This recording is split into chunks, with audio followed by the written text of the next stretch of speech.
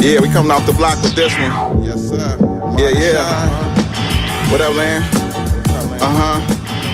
Yeah.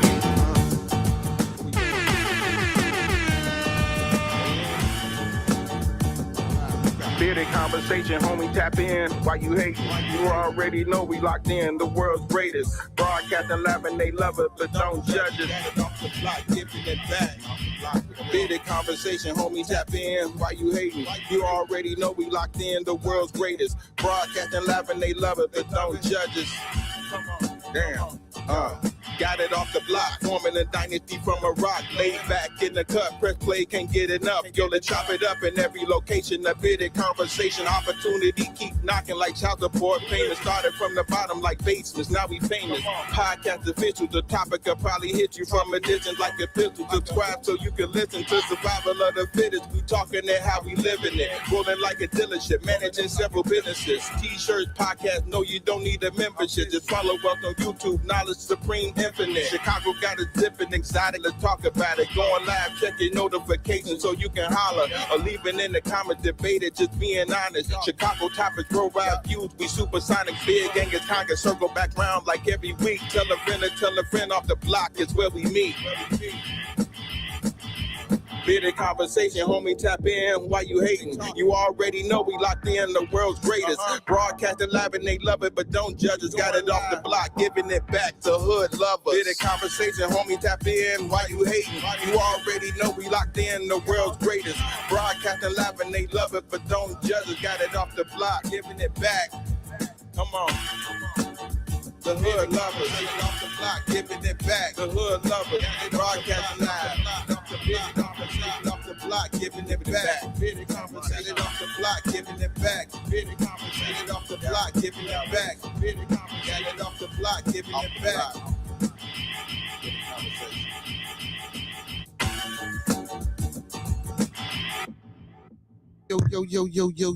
Yo. Welcome to another episode of Bearded Conversation. What's going on, everybody, man? Today is Manday. We in the building, man. I still feel a little bit under the weather. Hopefully, I'll be better, man, in a couple of days, man. I think I got a little summer cold going on. Y'all know how I like to start off every show. Excuse me, too, man. Or there's some sinuses, man. But anyway, listen, man, let's keep everybody in our thoughts, our prayers, our views, and meditations. Once again, let's keep everyone in our thoughts, our prayers, our views, and meditations. And lastly, family, let's keep everyone in our thoughts, our prayers, our views, and meditations. That's people we come in contact on a daily basis. People we cordial with, our families, our extended families, and more especially our family right here on this channel, y'all. Hey, secondly, man, don't forget to master these 5 key components of life. That's love, peace, respect, motivation, and inspiration. That's love, peace, respect, motivation, and inspiration. And one last time, family, that's love, peace, respect, motivation, and inspiration, man. And don't forget that most important part about all that, that's that support. So don't forget to E40 that thing and sprinkle a little support on top, because a little support go a long way, y'all. Hey, if you don't believe me, try it out. If it don't work, come on back. We can talk about it. You feel me? But anyway, man, welcome again to Manly Manday, man. Hit that like button that y'all come in, share your boy out. Appreciate y'all for being here with me tonight. You feel me? You know what I'm saying? I don't know, man. Depends upon how I feel. I don't know if I'm going to go ahead. If we get some visitors, I might, you know what I'm saying, push it. But, man, you know, again, man, feeling a little lightheaded, man. Got a little cold, sinuses bothering me. But we going to get through it. We're going to get through it. Hey, big shout out, man, to my co-host who ain't never in the building, L Boogie, Roscoe P, and my co-host with the mostest, my little one, AJ, love you, son. Roscoe got a new job, so that's why we ain't been seeing Roscoe, you hear me? L Boogie, man, doing this thing, you know what I'm saying, getting himself together. You know what I'm saying? He got his second album he working on for to come out with. So, you know, he in a hyperbolic chamber doing this thing, you know what I'm saying? Doing his thing. But yeah. That's what it is. Hey, what's going on with the fellas tonight, man? How y'all feeling? What's going on, man? My Bears lost, y'all. My Bears lost their first preseason game to the Bengals. I like Keenum, though, man. I like the little Keenum dude we got. I like Keenum, man. Keenum, you know, Paget still left. You know what I'm saying? I don't know, man. If I was Paget, I'd be screaming, to go take over a team, man. I think he got the capabilities and abilities to take over a team, man. I don't even know if I would still be trying to play second fiddle. But I think we should see Caleb Williams out there, though. I know a lot of people ain't started. They started as a player. They started, you know what I'm saying, in the preseason, because you don't want to get nobody injured. Because there's been a few injuries, which, it's always injuries every preseason, right? But yeah, man, I want to see Caleb at least once. You know what I'm saying? Let's see him at least once. I don't give a fuck if he come out there and take a knee. You know what I'm saying? Let me see him.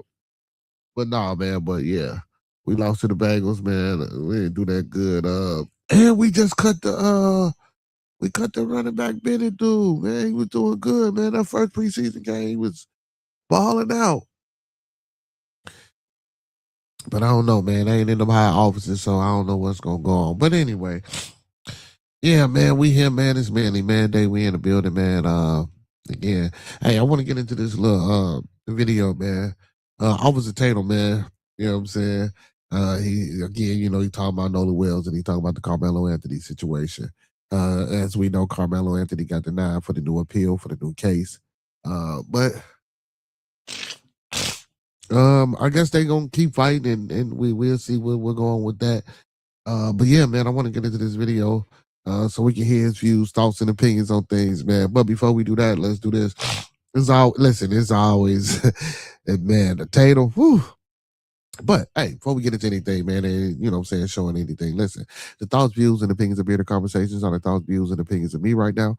The thoughts, views, and opinions of Bearded Conversations are the thoughts, views, and opinions of me right now. I don't mean to hurt, to harm, or to offend.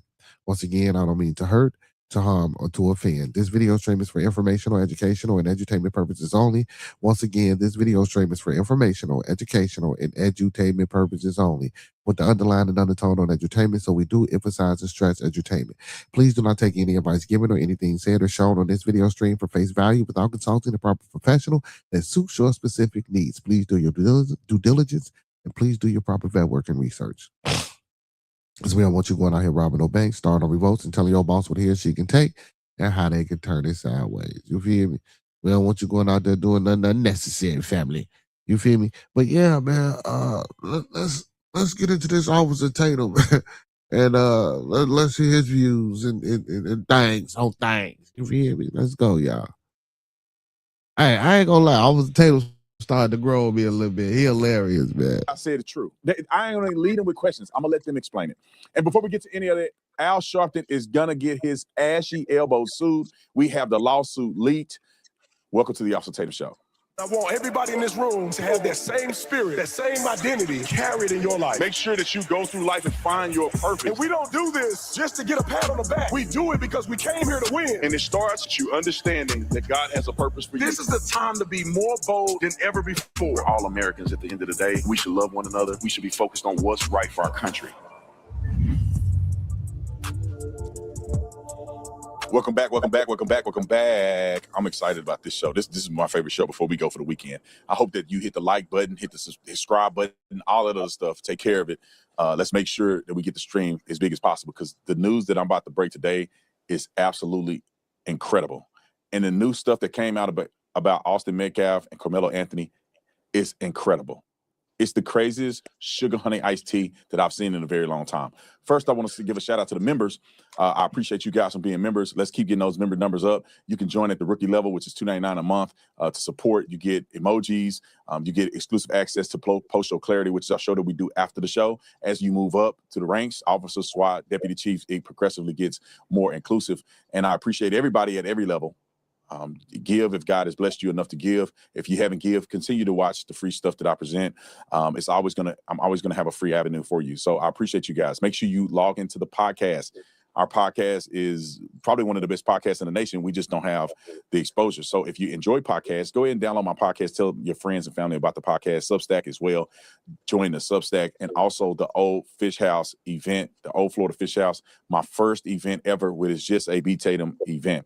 It's going to be a bourbon tasting on day one, which is September the 16th.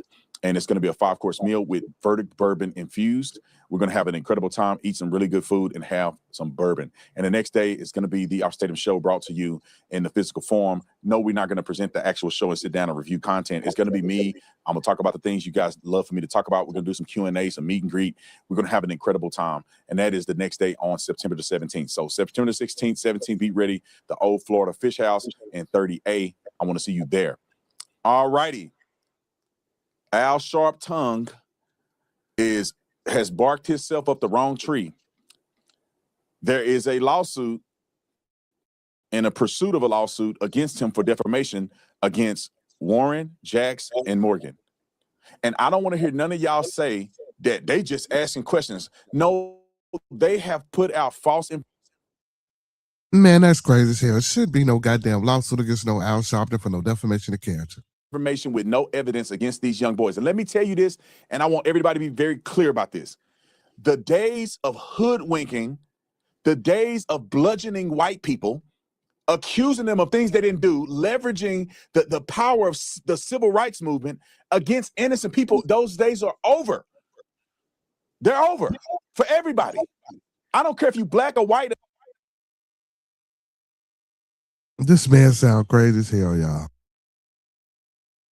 Indifferent. If you're going to come out and accuse people based on the color of their skin, your days are numbered. Here it goes. We have the lawsuit. We got the whole entire lawsuit. I don't know if we have it ready for people to view the entire. How many pages is it, Grant?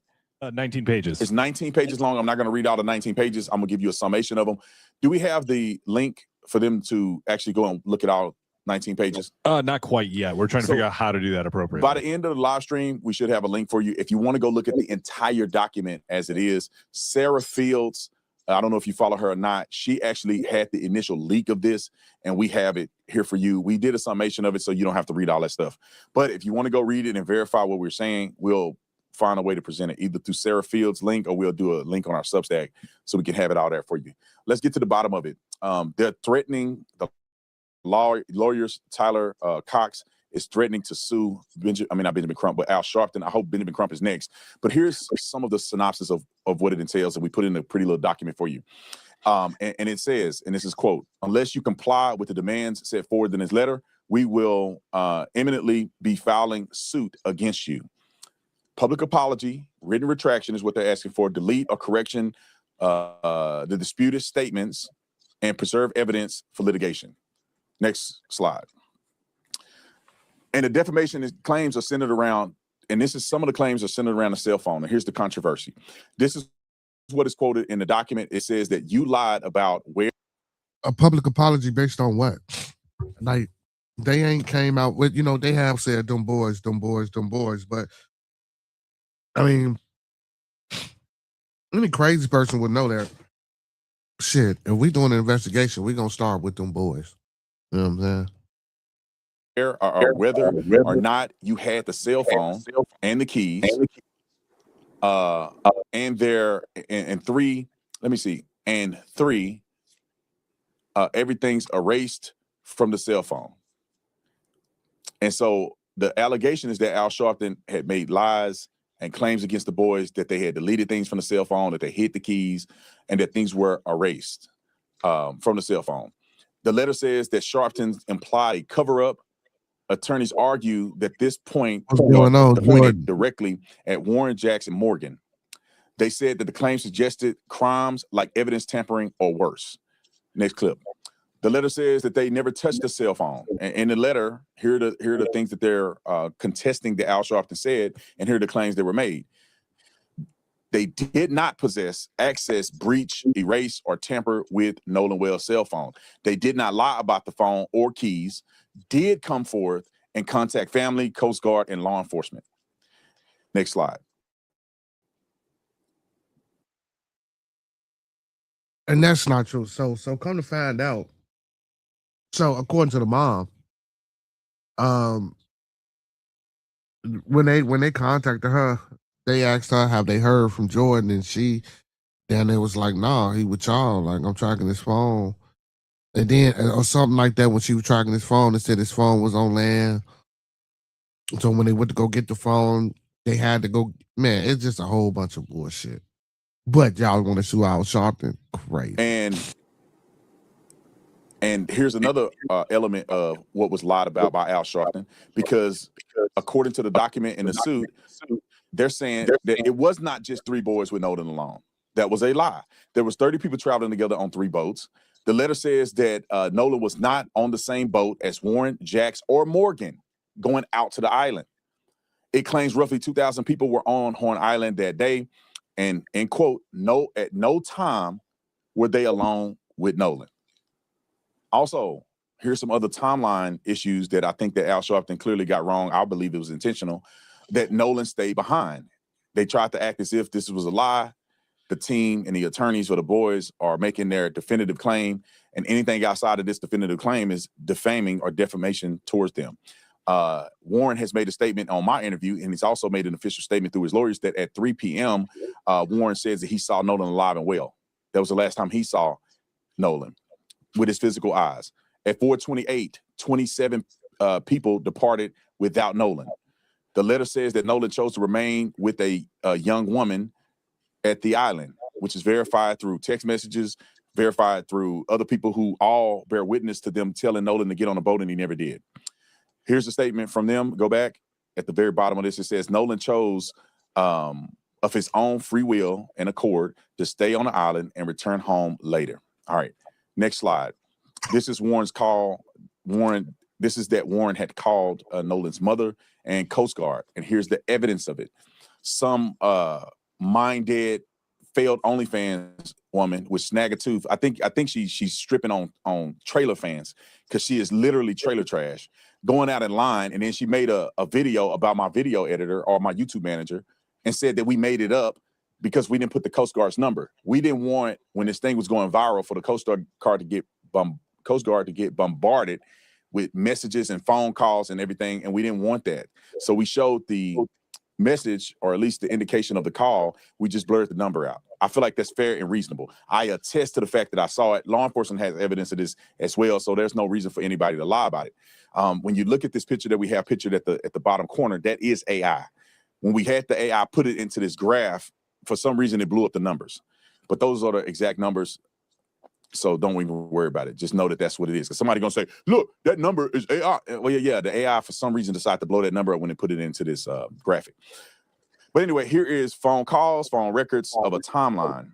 It says at 11:07 p.m., Warren called Christine Wells. At 11:13, he called the Coast Guard. At 12:25, spoke with the Coast Guard again, this is Warren. And at 1 a.m., Christine called Warren. Sheriff's Department contact followed. So Christine called Warren at 1 a.m. Sheriff's Department contact followed. So that means that. See, and then this is crazy, like, because when he called the mom and asked how she heard from him, then you say they called the Coast Guard. So on some paperwork, it say that they didn't actually call the Coast Guard until like 12 or some shit like that. You feel me? So these timelines, like, so, and y'all gotta listen to the interview that Warren had, and then listen to the interview that his mom's had. These times they fighting with each other.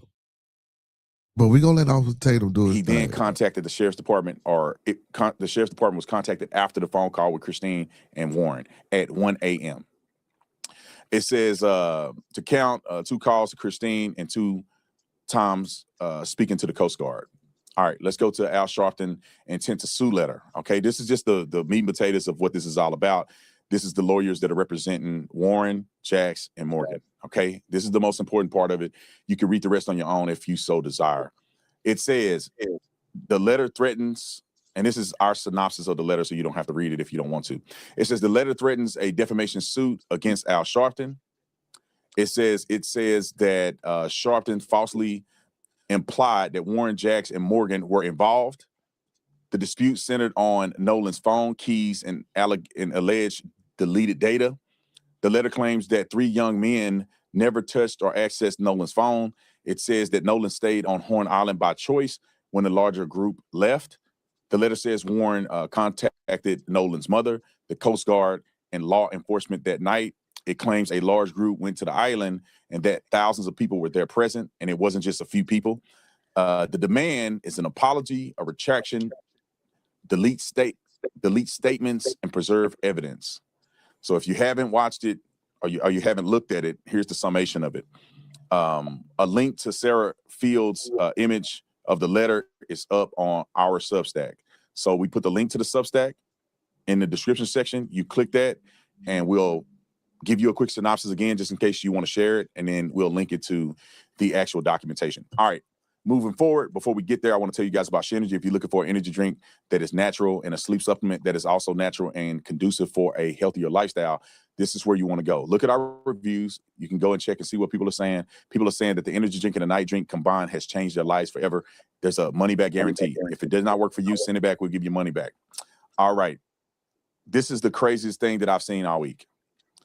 The new development to the public, because the defense and prosecution already had this information, but the new development to the public about behaviors and character within Austin Metcalf and Carmelo Anthony, ladies and gentlemen, it is shocking. It is shocking. And it's also slightly disgusting because both of these young boys seem to be terrible role models and examples of what young men should be. Terrible. I know that at a young age, you have things that go on. I know a lot of us did crazy stuff when we were growing up. And if we had cell phones, all of us would be in trouble. However, none of what I have ever done, in part, for the most part, has escalated to this point. I have never said or did anything overtly racist like Austin Metcalf has done, him and his brother. I've never bullied anybody. And I've never brought a gun to a school like Carmelo Anthony has and threatened to kill people and all that, shoot up the school and all this old crazy. Wait a minute. Now, come on. Now he done brought it. This shit is just, hold on, man. Let's go back. This man crazy. This man is crazy. It's also natural and conducive for a healthier lifestyle. This is where you want to go. Look at our reviews. You can go and check and see what people are saying. People are saying that the energy drink and the night drink combined has changed their lives forever. There's a money-back guarantee. If it does not work for you, send it back. We'll give you money back. All right. This is the craziest thing that I've seen all week. The new development to the public, because the defense and prosecution already had this information, but the new development to the public about behaviors and character within Austin Metcalf and Carmelo Anthony, ladies and gentlemen, it is shocking. It is shocking. And it's also slightly disgusting because both of these young boys seem to be terrible role models and examples of what young men should be. Terrible. I know that at a young age, you have things that go on. I know a lot of us did crazy stuff when we were growing up. And if we had cell phones, all of us would be in trouble. However, none of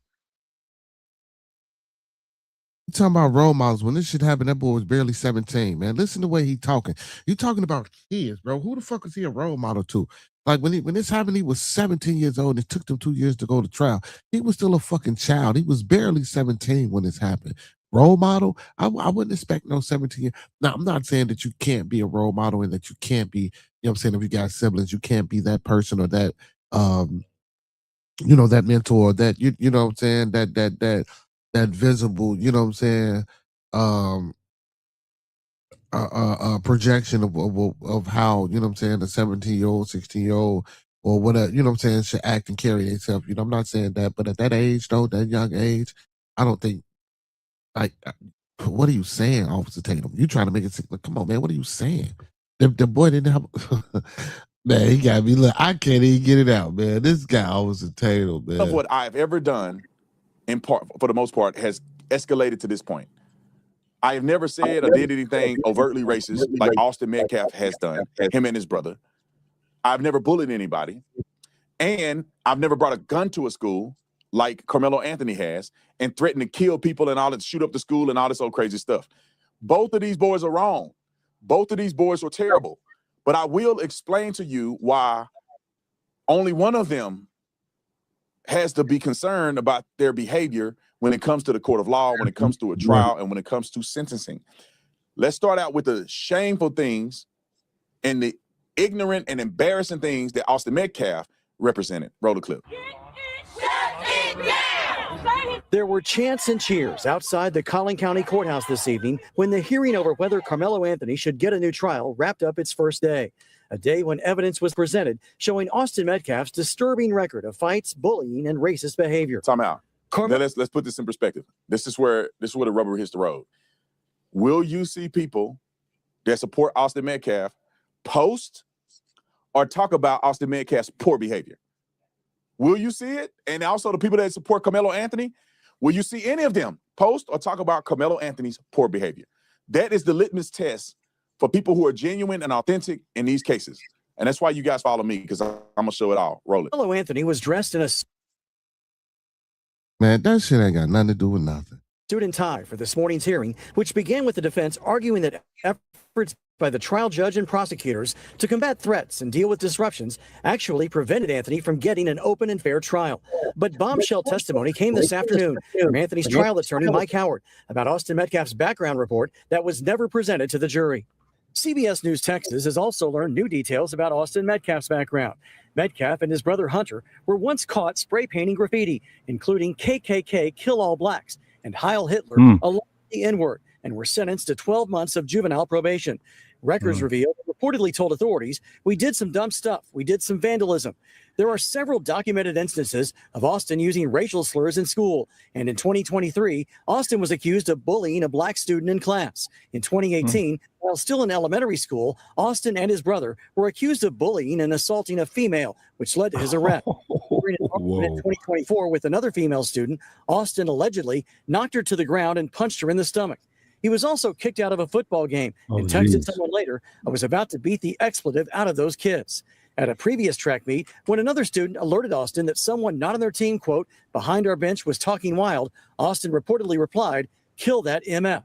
During the 2023-2024 school year, he received in-school suspension twice. School disciplinary records from April 2022 to May 2024 reveal that Austin reportedly called a teacher the B word and used profanity. He told a school official that he couldn't control it and wasn't aware that it was coming out of his mouth. In 2024, on at least 5 occasions, Austin saw a counselor regarding his anger and rage during a football game. In 2021, he got banned from attending basketball games for a season after yelling profanity at a player. Metcalf also got suspended after he and another student were talking about bringing a gun to school the following day. Now, You're a real white boy. like I said at the very beginning, I have no dog in this fight. I don't know none of these. So he said Metcalf was. He just said Carmelo. It said Metcalf. It just said Metcalf, brother. So now, all knowing all this and seeing all this shit, y'all really denied this boy a motherfucking appeal. So with all this going on, we really sit here and authentically say that he didn't ride up. Man, come on, man. You know when he sing, come on, KKK kill nigga. Come on, bro. Like, you know, when he, and I'm not saying, so, and again, we tried to say that this, even I was one of the ones, oh no, this ain't no race anymore. Not a, show the fuck. You know, because, you know, you always want to get a benefit of the doubt. You always want to, you know what I'm saying, be. It's don't human. get me wrong. It's human. Yeah, I know what it is. Yeah. Don't get me wrong. It's I know human. what it is. It's human to do. You know, so. you try to get a benefit of the doubt. But now with all this coming out, with all this background information that we're getting, that's true, that's documented, that these are facts. So now you mean to tell me that you can't get this young man an appeal? Like, so this more goes to show that this could have been a fucking very valuable, not valuable, but a very open and shut case about self-defense. Look at the past history of this young man. Definitely. Look at the past history of this young man. Like, he fucking even punching girl. Like, did you hear what they said? Yeah. But half of America, of course, because we know we're the minority and they're the majority, they're going to say that it was a fucking travesty and it was so egregious. And don't get me wrong, I'm not finna sit here and say that the young man didn't do it, because yes, the fuck he did do it, and he should. Self-defense or not, I get it. You feel me? But they kids, right? So I wouldn't give them no 35 years. You know what I'm saying? To him like he didn't step to him like he did. All 6 of them. Don't get me wrong, but they were still. But I didn't see no video with all 6 of them. That video that they showed, brother, and I'm gonna keep it 100 with you. In my opinion, that video was shit. I didn't see all the shit that they was claiming that they said was happening. You could barely see anything in that video from the video that I seen. Now, I'm not disputing the fact that they didn't walk up because they said they got witnesses that saying this. So the video wasn't definitive enough for me, but the witnesses said they all came up like that. So I'm gonna go with the witnesses, right? You feel me? That was there. But still in all, I done been in situations like that, brother. You don't necessarily, you know what I'm saying, just come out and stab a motherfucker. You hit a motherfucker, maybe run, you maybe battle a little bit, you get jumped or whatever the case may But be. that type of hit you do when you scared. Nobody go for a hard strike. And anyone knows how to use a bladed weapon, you never go for a hard strike first and foremost. Soft tissue. Right. Well, he's 17 years old, so he don't know nothing about He's 17 and he was scared because he got jumped. So he just pulled by some racist ass little boys. So yesterday, brother, my brother Fambo that's on the panel with us now, he was telling me that it was another knife found in the garbage can. Now, we don't know if that knife belonged to any of them boys. So like I was asking you yesterday, did they do any DNA testing? What did they do? Did they get some fingerprints off this knife? Because now that also changed the story if they found another knife and it had one of them other boys' DNA on it. Because look, maybe Carmelo pulled that motherfucking knife out because maybe one of them other boys had a knife. You feel what I'm saying? And they threw it away. You see what I'm saying? Right. And they got away with it. It just be, man, come on, man. Like, this type of shit that we can see, and I'm not saying make it open and shut, but these are things that they overlooking. You know what I'm saying? Like, what if you think they overlooking that? I mean, of course they overlooking it because they ain't saying shit about it. Because where the fuck they can tell you about what another person in another country doing, and they overlook this. Because I guarantee you they had no gloves on when they had a knife in their hand. So if they found that knife, why didn't they do no testing on that knife to see where that knife came from? And then you can kind of this is a tribal matter to them. This isn't a civil matter to them. And I'm not saying that the narrative or the picture that could be painted is that, well, he had a knife, that's why he had a knife, or we'll up the bed. But you can kind of, you feel me, grasp a little bit of what kind of happened. You know what I'm saying? But again, of course, the general public, we wasn't there. And that be the problem, man. We go so much about. Wait a minute. Being here in Texas, what they say that little boy was about, that's here in Texas. So if he was rocking some Klansman type stuff, then okay, that should be. Bro, I get a lot of people. I get a lot of people that come open a showcase, and they say, but I get a lot of people on Texas to come up here, man, and they say this type of shit don't be happening down there. You feel what I'm saying? Well, no, because the black people here let these Peckerwoods make it, man. They let them make it. They let them make it in ways where it's a fight all the time elsewhere. And I believe that to the fullest. Trust me, I didn't believe none of that shit that, you know what I'm saying. But I mean, I gotta give them motherfucker their experience if they say that's what they experience. You know what I'm saying? Yeah. But I know better. You feel me? But you know what I'm saying, and I know better, But again, I can't. And these pilgrims live out of pocket here. Most of the time, it's a snobby, snarky type of Confederate aristocracy type of energy, right? And so, I mean, where I'm from, we check it. But here, you know what I'm saying? They just look at it as snobby. You know what I mean? It's like, all right, well, nah. I mean, they're trying to go the hyper intellectual route, and act like you don't know the language. No different than somebody else trying to put you down in another language, and you know the language. You feel? Fambo, what's going on with you, Fambo? How you feeling tonight, my boy? What's good with you? Man, shit chilling, man. Let's do this. In parts of Texas, they still got sundown cities. Of course. Oh yeah. All over America. Yeah, all over America.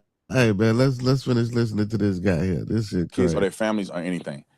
When I got this information about the way that Austin Metcalf was acting, it is shameful for Austin Metcalf to be behaving that way, and it speaks to his parenting, that his parents failed him in part by not raising a young man that would not have a history of a crazy, somewhat criminal behavior. It is a shame. It is. Hey man, this man is a motherfucking fool. Talking about some somewhat criminal behavior.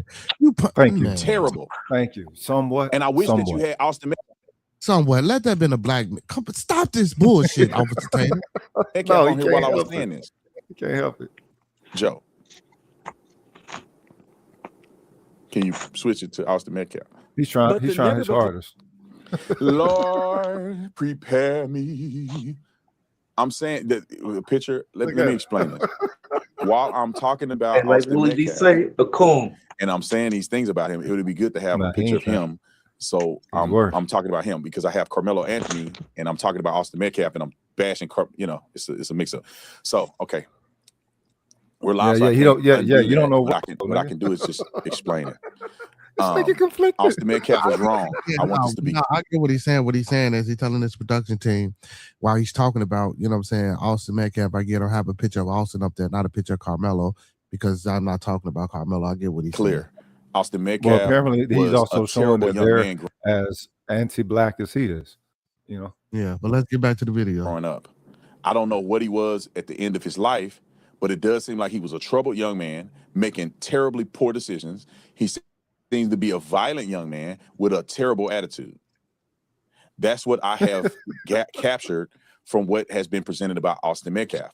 Now, does that mean he deserved to die? Right. No, that's up to God to decide who deserves to die or not. But I'm going to get to the criminal element of this after we talk about Carmelo Anthony, because Carmelo Anthony is it's actually worse. When I heard what happened to Austin Metcalf, I said, "Oh, that kid is terrible." Carmelo Anthony, I didn't think he was really that bad. I thought he was an ignorant young boy with hatred in his mind. And then how the fuck you gonna come out with a preconceived notion of an ignorant young boy with hatred in his mind if motherfucker? See, this is the shit I'm talking about. I was a Tatum, bro. I don't know what type of life, what type of experiences he didn't fucking have, bro. But this is fucking like, this is a joke, bro. The shit is he talking about is a fucking joke, bro.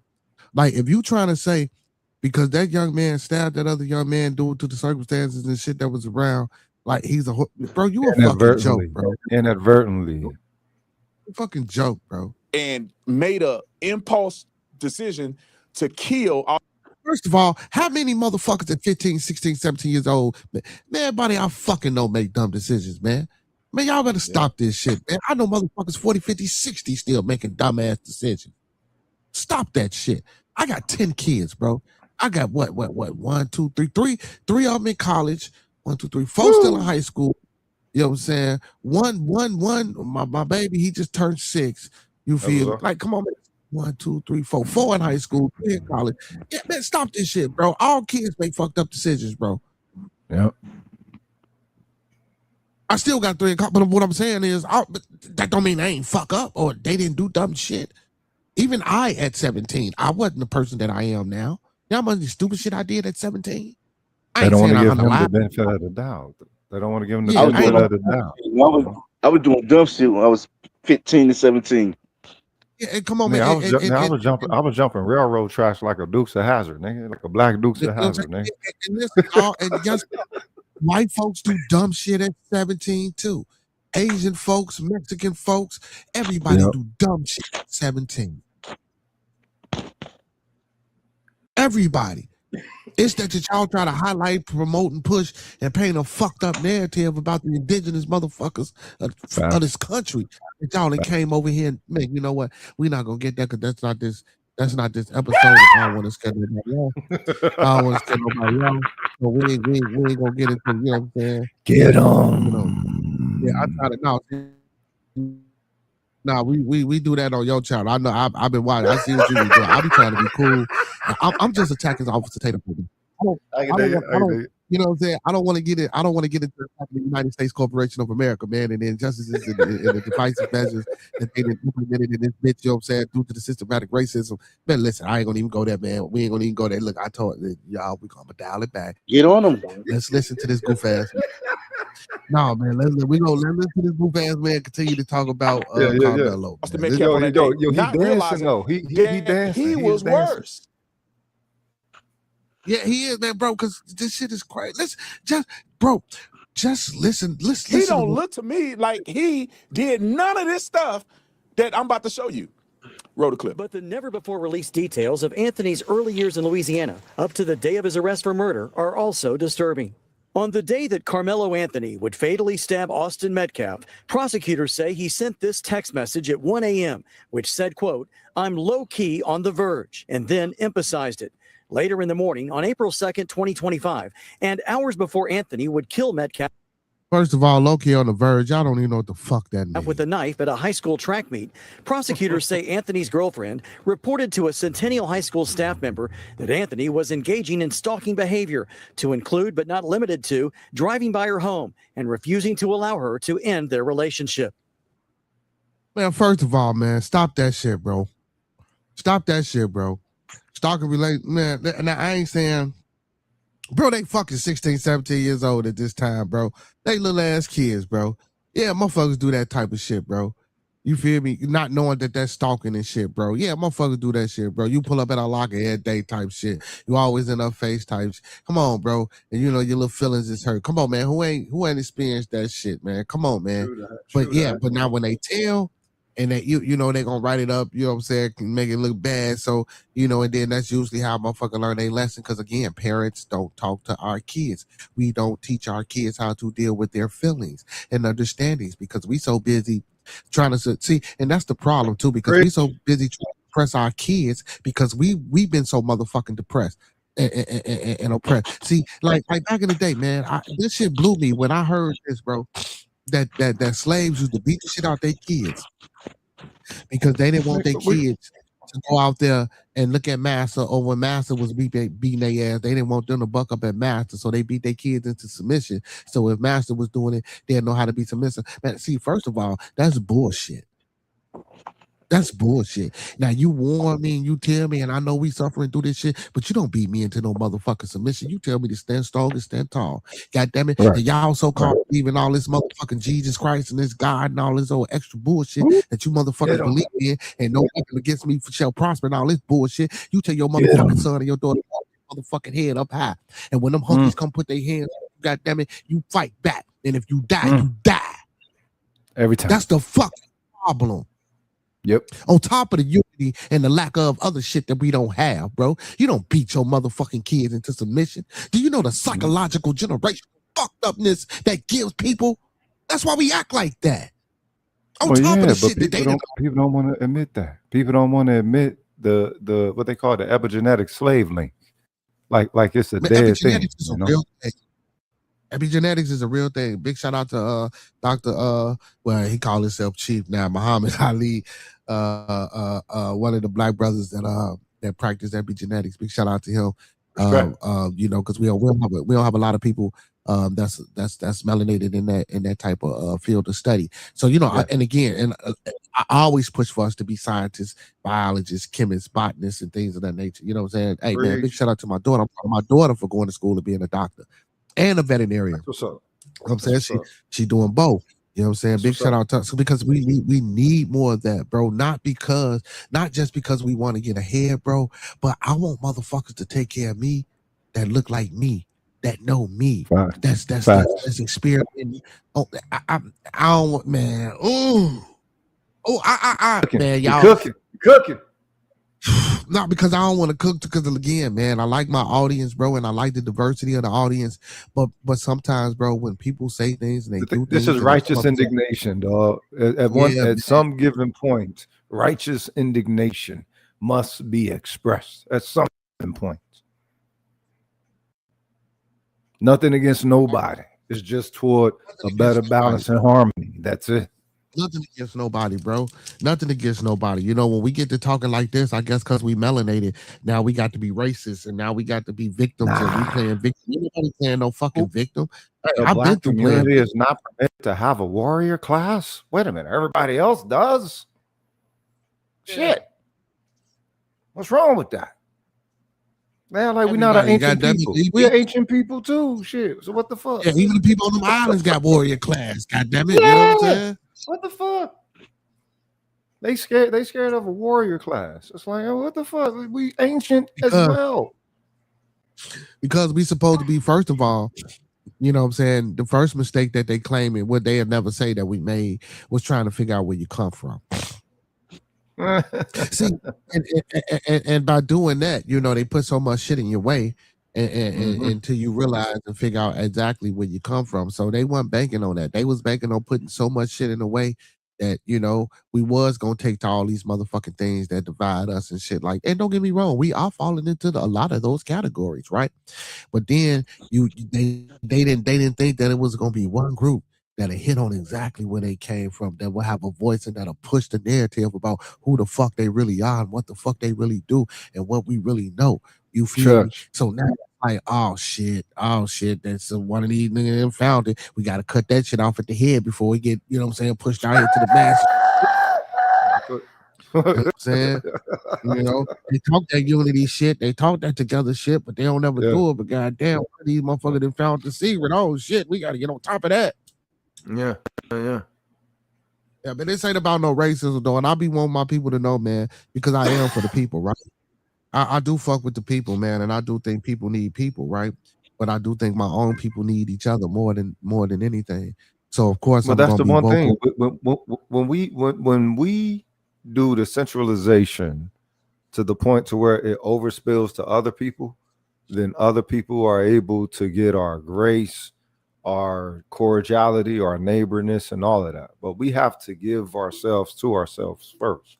We see what it means for everybody else to get not only us, but just a little inkling of us, a little taste of us, a little fraction of us, a little mimic of us. They all hit their final form. So it's like, all right, we just need to feed off of ourselves to the point to where we hit our own final form, right? And then everybody else can continue feeding the way that they are. But right now, they're feeding off of us, and they're obligated not to have empathy, not to have that humane empathy. Let me simplify that for the public. God damn it, we still dependent. We got to stop being dependent upon them, man. Like we got all the resources, we got everything that we need to not be upon them. Everybody else again reaching their final form, but us, because we stay dependent upon what the fuck they giving us. You know what I'm saying? Because that's the way they built our mind. Yes, I said built. That's the way they built and constructed our mindset. You feel me? Not only the motherfuckers that they took and brought over here, but the motherfuckers that they took from him and took over there. You feel me? So it was a swap out. A lot of y'all gotta understand it was a swap out, man. So a lot of you motherfuckers that claiming y'all from Africa, y'all ain't from Africa, man. A lot of you niggas They don't is know. from here. They don't know, done son. They don't know, done son. And you niggas ain't Indians. That ain't what an Indian is, nigga. An Indian and he's Asian. You not Semitic people. Copper folk. You know what I'm saying? You not like people. We need to stop that. Now, don't get me wrong. I get it, because you know they like to say that you know all several everything started from black folks and da da da. Listen, man, I don't even necessarily believe that. You feel me? I believe motherfuckers because if that was motherfuckers was here what we did because they was here. Yeah, you feel me? You know what I'm saying? Yeah. Like, goddamn, man, y'all believe in all this magician shit and magical shit, but y'all just can't believe some shit that's logical. What the fuck? That's real shit. And I ain't a scientist, and then listen, and I fuck with science though, bro. You don't get me wrong, I fuck with science hard, bro.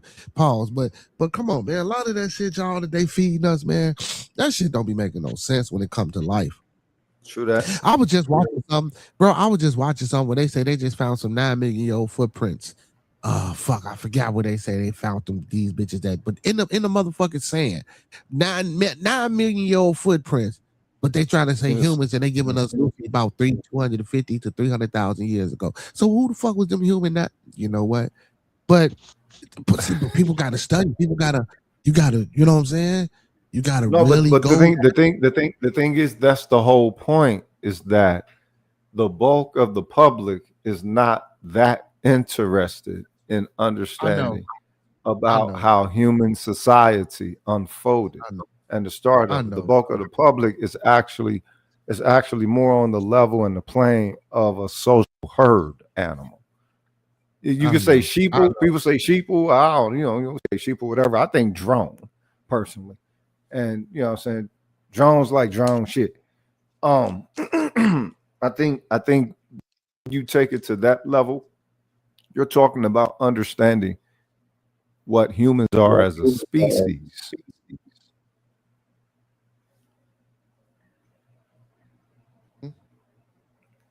All humans ain't that ain't that interested in their origin, unfortunately. Yeah. And goddamn it, we wasn't all, man, and we didn't come in this motherfucker grunting neither, man. Yeah, True see that. that. See that's Yo, the true that. thing. That's the thing.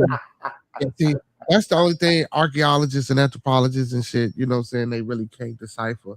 Because you really just don't know because you wasn't there, man. We were high civilized hunter gatherers, whatever the fuck you want to call us back then, or nomads and wanderers and shit. Like, listen, man, these people were fucking highly intelligent fucking beings, man. You feel me? Yeah. Like they mapped the planets, they mapped the stars, they navigated the waters. They did a lot of shit that it took us a long ass time to figure out how to do. They was already doing it, but they the primitive species, or they the primitive folks. We can't even build pyramids. Means source. Prime just means source. If you let these pilgrims, you know what I'm saying, define anything, it's always going to largely be negative or something. Yeah, right. You know, right, but then like, primitive is prime. You know. Yeah. You facts. That's why I be breaking down that racist word. When people be like, "Oh man, you goddamn right, I'm racist." You know what IST mean? God damn it! At the end of scientists, do y'all know what these words mean? Do you know what these suffixes and prefixes mean? You know what I'm saying? Study a student of something. Yeah, thank you, brother. Like if you thank you. Well, like see, because they put these words together, man, because they know motherfuckers ain't gonna take the time out to really go understand what they mean. And then and on top of that, we use these words just so freely, bro. Like every time I hear that friend word, when motherfucker be talking about friends, and no, man, that ain't what a friend. Y'all just say that shit. Yeah. Like other day I was talking to my son, I said, man, I need to go get me some blunts. I meant to say cigars, but I hear that blunt word so much. Like you feel me? I literally meant cigars, not nothing to go split down and put my Scooby snacks in. I really meant actual cigars. You know what I'm saying? I'm a connoisseur of certain cigars. I like cigars, but blunts. You know what I'm saying? Because cigars is blunt. Cigars is blunts. In Nagarian speak. In Ebonics. Yeah. I had to tell my son like that, and I meant cigars. He was like, "What? You said blood? No, cigar." Because even he was thinking I meant you feel me? No, I'm like, "No, actual real cigars." But again, like we just use words so frivolously, man, and I get it because you know that's how we intertwine our little.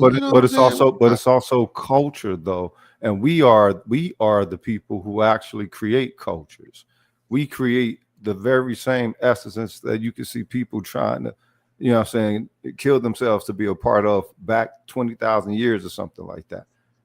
You know what I'm saying? Our culture has that type of potential. So it's, you know, the whole thing is, you know, so to me, blunts, whatever blunts mean, they is blunts. You know what I'm saying? It's yeah, you know, but you know, other people call them cigars or whatever. Like, you're a blunt. Yeah. But just like when they say friends, man, that friendship, bro. Like to me, a friend ain't just a motherfucker I know or that I see. You feel me? Yeah. Excuse me. I'm sorry. I got to have a real connection to a person that I'm thinking. I got to have a real connection to a person that I'm calling my friends and associates and people that you just run by on a day-to-day basis, bro. Those are three different things. A friend is not going to do what an associate or a motherfucker that you see every day does. A friend is going to have your back. A friend is going to be in your corner. A friend is going to be a counselor. A friend is going to be a mentor.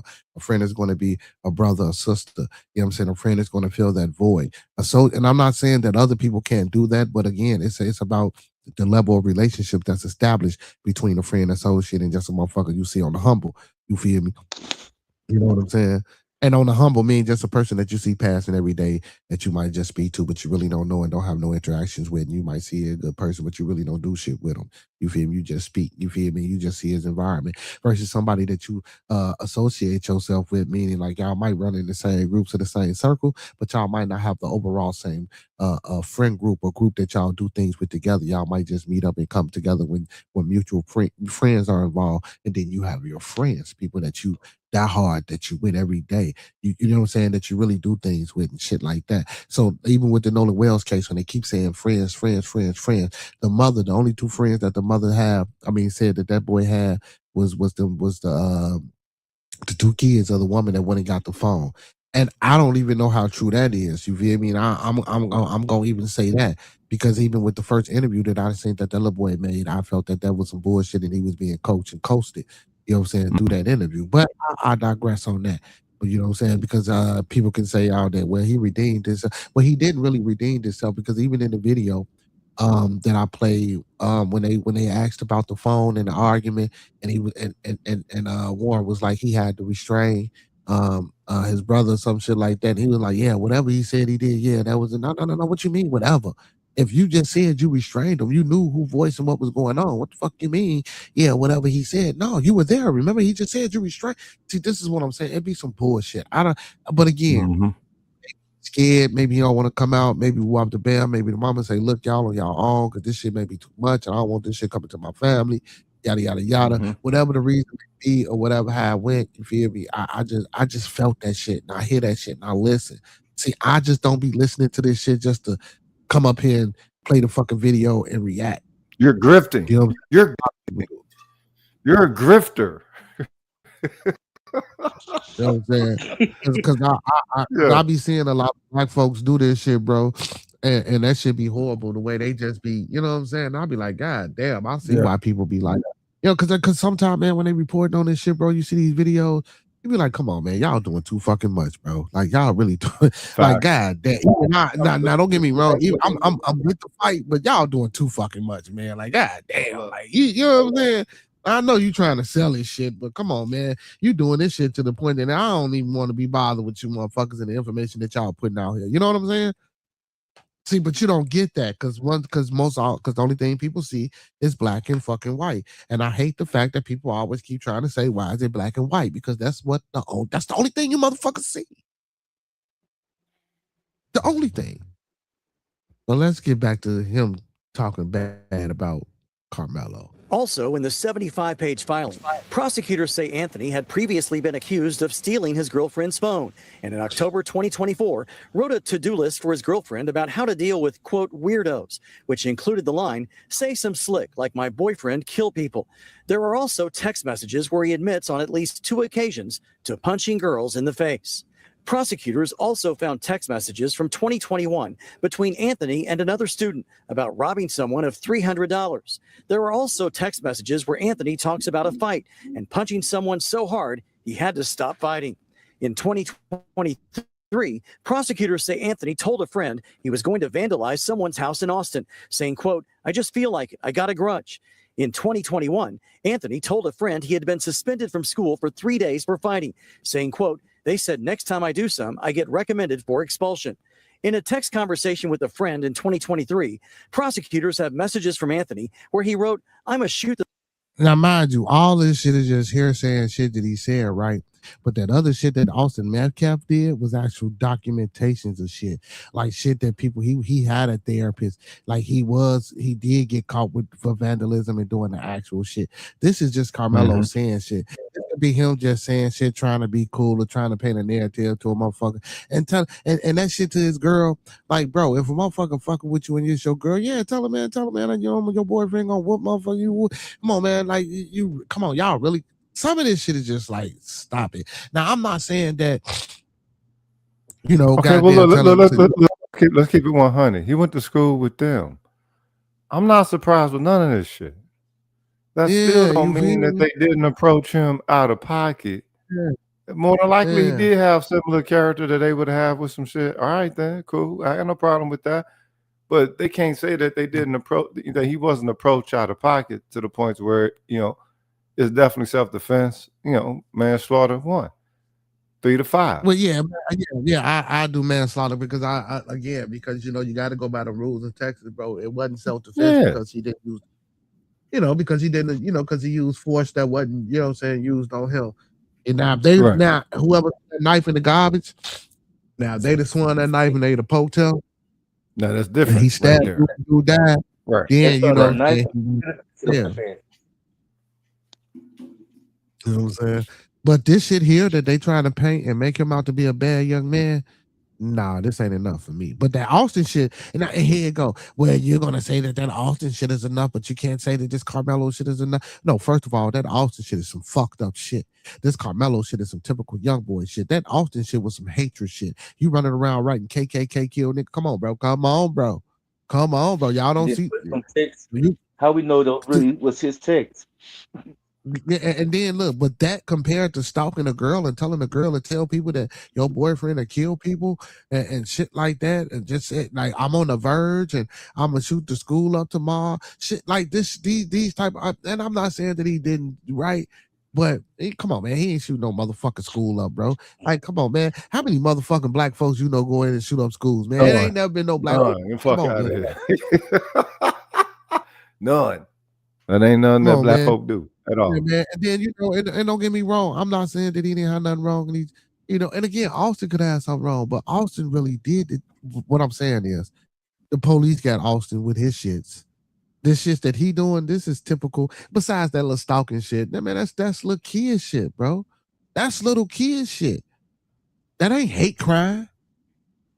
Yeah, you got you and your feelings. Yeah, I mean, don't get me wrong. I ain't saying it's right, but that's little kid shit. But that shit that Mac Exactly. come on, man. The KKK shit. Come on, and then they say, okay, Carmelo, That's culture. girl. Look, man, I ain't gonna lie. I'm not for hitting girls, man. But who ain't put their hands on a girl when they was a little kid, man? Stop that shit. Yeah.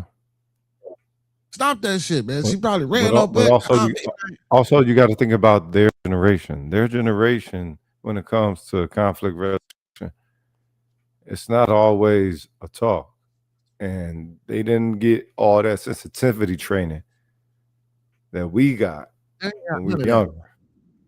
Nah. Yeah, they ain't have none of that. They don't know nothing about that. They don't know nothing about that. Shit, these little motherfuckers, man, when you go to parties, man, shit, the boys be on one wall, the girls be on the other wall. Ain't nobody dancing, Yep. music pumping, room full of motherfuckers, everybody on their phone. Yeah. Everybody on their phones. I remember, man, we used to go to parties, nigga. We go rock, man. Either she ain't want to dance with you move right on to the next motherfucker, man. Y'all, you whatever. Today, man, go out to the club. Go. Even adults do this right now, bro. Girls be one way and they be dancing with each other, and the guys be on their phone and sitting at the bar. Like, bro, and then the little kids nowadays, let me get your Instagram, let me get your Facebook. No, what the fuck? That's a bot. That's a drone. Look, that's a hive mind right there. You just described a hive mind. There are drones on various programs. Holy shit! Wow. I ain't got no Instagram. I ain't got no Facebook. Come on, I got a number. Get the number so I can call. There you go. I need to internet you. I need to be able to internet you. And you better have a good rating. And you better have a good rating when I internet you. Right. Let me get you the real way. Let me see how you talk, how you look, your facial expressions, your body language, and your movements and shit and things like that while you in front of me. Let me get a chance to feel you with your aura. Fuck a Facebook or Instagram, because all that shit that you putting on there could be a facade. All that shit could be fake. You know what I'm saying? You know, all that shit could, you know what I'm saying? Shit that you come on, man. Stop it, man. Like it's like we don't want the real, bro. We talk about the realness and the real shit that we want to have in relationships and life and shit like that, but ain't nothing real, man. Everything is fucking quick. Everything is fucking modified. Everything is it's fake and false and just come on, man. Like we gotta do better. But this always a Tatum motherfucker, bro. This shit is sad, bro. Like this shit is really sad, bro. Like I sometimes, man, look, he was starting to grow on me because I thought he was actually funny, right? But this is sickening, man. What you think was funny about him? What you think initially was funny about him? Man, because just his character, because Coons, I mean, I ain't gonna call him but people like this, man, that do shit like this, it just be entertaining to me, right? Because I'm figuring, okay, maybe he doing it for clout, maybe he doing it for clicks. But now as I keep watching this shit, I really think he believe this shit that he purport. You don't think the black people so you were of the thought that the black people who hold said types of energy is only doing it for the amount of benefit and gain and monetary gain that they could get on the internet? Yeah, right? some of them I do. Yeah, some of them I do. Right. So okay, but this is the thing. Do they ever say things that that they wouldn't say at a black gathering? What you mean? Anything. anything. Nah. Come on. Now, so Tatum definitely does. Like He's what? had a little bit of a change of heart within the past, I'll say like 2 months or something like that. But he's always said something out of pocket.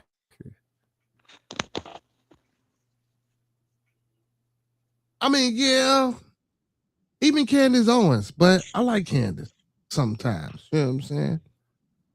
Cause Okay, but this real is okay, I get it, but this is the thing. How do you differentiate from them providing something that's that got anti-blackness in it versus a very stern but accurate analysis of the black community and black plight, whatever, to a non-black audience? The thing is, if it's if it's largely a non-black audience, you would think that whatever blackness that they're connected to, that they would want to be in a way that Dave Chappelle said, I don't want to get that laugh. You know, he you know what I'm saying? He quit his show because he got a certain laugh. He's like, yeah, I didn't like that laugh. I understand, you know what I'm saying? And you could tell that he gets a lot of those laughs in his chat. Like a lot. He gets a lot of those laughs in his chat.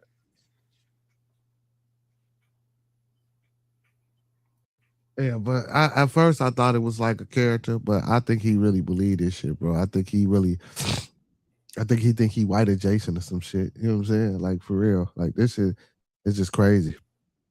Well, he did say that he did say that he came up in Arizona. And if you know the culture of Arizona, and you're not really surprised, it's like, all right, I just never seen a nigga be baptized to this degree. Yeah, that shit. Yeah, he be killing me, man. Let's finish it up though. Let's finish it up. School up tomorrow with my blick, but later sends messages saying I would never actually do that. In a 2024 text thread, prosecutors say Anthony admitted to carrying a firearm, telling a friend before a party that he would have the gun in my pocket. There are other message threads where Anthony also mentions carrying a gun. That was a square. If you thought that was bad, it gets worse. And I'm going to be fair about this because I had got in trouble when I was young. I got in trouble in high school. I got kicked out of school. And I'm going to talk about that. And I'm going to give both of these boys a little bit of leeway. And I'm going to talk about how this affects the trial or not. We got one more, and it gets worse for Carmelo Anthony. Roll it. After numerous suspensions for fighting while attending school in Louisiana, there are messages between Anthony and his girlfriend after he moved to Frisco. In one message thread, she suggests he should sit for a while, and he replied, yeah, and punch people, maybe run sometimes. I have to. It's like a priority for me. I like punching people. When I get mad, I see red. When I get mad, I black out. When I get mad, I can't control myself. Prosecutors also produced messages where Anthony admits to getting high and drinking alcohol and even talking about selling drugs to get guns. In 2024, prosecutors say Anthony even attempted to assault a teacher. If he carried any of that out, then that would have been utilized as a strike against his character earlier on in any of the case. If he was of the character to carry that out, he seemed like a really square dude. Yeah, man, he just talking that shit. Sound like he trying to get some tick and trying to get some clout, bro. That's what that shit sound like to me. You feel me? But the Metcalf carried his shit out. Well, yeah. I mean, the thing is that this dude knew he was black. So perhaps maybe he was trying to play that I can be the tough black dude. You know what I'm saying? And I said that. And maybe he thought that shit was going to scare them off. But it was so many of them, white boys, that shit wasn't going to work. You know what I'm saying? That shit wasn't going to work. Yeah, my bad. Yeah. My bad. Yeah, because he ain't really from that. And then he had to, you know what I'm saying, use what he had to use. And when you scared, that's what you do when you scared. You don't know.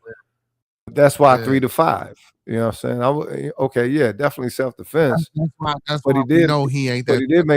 But he did make a dumb move, and because you made a dumb move, you're supposed to pay for that dumb move. but not no motherfucking 40 years.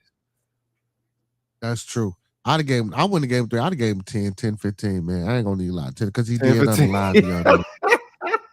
I got you, because let me tell you why. 15? God damn. Yeah, you gotta understand this, because according to the law, bro, according to the law, you have to, if you're gonna give a man 1, you gotta give him at least that. Then you gotta understand. Can definitely, okay, well, but man 1, but does man 1 constitute also 3 to 5? No, that's not the minimum on I think 7 or some shit like. Well, we have to look out. See, but that's what I'm saying. We have to look up. Wait a minute. 5 need to come in somewhere, or inadvertently we kill the motherfucker. We have to look They up jump the to minimum. 7 automatically. Texas. Let me see. Let me see. Hold on. See, but you know that's Texas. Let me look up the minimum for man 1 in Texas. You see what I'm saying? See, that makes a difference. You know, it depends on the state you're in. You know that, right? Yeah. The most You know inconsistent so-called law in the history of any fucking civilization. Law. This shit ain't law. It's so fucking fluid. They couldn't even put it in stone. Let me see. Oh, no. Okay, no, you right. No, the minimum is 2 years. Okay, I thought about okay. Around 20. It's punishable by 2 to 20. 2 to 20. Okay, yeah. So 3 to 5 constitutes within that, and because you know what I'm saying, the thing is, look, programs that give, you know what I'm saying, motherfuckers who done really much worse things, like just 3 years or whatever. So you know what I'm saying. So for that, they give motherfucker 10 years or better. So you know what I'm saying. they give motherfuckers 10 years. These motherfuckers be out here violating babies and shit, and they'll get off with like 3 years and shit, dog. Sick That's motherfucker. The law, that's great. And I agree with you. That ain't law. That's Pilgrim tribal want. It is no longer law. That's Pilgrim's tribal law. Goddamn it, you feel me? For real. But yeah. But again, you know, let me tell you why I'm saying at least 10 though, because for me at 17, bro, he had to know he could have hit one of them motherfuckers that took off running. He had to stab shorty. You feel me? I'm honestly gonna say he should have knew better, even at 17. Okay, but wait a minute. What if when they approach, it was something on some instant shit? Bro, I've been in situations with pipe, but I done been in situations with pipe on me and motherfuckers that ran up on me, man, and I ain't pull a pipe out and I fought it out with the pipe on me. You feel me? You know what I'm saying? I get it, but the thing is, you wasn't on the bleachers on potential unbalanced footing, something metal that if at least let's say it wasn't 6 people. Well, let's just say it was 4 people, because we know it was more than 4. Say it was 4. With 4 having to fight the strength of 4 people, also fellow athletes, you know what I'm saying? Easily off balance. I mean, like, come on. I'd have swung, bro. I'd have I'd have took off on 2 motherfuckers. That's what you would have did. Apparently, this cat was a super square. Look at this shit. This nigga wrote this shit in the motherfucking phone. We know he wasn't about that. Of course, he wasn't about that. No, he wasn't about that. He wasn't about that. Clearly, he wasn't. Like, I ain't really get a look at his parents. What his parents look like? Does his dad look thorough? No, they wasn't even. I don't even think they wasn't even at the sentencing. They said. I'm saying though, when you take a look at his pops, does his pops look thorough? Listen, man, come on, man. Come on, man. I'm just saying, if his pops ain't thorough, then he ain't thorough. It ain't in him. I mean, come on, man. You ain't got to do that to the dad. It ain't, look, it ain't in him. If it ain't in him, it ain't in him. So, you know what I'm saying? Self-defense, manslaughter 1, 3 to 5. This motherfucker ain't mean to kill no motherfucking body. He meant to defend himself, yeah. To kill somebody, get the fuck out of here. Yeah, we know he. Well, Yeah, we know he ain't gonna do that. But these text messages that they send, like, bro, fighting, like, come on. So where's the school records of him getting suspended? See, it ain't. that's the See, thing. that's It what would have been brought early. Yeah, It would have where's been the brought school early. records? And then and goddamn it, beside the school record, where's the criminal anything? You don't see shit but text messages, bro. He has a knife. Yeah, he must have a criminal record if he has a knife. He must be known You know for what I'm saying? carrying knives. Everybody must know Austin and his knife. I mean, But Austin got a criminal record though. Austin got a background. Well, yeah, Austin got that. Yeah, definitely. But yeah, Carmelo and his knife. Everybody know Carmelo. Carmelo the Blade. Yeah, everybody know he's dangerous. He's like, come on, man. This dude was a straight up square. I think what he was doing was playing up the black celebrity, if you will. You know what I'm saying? The black celebrity still shit. don't negate what he did though, bro. It still don't negate what he did. I will say that shit was just. I think he could have made a better decision. Why would he make a better decision if he really ain't really about that? And then, you know what I'm saying, he gets stepped to by. Well, yeah, see, it's crazy because how he gonna make a better decision? Yeah, and that's crazy because self-defense really don't break all of that because we don't know. No, it's just unfortunate. They look, but that's the thing though. But hold up, everybody know you don't approach a scared motherfucker because the scared motherfucker may do anything. Yeah, that's true. You don't know. Everybody know that. They don't. They probably didn't know whether he was a scared motherfucker. He didn't go to school with them. He went to school. So they didn't know him for real. They just knew he was under his tent. Okay. Under their tent. Like I said, so it was so more than likely on both sides, no matter what character was, it would, let's say that objectively, it was a very unfortunate situation. And with that being the case, let's let each party maintain their objectivity. And the objectivity of it, you have him with his one self. You have those others being approached at least more than 4. So it's like, all right, then objectively, let's say you knew nothing of the character. You're gonna weigh, you know what I'm saying, based off of that, especially if there's a death involved. All right, where did the death come from? The death came from the one. The one against the what? The one versus the potential 5 or 6. It's like, all right, then, wait a minute. What was the potential 5 or 6 there for? That's the very first thing you got to ask, because that's just one. Yeah, but that don't mean everybody was gonna jump neither. Though. You feel what I'm saying? If you show up, motherfucking 4, 5 deep, I don't care if you plan on jumping me or not. You show up, you're there. However energy it took for you to cross in order to make your way over to me, you spent that energy to do that. So yeah, but he got his little crew with him, G. So the dealer kid's gonna rock like that. So my thing is why he wasn't with his school. That's what I don't understand. Why he wasn't with his school. Why? Because he was on his I'm a superstar of this shit type shit. He was feeling himself.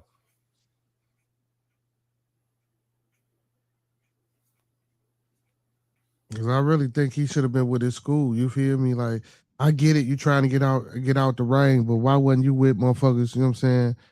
You know, from your school. Because I think if he didn't have some more guys with him, I don't think it would have been an issue or a thing of him stabbing a motherfucker. It probably would have just been a little brawl. You feel me? Right. Exactly. It's just been a brawl. It would have just been a brawl. So that makes me wonder too. Like, you know what I'm saying? Maybe didn't nobody fuck with him. Maybe everybody was picking. I don't know. I mean, well, the thing is, you got to look at what he texts right there, right? If he's the type of black dude to text that shit, like think about it. All right, think about if you encounter a motherfucker. If there was phones, you know what I'm saying? We didn't have phones like that when I was young, but imagine if we did or whatever. And he was one of them motherfuckers who would text some shit like that. He ain't no, yeah. He you know what I mean? He wouldn't really have, but the thing is, whatever sport that he in, you know, he 100 in that motherfucker. So you're gonna get a little bit of a big head or whatever, you know. I think what it was is that He was feeling himself about something, and it didn't play out how he thought it would play out, and that's why I say 3 to 5 or whatever. But let me ask you this: why is it that a lot of non-black folk is projecting that black people think that he should just get off scot-free? Because I don't hear that from black people.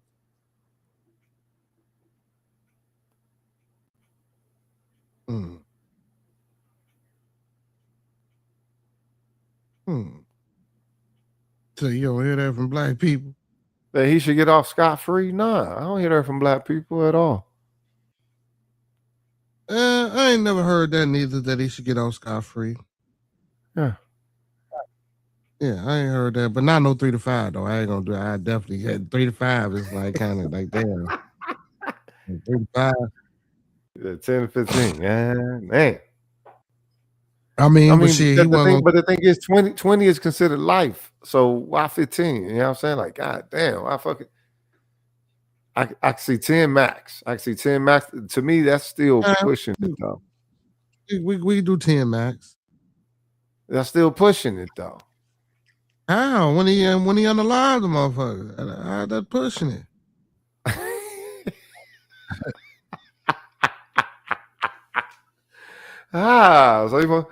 So you want to take a track weapon to the track meet, huh? So you so you want to poke people out? I don't think he should get off scot-free, man. Like some people not, but we do got some people that say he should have got off scot-free. Now I don't think he should have got off scot-free. I don't hear the bulk of black community saying that, but yeah, because the thing is,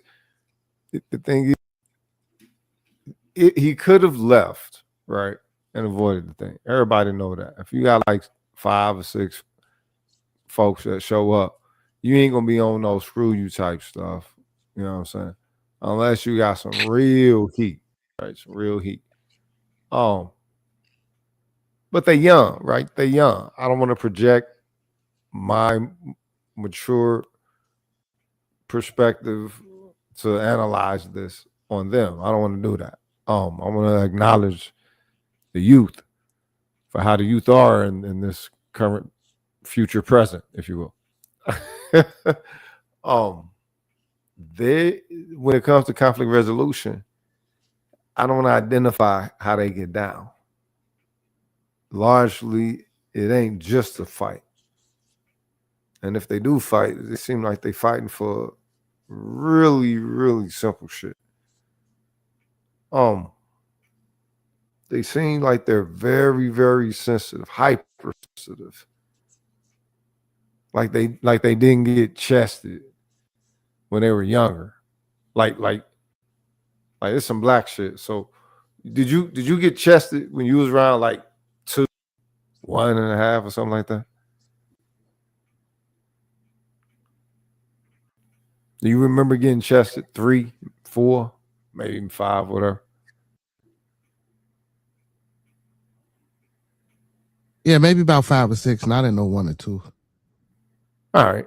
Yeah, but they started earlier in our household. The motherfucker was demented. They couldn't wait to get to it. So it's like, but when they chest you, they hit you hard enough to knock you down, not to hurt you, just to knock you down. But the thing is, you young, and you instantly you're gonna start crying because it's like it's supposed to hurt. It don't hurt. It more hurt your feelings as opposed to bring you pain. So what they do that over and over, get to you to get up, stand up. You get the understanding that, all right, then they're just really pushing me over, but they push me over with an impact.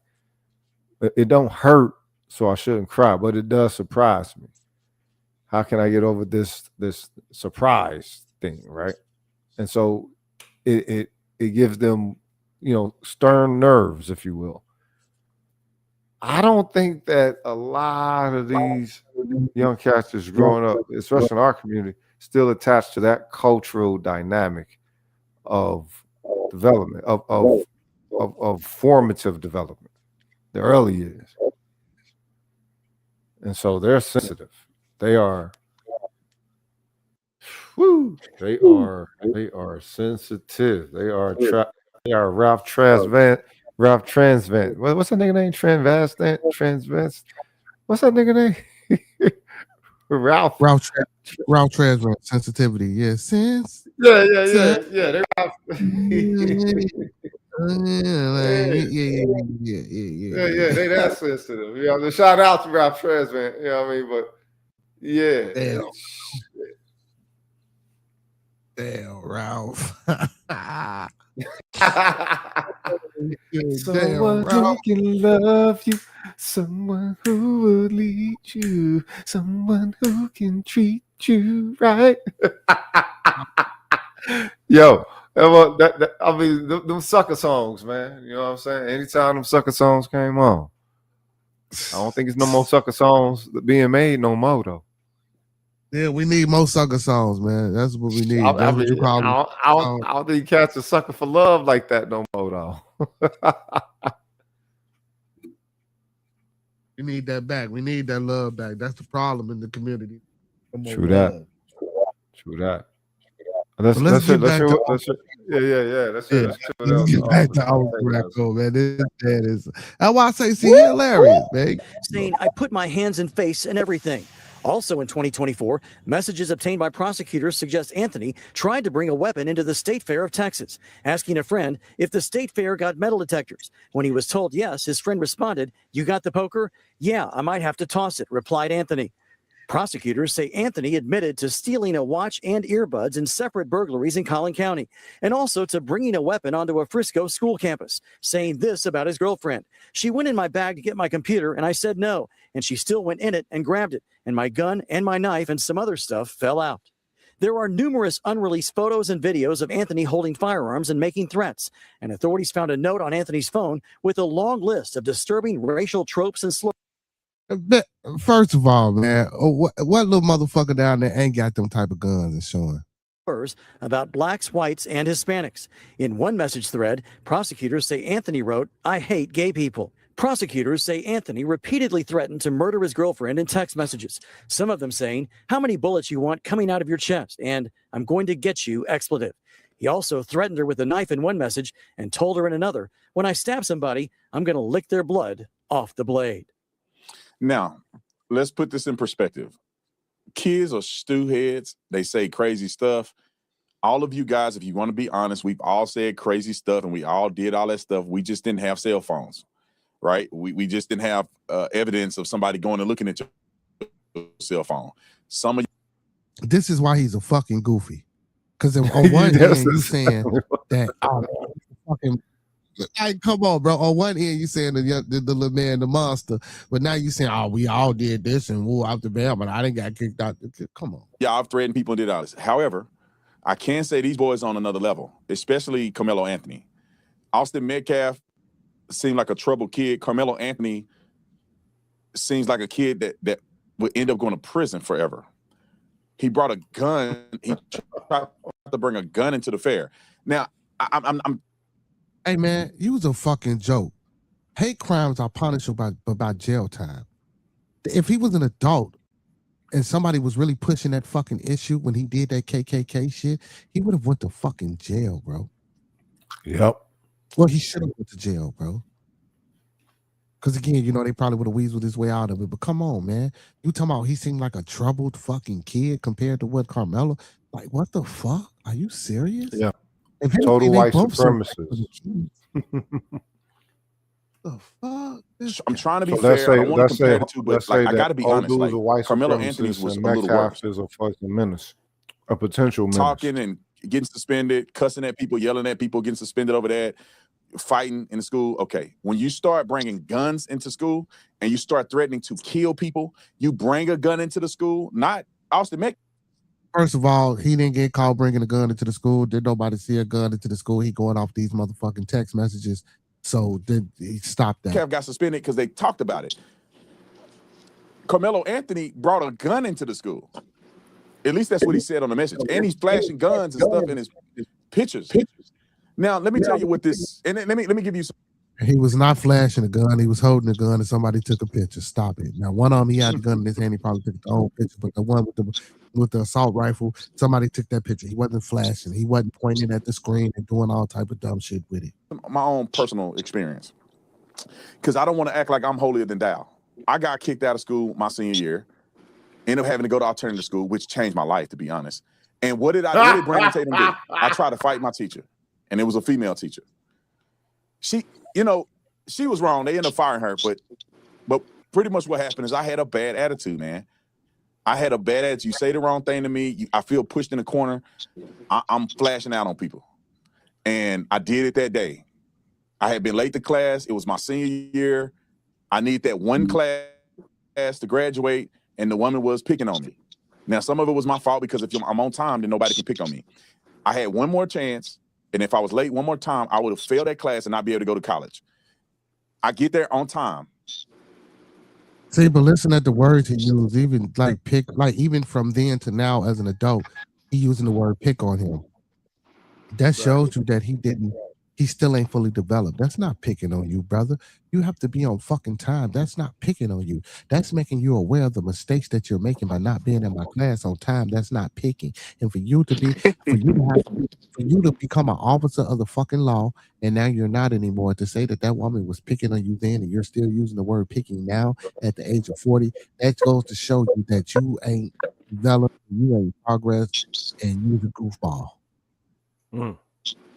I wouldn't use the word. See, and that's another thing. Like, and that's why I try not to sometimes get into too much of saying the wrong thing, because we can say, yeah, we know what he meant, but when people hear certain things, or when people reacting to certain things, like me, how I'm saying you chose the word pick on you, that's not picking on you. When kids say that shit, it don't. Now, when it's just for other kids, yeah, but an adult, don't get me wrong, adults do pick. But if you're late to the class and she's telling you can't come in, or she's telling you she's going to send you that's not picking on you. So for you to have an attitude and want to fight the lady, and I'm not saying that he didn't have an attitude problem, but to want to fight because you came to my class late while I'm the instructor, it's crazy. My friend is sitting in the doorway. What? Hold up. Now, I don't know how old he is. I wonder what his generation is. But what black? I know they do it now. I know they do it now because they completely adopted. You know what I'm saying? How to, you know what I'm saying? Wild pilgrims get down in school, whatever. But I wonder what generation first started trying to fight the teacher. Because we didn't fight the teachers when I grew up. We didn't fight. You ain't fight the teacher. You ain't. Nobody was kicked out of school for trying to fight the teacher and shit. And it's like, who the fuck would do that? And he's saying he's trying to fight a teacher. And he was what? In 11th grade or some shit like that? He's at 12. He's at 12. Fucking 12th grade. So he was about 17, 18, shit like that. Yeah. Get the fuck out of here. In Arizona, where he inevitably became a cop. All right. Come on, man, because you going to jail. Like, you doing the jail, putting your hand on the teacher. Like, let's be for real. You feel me? You know what I'm saying? Like, you in school. But, you know, he could be making this story up. I don't know. She's looking at me. He's in the doorway. The bell ring. She's standing in the doorway with him. She's looking at me. I'm standing there 2-3 minutes before the bell rings. I'm letting her finish her conversation with my homeboy that's in the doorway with her. As soon as the bell rings, he walks out. She pulls the door shut on me, which would essentially make me fail class. So I got mad. So first of all, if you there 2 to 3 minutes before the bell ring, why didn't you take your ass in the class? You could have easily said, "Excuse me, ma'am. You know what I'm saying? Can I get past?" You chose to stood. Don't get me wrong. You don't just stand there, bro, and you know you got to be in the class, man. Come on, man. I done walked up plenty of times and my teacher standing at the door talking to a student. What you do, you say, "Excuse me," and you walk your ass around and you go into class and you take your seat. You don't stand there 2 to 3 minutes because when the bell rings, because you do got dickhead teachers that do that shit. You feel me? They'll look at you. You could be standing right there, and you might not want to go in and take your seat, but that's not the proper way to do shit. You just can't be standing out there in the fucking hallway. If you at your class, carry your ass in your class. Right. Now, and I'm not saying that I did that all the time too, because of course I was in the hallway sometime too. But that wasn't the right thing to be doing. You carry your ass inside your class. Right. I seen that. Everybody in this thing. That's what I'm saying. Like, What the fuck is he talking about? I walk away. My homeboy Fish came up to me and said, "Bro, what's wrong?" And then I lost it. I was cussing and screaming and acting a fool. I grabbed the chair and threw it at the door. She opened the door. I tried to fight her, but my homeboy was holding me back. They kicked me out of school for that. I went to alternative school where I had to wear a uniform every day and wake up at 6 a.m. and you had the little pencils like this with no eraser. I'm glad it happened to me because I needed a wake-up call. And that changed everything about me. My dad ended up getting them to appeal, so he brought me back to school so I can run track. The University of Arizona still accepted me my scholarship, even though I got kicked out of the school. And so I'm not acting like it's foreign to me to do stupid stuff. I got suspended. My girlfriend, my senior year, while I had a scholarship, my girlfriend gets into a fight with a dude. She called me crying at lunch. I drive back to the school, threatened to fight this dude. They kicked me out of school. Come to find out she won the fight. So anyway, I did a lot of crazy stuff. I stole stuff. I did stuff when I was young.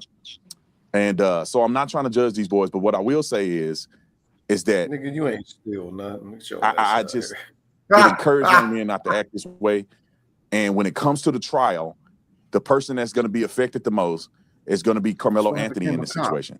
Because although Austin Metcalf had all that stuff, what did he do the day of? The day of, witnesses said that he wasn't the aggressor. He told Carmelo Anthony to leave. He refused to leave. And Carmelo Anthony, using deadly force against him, stabbed him in the chest and killed him. So even though jurors may be able to hear, that's bullshit too, because I heard they pushed the man, and the witnesses said that he pushed him first. So this motherfucker, that Austin Metcalf was doing all this, they hear Carmelo Anthony was just as bad. So it ended up being a moot point to a jury. And you end up killing a guy, and the letter of the law says you cannot kill a person and use deadly force against a person unless you have serious bodily injury or threat of serious bodily injury or death. All of the witnesses say that wasn't occurring when Austin Metcalf was stabbed. I think it's a risk trying to get a retrial because 35 years ain't that bad when he could have gotten life. I'm just saying. All right, last thing before I got to get up out of here is that this guy, Elliot Connie, you know, they love to talk about me and do things like this because I make them famous, and I get it. I get it. You know, I make these people famous. I'm their biggest draw on their channels. But one thing I do not accept is people lying about me. Oh. And so this guy, I'm going to play the clip. I wrote about this in my book. So what the accusation that he's making against me, which he has no research and done no work to figure out if this is true or not, he accused me of lying about me getting arrested when I was 8 years old and when we were smoking weed with my cousin in the vacant house. Listen to what he said. Not only is he claiming that I lied on his show, he's claiming I lied in my book because I wrote this in my book too. Roll the clip. When former Officer Brandon Tatum was on my show, he made a wild claim about his own marijuana use. Watch this video and then stick around because I'm going to talk to you about the truth behind this claim. The truth. The truth, y'all. Was there a particular moment or was it an evolution where you were just like, the Republican ideals seem to be more in line with me and who I am? Well, it was an evolution because I grew up, and I would say when I was growing up, I was racist. I didn't really like white people like that. We never was around white people. And I had a very negative connotation. I didn't like police officers. First time I got an interaction with a police officer, I was 8. I got arrested for smoking weed in a vacant house with my cousins. And as an 8-year-old? 8-year-old. Yeah. I stopped smoking weed when I was 8, actually. But whoa. When did you start? I probably around 6, 7. Smoking weed, my cousins. Right. And all right, so you stop at 8. Okay. Because I got arrested and we went to juvenile. We didn't spend a lot of time in there, but we ended up getting arrested, went to juvenile detention. We stayed there for the majority of the day. My daddy came. All right, now look, y'all. Bro, I can't take this nigga serious, man. I'm gonna keep it 100 though. No. I'm gonna keep it 100 though. I'm gonna keep it 100. I'm gonna keep it 100. I'm gonna keep it 100. I'm gonna keep it 100. I started smoking Scooby snacks when I was 9. You feel me? Okay. Me personally, right? No bullshit. I'm gonna keep it 100. But 8, 7, 6, 5, being around cousins. I didn't, and I'm from the project, bro. I didn't like. Well, I was. I'm not now. But like, nah, bro. My cousins wasn't doing that shit, bro. They was like, get the fuck on, go in the house, type shit. You feel me? This ain't. You know what I'm saying? So when I started doing the shit, I got a hold of it on my own You feel me? Because motherfuckers wasn't, you know what I'm saying, trying to rock with me doing the shit that they was doing when they was 14, 15, and I was a shorty. You feel me? So, all right, fuck y'all. I'm gonna go on my. I never, and again, I know it's different for each individual, right? But most of the people I know didn't start. Everybody I know that smoked was like, when I say I was 9, they look at me like I'm fucking crazy. Like, what the fuck, boy? I ain't started. I was 17, 18, nigga. I just started smoking. You know what I'm saying? No, but I ain't saying that. But Nah, nigga. Hey, not. I mean, for those who know, you know what I'm saying, motherfucking Lil Yummy, for real. Rest in peace. Well, if you start smoking at 9 and you was in the life, you know what I mean? Yeah, you know what I'm saying? But that's 9. But 6, he said he started at 6. Yeah. With his cousins. 6, I mean, and I ain't saying he like, but 6. My cousins ain't finna let me smoke no motherfucking weed those 6 years. So again, they wasn't letting me smoking at 9, bro. They wasn't letting me smoking it at 9 again. The reason I did a lot of that shit is because shit, I couldn't do it with them. So I'm like, fuck y'all. You feel me? Like, let me go. Yeah, You know what I'm saying? Do what I'm gonna do on my own. Yeah, type shit. Not with them. You know what I'm saying? Or my big sister, man, they'd have whooped my ass, boy. My cousin would have, even though they'd have beat the shit out of me, bro. You know, excuse my language, y'all, but like 6. I mean 6. Come on, bro. This man said he started at 6. Bro, I have a 6-year-old. Off the big wheel, cuz. Bro, I have a 6-year-old, bro. My 6-year-old is not thinking about no mother. On the big wheel with a zigzag. You just came out your mom's breast, man. You just came off the breast milk, man. Talk about some sticks, bro. What the fuck? I mean, I don't know, man. Hold up. And he hated white people. So basically, he was just a fucking super mannish ass, I don't know, like blackety black little kid. Like, get the fuck out of here.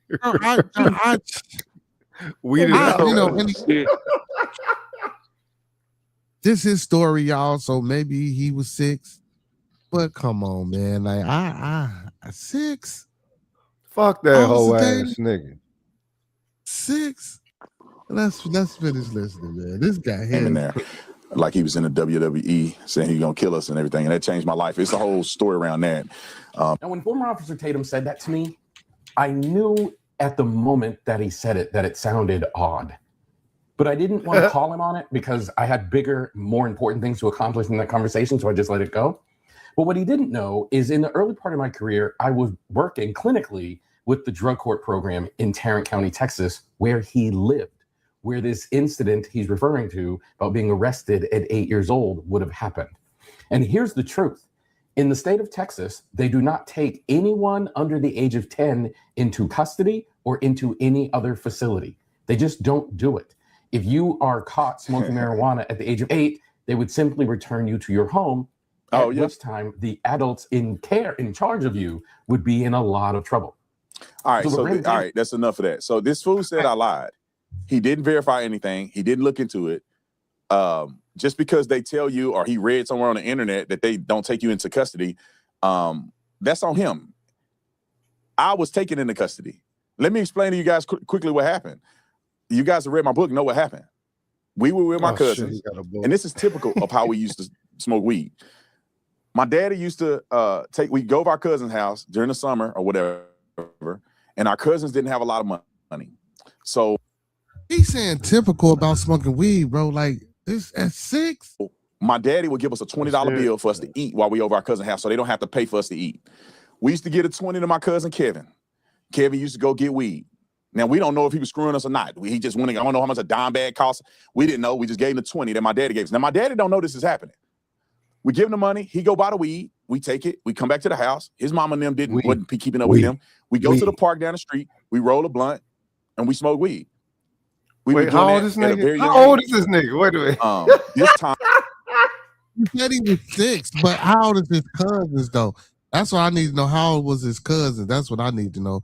Because I know he ain't rolling no blunt at 6 years old, bro. I know he's not. Because it took, yeah, he not, bro. This guy here. My cousin, I'm not gonna say people's names. Y'all don't know these. I'm gonna say my cousin, Maynard. All right. We stole weed from his daddy. Took it out the drawer, had some weed. So he had the weed. We got with our other cousins. It was 7 of us. 6 of us was under 17. My cousin then found a vacant house. We get into the vacant house. We got blacks. We smoking blacks while we getting ready to roll the weed. So all of us, I remember this house like it was yesterday. The grass was this high. We get in. We go to the back room on the left. The other rooms had needles and stuff in it, so we didn't go in those rooms. We went to the one on the left. In the room, from where I'm sitting at, window, closet, door that leads to the main area. We sitting in a circle. We smoke. Hey, real shit though. His description, he about damn near, you feel me, on point. I just don't think he was there, but he done heard the motherfucking story and he telling it real well.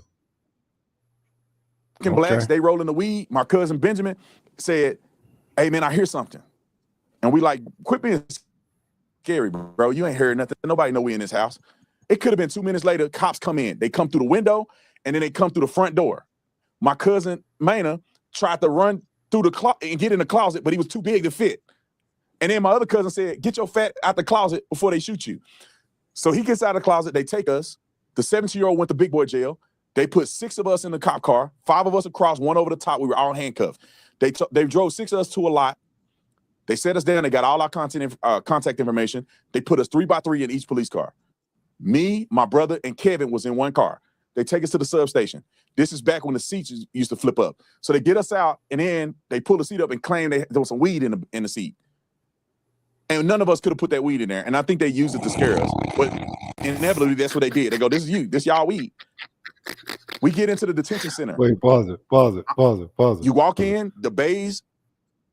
They just happen to have weed on them and just stuck it in the seat. Like, all right, we can pin them for this because we found them smoking weed. So now the weed in the car is y'all's. Yeah, police do that though. They do that. They'll put weed in their own car? Yeah, they do that. Wow.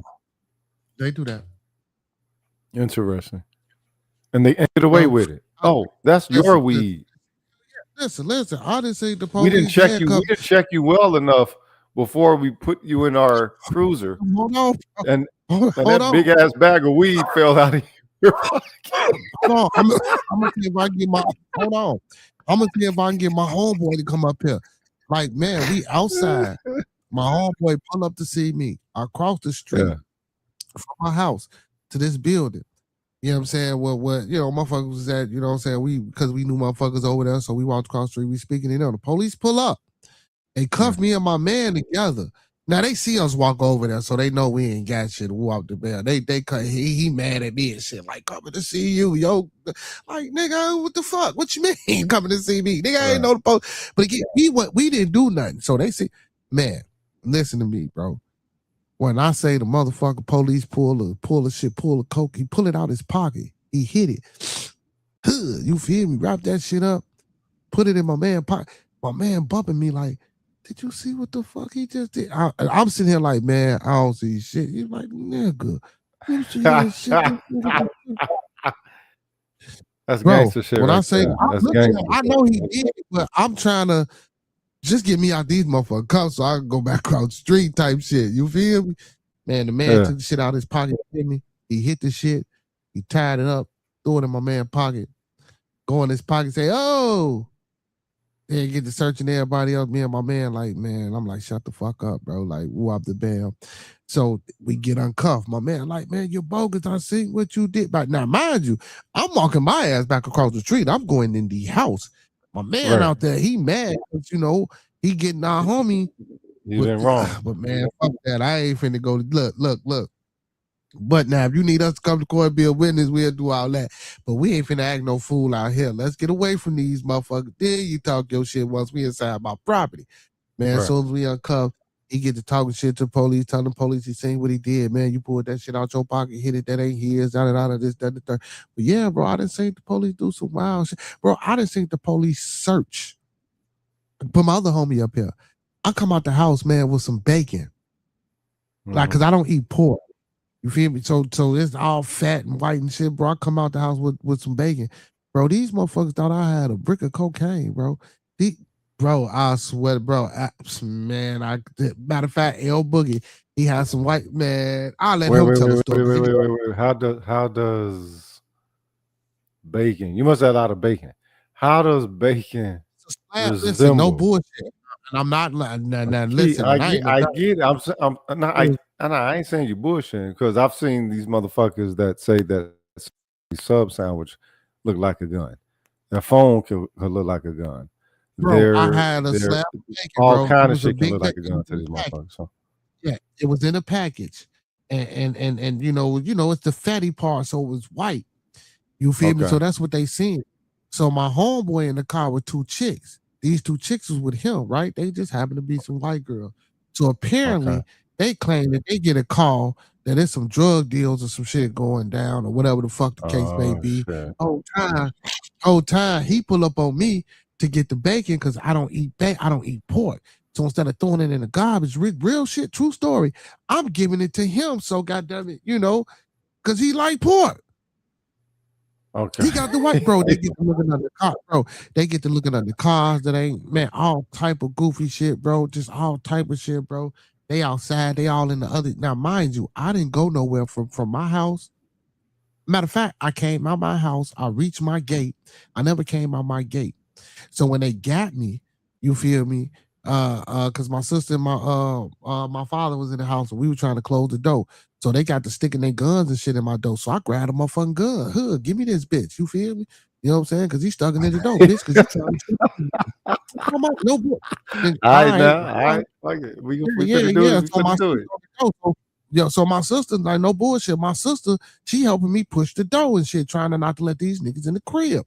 So when he stuck his hand through the door with the gun, I grabbed a gun, hood. Like, no, nigga, this mine. Like, you know what I'm saying?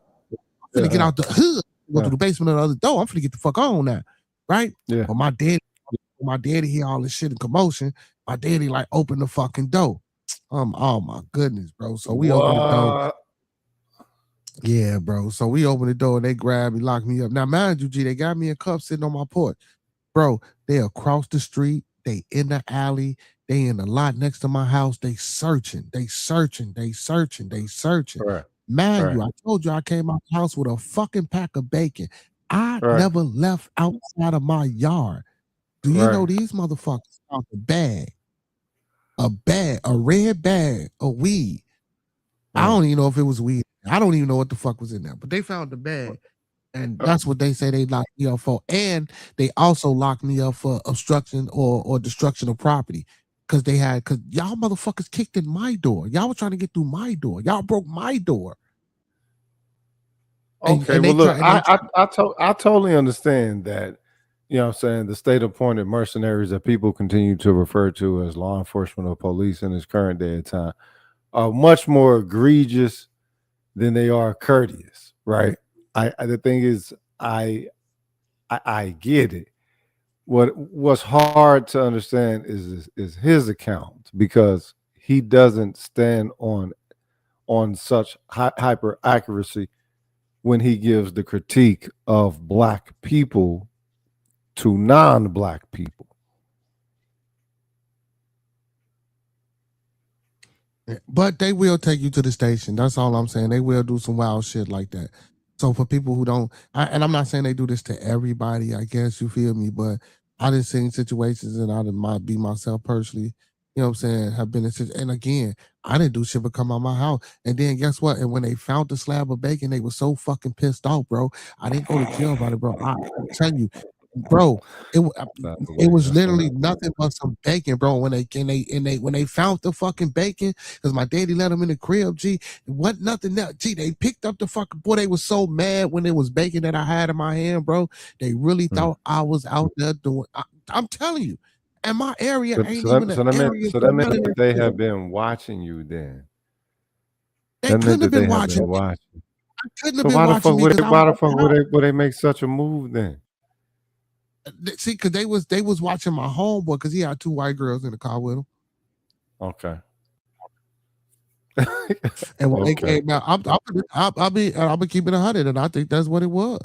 Yeah, 2 white girls in the car with him, but when I came out, was That's sitting in my known head. that's known to cause it too. Yeah, that's You know known what to I'm cause saying? it as well. Now, mind you, these motherfuckers weren't for me. He was again. You ain't hear me. G. He was just coming. I wasn't coming outside, bro. He was just coming to get the bacon. Right. Because I was just throwing it away, and I'm like, well, fuck it, I can get to my homie instead of just throwing it away. I wasn't coming outside to party, to smoke, to do nothing, I was in the house. Only that's the matter of fact. I think that might have been the only time I came at the house that day was to get that man the fucking bacon. And when they pulled up so fast, bro. I'm talking about the car was still rolling when they jumped out. Come here, I'm what? Hell no. And yeah, I took off to run back in the crib because, bro, what the fuck? Y'all don't understand. The JOs. The JOs. You got hit with you got hit with a JO Bro, motion. You know what I'm saying? What was going on? Like, you know what I'm saying? I'm gonna be for real with you. It must have been Tuesday or Thursday. I don't know what the fuck they were. This was a while ago, bro. When they did this shit, man. Matter of fact, I'm gonna have my man come up here and tell y'all a story though, because I know y'all hearing it from me. I'm gonna have him come in. Bro, the shit was crazy how they did, bro. And I'm like, what the fuck? And just to go to court, the motherfucker put the JOs on you for some fucking bacon. Man, bro, that shit was crazy, bro. So they must have been following my homie. Now they must have been following my homie when they seen the 2 white, because again, when police see white people in black neighborhoods, you know that's the first thing they think. And then it was at nighttime too. You feel what I'm saying? It was at nighttime. Okay. But again, hey, I wasn't coming out. We wasn't finna do nothing. We wasn't going nowhere. I was just coming to give him the bacon, and he was gonna go, you know what I'm saying, do whatever the fuck he was doing. Right. Bro, they got to looking under the car. Now, again. Yo, wait a minute. Wait. So you was cooking bacon at night? You must have been high than the motherfucker. No, I wasn't cooking bacon, bro. I don't eat pork. I was giving it to him. He was supposed to be there, came and got it. Oh, okay. So it was still refrigerated. It was still refrigerated. Yeah. It was still in the package. Now I don't eat swine, brother. Okay. You feel me? So, like I say, I was gonna throw it away. You know what I'm saying? But instead of throwing it away, I was gonna give it to him. Freeze! Chop the pork belly now. He finally decided to come, get it from me and shit like that. And that's what they wrote, because they said they got a call about a drug deal. This is what the claim was. The claim was they got a call about a drug deal. I said, a drug deal? I say, nigga, ain't nobody outside but me. Who the fuck? What? Because they always say that shit about they got a call. Bro, ain't nobody call. Yeah. No we got a call about something suspicious. We got to check it out, bro. Because listen. Because across the street, what are you out here selling, fella? Bro, across the street is a mechanic shop that's closed. Then it's the alley. Then it's a vacant lot. Then it's an apartment building that don't nobody stay in. Across from me is a vacant lot, bro. Well, ain't nobody on this fucking block to call to tell you that there was a drug deal.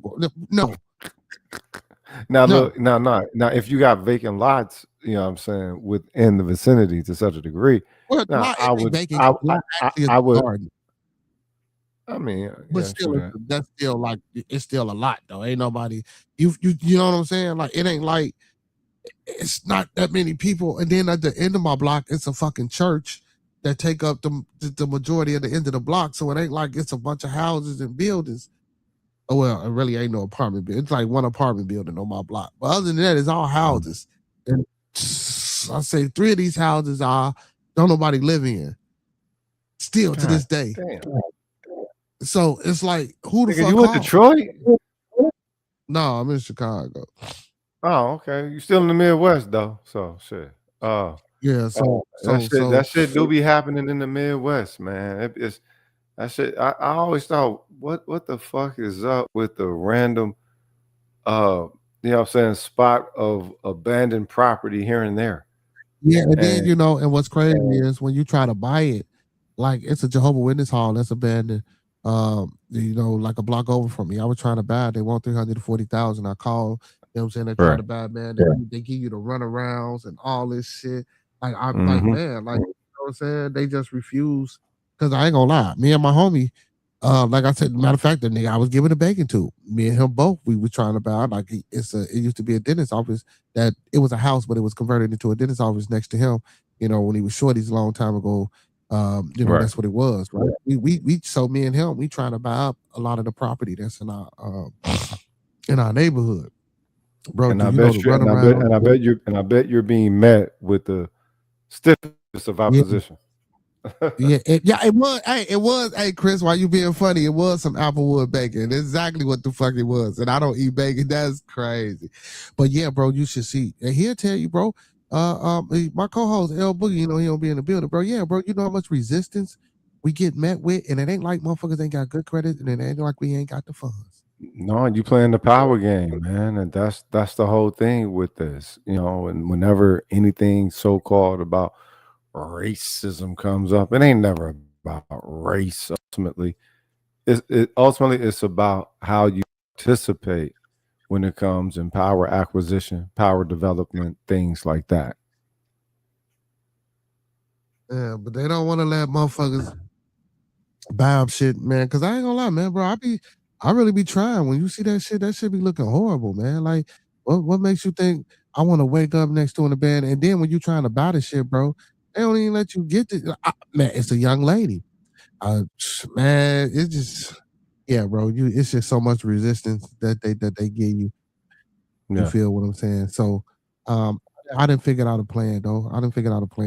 Mike, what's going on, Mike? He say pigs love swine. Chris, you a fool. He say so. You almost got shot for kids. Yeah, bro. Like literally, bro. No bullshit.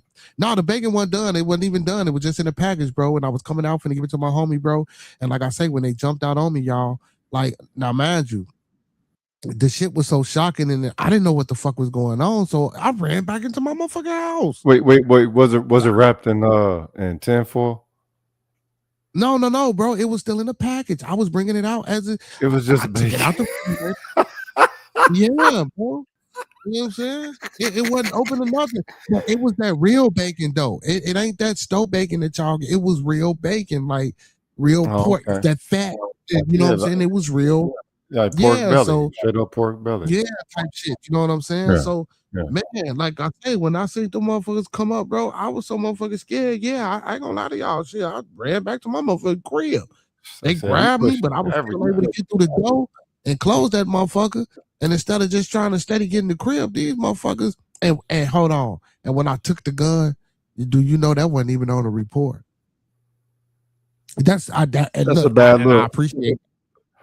But I appreciate that too, because I could have went to jail, bro. They could have fucked me up for that. No, you was scared. You feared for your life. You feared for your life. Yeah, you feared for your life, and they lived at that. So that's what it was. You feared for your life. Yeah. They could have really got me for that shit. What's going on, Tribe? How you feel? What's up with you, Freddie? What up? And the other guest, I can't see no names, but how y'all doing, right? Nice to you, brother. Oh yeah. I'm listening to the story. I heard it say I came out with the bacon. I'm thinking he talking about some baking soda. You know what I'm saying? Some I come out with just regular old motherfucking bacon, G, and they tried to get your boy. A slab of bacon. You know, so that's why I'm saying, like, him saying that they took him to jail at 8, it ain't so much of a, you know what I'm saying, big fairy tale and shit like that. You feel me? I don't want to, you know what I'm saying, negate his fact. Like I say, I didn't have my fair share experiences with the law. Don't get me wrong, I done did some shit that I was supposed to get called for too, but that bacon shit, like that was really bacon. And like I say, bro, they had me in cuss for about an hour and a half, bro, looking for some shit. Now, mind y'all, I never came out my yard. Bro, they was across the street. They was in the vacant lots. They was in the alleys. They was looking for anything, bro. And they found the fucking red bag. I don't even think the bag had no fucking weed in it. I don't even know what the fuck it was they found, bro. But they threw it out. In any event, they threw it out. But they did all that shit over some fucking bacon, bro. Over some fucking bacon, bro. And they was mad, though. They had to lock me up, though, because they were so pissed off that that the charge I got was, like they told me that I broke my own, you know what I'm saying? Like what it was whatever the fuck it was, but vandalized my own property. Basically, that's what they were trying to charge me with. You know what I'm saying? That's your gangster own as hell. property. That ain't no crime, is it? Yeah, I guess because they saying they had to come in and get me and shit. Because I went down and found I went to that what the fuck is that shit? OPS, whatever the fuck that shit is. And I went and talked to a sergeant, I went and talked to lieutenants, and I went and filed a claim on them. I wanted them motherfuckers to come fix my dough. I did all type of dope. No, sir. You sued for $3 million psychological damages included. You know what I mean? No, I ain't do that then. No, I just wanted my dough fixed to out the bail. I could have. I ain't do all that then. I didn't want to go through all that back and forth shit. But I did cite them. Each officer that was called out. A pilgrim would have sued them for $50 million. Yeah, I did cite them. I did put it on a walk the bail. And you know what I'm saying? And when it happened, I was checking to make sure that it had went through. Because you know sometimes you'll go down there and make those reports and they don't finalize and push those reports through. So I did do it. I did. This is the CPD. This is the CPD you talking about? Yeah. That has an annual budget of $1.5 billion. Yeah. Okay, or 1.2 billion. I forgot what it was, but it's around there. But no, shit, I wouldn't have that money. Listen, if I'd have sued, I'd probably just been getting that money. I feel you, but no, I ain't go through that because you know what I'm saying. No, it ain't that easy to get the money. It's a like to get that type of money, you gotta go see a therapist. You gotta have bills to show damages. You know what I'm saying? You can't just you ain't go to no hospital, you ain't go to a therapist, you ain't getting no type of treatment, but you want bills. That ain't they gonna dismiss. They ain't gonna give you that. But you gotta have bills. Yeah, and I didn't think it was that serious, Trap. So I didn't push that issue. But yeah, but like I say though, man, the police do all type of wild shit. So I could believe they probably took him to jail at 6, 7, whatever, 8, how old he was, 8 years old. They definitely ain't taking him to jail though. They just that he a minor. At that age. They ain't go. They probably didn't put handcuffs on him. They probably took him to the station. They didn't place him in no cell. They took him to the station and called his money. They don't take you. They don't take an 8-year-old to jail. It'll be juvenile for one. It'll be juvenile, and then it got to be some bad shit because they wasting their time. You know what I'm saying? So all they did was take him to the station and called it burns. We used to go out and steal bikes, get caught. They used to do us like that all the time. Take us to the station, and my grandfather come pick me up. You know what I'm saying? No fingerprints, no nothing. Oh, what? I slap on the wrist. Well, y'all was out there dipping off somebody mongoose, a dino, or some shit. Yeah, it was dinos for us. All straight dinos, GT. Do that. Yeah. I didn't steal bikes, so I don't know nothing about dinos. I didn't steal bikes, so I ain't know what. We used to hit these goofy white boys up out here for having $500 mongooses, and they just leave them in the yard, strip them hoes, and fucking parts. Yeah, I didn't ride bikes. So I ain't give a fuck about no bikes and no shit like that. I wasn't into stealing bikes and doing that shit. I really didn't ride bikes. Yeah, I wasn't no bike. Yeah, I wasn't into all the Huffies and the dinos and mongooses and the pig. I wasn't into all that shit. That wasn't my thing. Oh yeah, you was. You know about all that. Hell yeah, you was into it. You was into that shit. My homies and shit did that shit. You know, they had the bikes that adjusted the gears and shit like that. I just like skateboard. Yeah. I don't skateboard. I just wasn't never into that shit. That shit wasn't my thing. Right. Yeah, that's what I did. A bike I was a biker in a border. Yeah, 1985. Nigga, well, nobody black skateboard back then. Nigga, because you couldn't find no black skateboarders in the 80s. Oh, that's not true, bro. In about 85, motherfuckers was on skateboards, my boy. Nah, you. Oh yeah, 85. Yeah. You couldn't find a bunch of black people on skateboards in 85. There wasn't a bunch a mass amount of motherfuckers, but it was motherfuckers riding. That shit didn't get popular. I mean, it was a few. Lil Wayne made it popular for real. Yeah. He the one that made it popular, which was goofy as fuck, but. He the one that made it popular around black people. He didn't drop until 98? Hell no. It was motherfuckers black. Oh, it was black skateboarders before Lil No, Wayne. Yeah, there It were. was, No. I'm saying was there, like as a they culture. was We're talking hippies. about They was as a hippies. culture. Like Look, I'm telling you, I have been skateboarding since when they had them banana boards. You know what I'm See, saying? again, I don't even know what you're talking about. You remember them yellow joints that was pointed I remember. at both I know. ends? Then it had a hoop. Yep. Yeah, that shit, that crazy shit. That shit that was hard to fucking maneuver because it took forever to break it in. The truck stayed tight. I wasn't too much on it. Yeah, I ain't hooked on it. Yeah, I don't even know what the fuck you talking about right now. Niggas, some shit left over from the 70s that they should have kept in the 70s before motherfuckers was actually riding boards and shit. It was a fake, like a little mini surfboard, because ultimately that's where skateboarding comes from. Motherfuckers trying to still, you know what I'm saying, mimic the surf. Now, that's what I can contest to the comment on the about the police. They will put shit on you too. I had a homeboy back in the day. We had got pulled over walking. I mean, we were teenagers, and he was selling fake dope. But he was known to sell real dope. You know what I'm saying? But this time he had some bread. So when they got up on us, he was talking shit to them. Bitch ass niggas, that's why it's fake dope. That's bread. You know what I'm saying? Man, they done tested that shit. Man, that shit came back blue. They talk about shit. No, this shit real. They didn't slip that shit. They didn't, you know what I'm saying? He know what he had. That shit was fake. Some bread. Nigga, but since he talking all this shit, they didn't slip. They known to do that. Carry dope and weed on them. And even in St. Louis, they carry throwaway guns just in case they gotta put one on you. Yeah. They got a cop in St. Louis on video after he shot a dude. Yeah, after he shot him, he slipped the AK on him, popped his trunk, went in his trunk, got the AK pistol, and put it in the man's car. They got all this shit on video. That's gangster. So that's gangster. That's gangster. But that's the thing. That's why I don't call them police. I call them state-appointed mercenaries, because that's how they act. They have, you know what I'm saying, gangsters more than they do so-called police. Yeah. They got all this shit on video.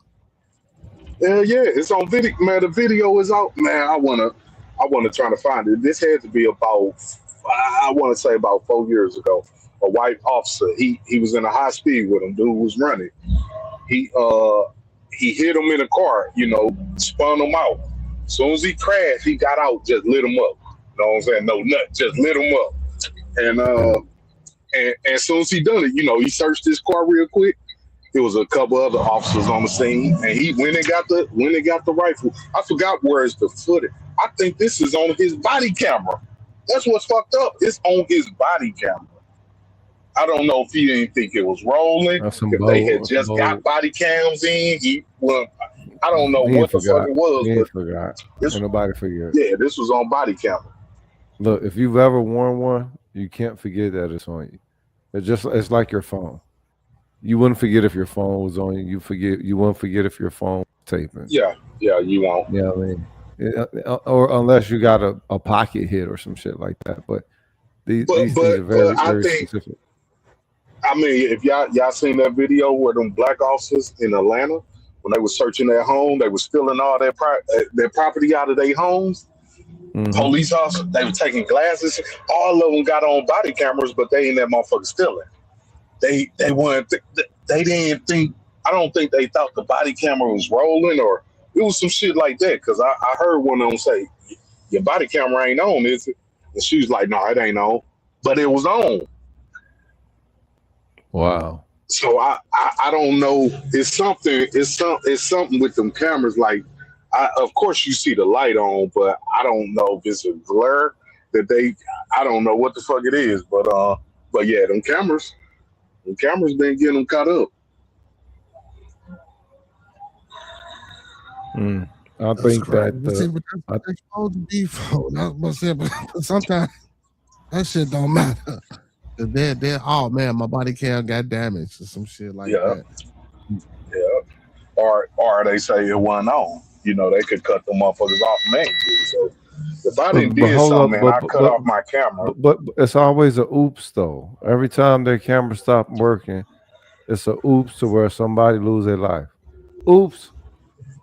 Nah, the camera don't work. Even the camera in the oops car. though, you can't prove that I done it malicious. I mean, I'm with you, but that's the only go-to. You know what I'm saying? Like, okay. Yeah, see, that's why they do it. What up? Right. See, but that's why they do it because that's hard to prove. That's a hard, you know what I'm saying? That's a hard line to try to prove. Yep. Exactly why they do it. But and again, I do want to say this too, man. All police ain't bad, right? We do got some mercenaries. That's decent mercenaries. You know? Yeah. Yeah. I mean, look, if they uphold their oath, I'll uphold their title of police and acknowledge that. But guilty until proven innocent in my book, in my black ass book, for real. Do you have any family members that's police officers? I don't know. I probably do. Shit. So you don't know of none that you got that's close to you. No, ain't none that's close to me if they are my family, but I wouldn't be surprised because of my family, you know, they consist of that type of characteristic, right?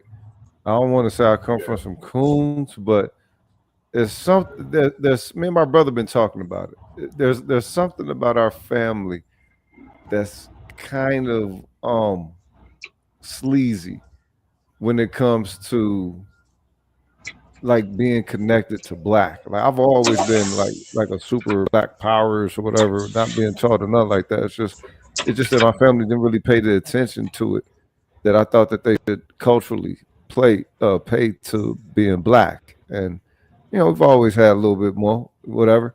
You know, maybe bougie is some shit like that. You know what I mean? But my thing is when it comes to us, those who measure us outside of the preferred quality of this society, they measure us as something outside of it. And those who are of us will measure us as something that is outside of whatever they view the totality of America as, or more will just be a fixture in the experience of being American, but nothing more other than that. And that's a value standard that could potentially that's a value standard that anyone could potentially have. Not just you know what I'm saying, not just someone from our community. Someone not from our community could have that perspective of us. When I say not potential, but perspective of us. That we're just a fixture in their experience with it, and we're not afforded any actual autonomy or autonomous view in an agent, you know, dare I say weighing of this. Yeah. So, I mean, like this up with Carmelo. The thing is, if objectively, if anyone is approached by more than 3 people or whatever, I'm going to assume that there's definitely going to be a certain amount of anxiety, if not fear, right? And would there be enough anxiety to make a rash move with a weapon, or use it with a tool that you could use as a weapon with 3 people? Like how many people? Like there has to be some human objective that we're paying attention to, or unless everybody's a motherfucking badass. You know, you start with 3 and you add on 4. At what point does his victimhood outweigh the negative aspect of his character that people are, you know what I'm saying, could use to judge him, or and basically use that again, you know what I'm saying, in favor of Metcalf, if you will. You're 4 deep, you're 5 deep. potentially 6 deep. Potentially they have a weapon. So your opinion on that situation, Carmelo Anthony, is that it was self-defense. He was defending himself. Hell yeah, it was. If the races were reversed, and you got one sole pilgrim that's approached by 5 black cats up on it, you know what I'm saying? Up on that shit, it's like, all right, one of them end up dead. How deep was y'all? Fuck y'all doing approaching this motherfucker that deep? You must have wanted it. Yeah. I'm with you. I have seen. I mean, my daughters. I went to a few of her track meets last school year, and I didn't see nobody. And we went to the big meet where all the schools are there. You know, they all got tents. The same. I'm assuming that was. You know what I'm saying? Right. And I didn't see no people. Even if they was friends, I didn't see people mingling in a different tent from the opposition who they playing. I didn't see none of that. You know what I'm saying? And so in his situation, I think at first I was for that. You know, it was self-defense, and you know, hearing a little more to it. Like I think I heard some stuff not too long ago saying that he sent his girlfriend a text message saying he got a knife. He got a knife and he was gonna do something. Did you hear something like that, Birdie, or either one of y'all? Yeah, he sent the message to his girlfriend. Yeah. You know, so it's like, what was? Now I got to look at intent. Like we know they was in the wrong, but you match force with force. I mean, what did they do? They was pushing him. That's not deadly force, you know what I'm saying? I mean, but the thing is, if I've seen somebody get pushed and somebody else pull out a gun to shoot them, and they got off simply because they aggressed them or whatever. So a push could potentially lead to deadly force. The whole thing is the intention. Who is to weigh the intention of 5 motherfuckers before me but me? I don't care. I'm not thinking about no fucking law if I got 5 people in front of me menacing But that's not how the law works. But again, I feel what you're saying, but that's not how the law works. No? It don't matter when you're thinking about your life, do it? More? Yeah, but it's consequence to actions, though. No, he's right. He's right. You got 5 people. No, I'm talking human. I'm talking human, right? I'm talking just being plain human, not an American, because I'm a human first before I'm American. Oh, yeah, but see, but again, that's what I told you though. But even I told you in that situation, I wouldn't have pulled no knife out. That ain't some shit that I would have. You wouldn't have pulled a knife, but you also wouldn't have been saying none of that goofy shit in text that he was doing either. No, I don't do no. See, but but that's what I'm saying. They different. You know, these kids now, man. Like that type of shit, it's okay for them to do. You feel me? It's okay for them to do a lot of unfavored shit. You know what I mean? Yeah.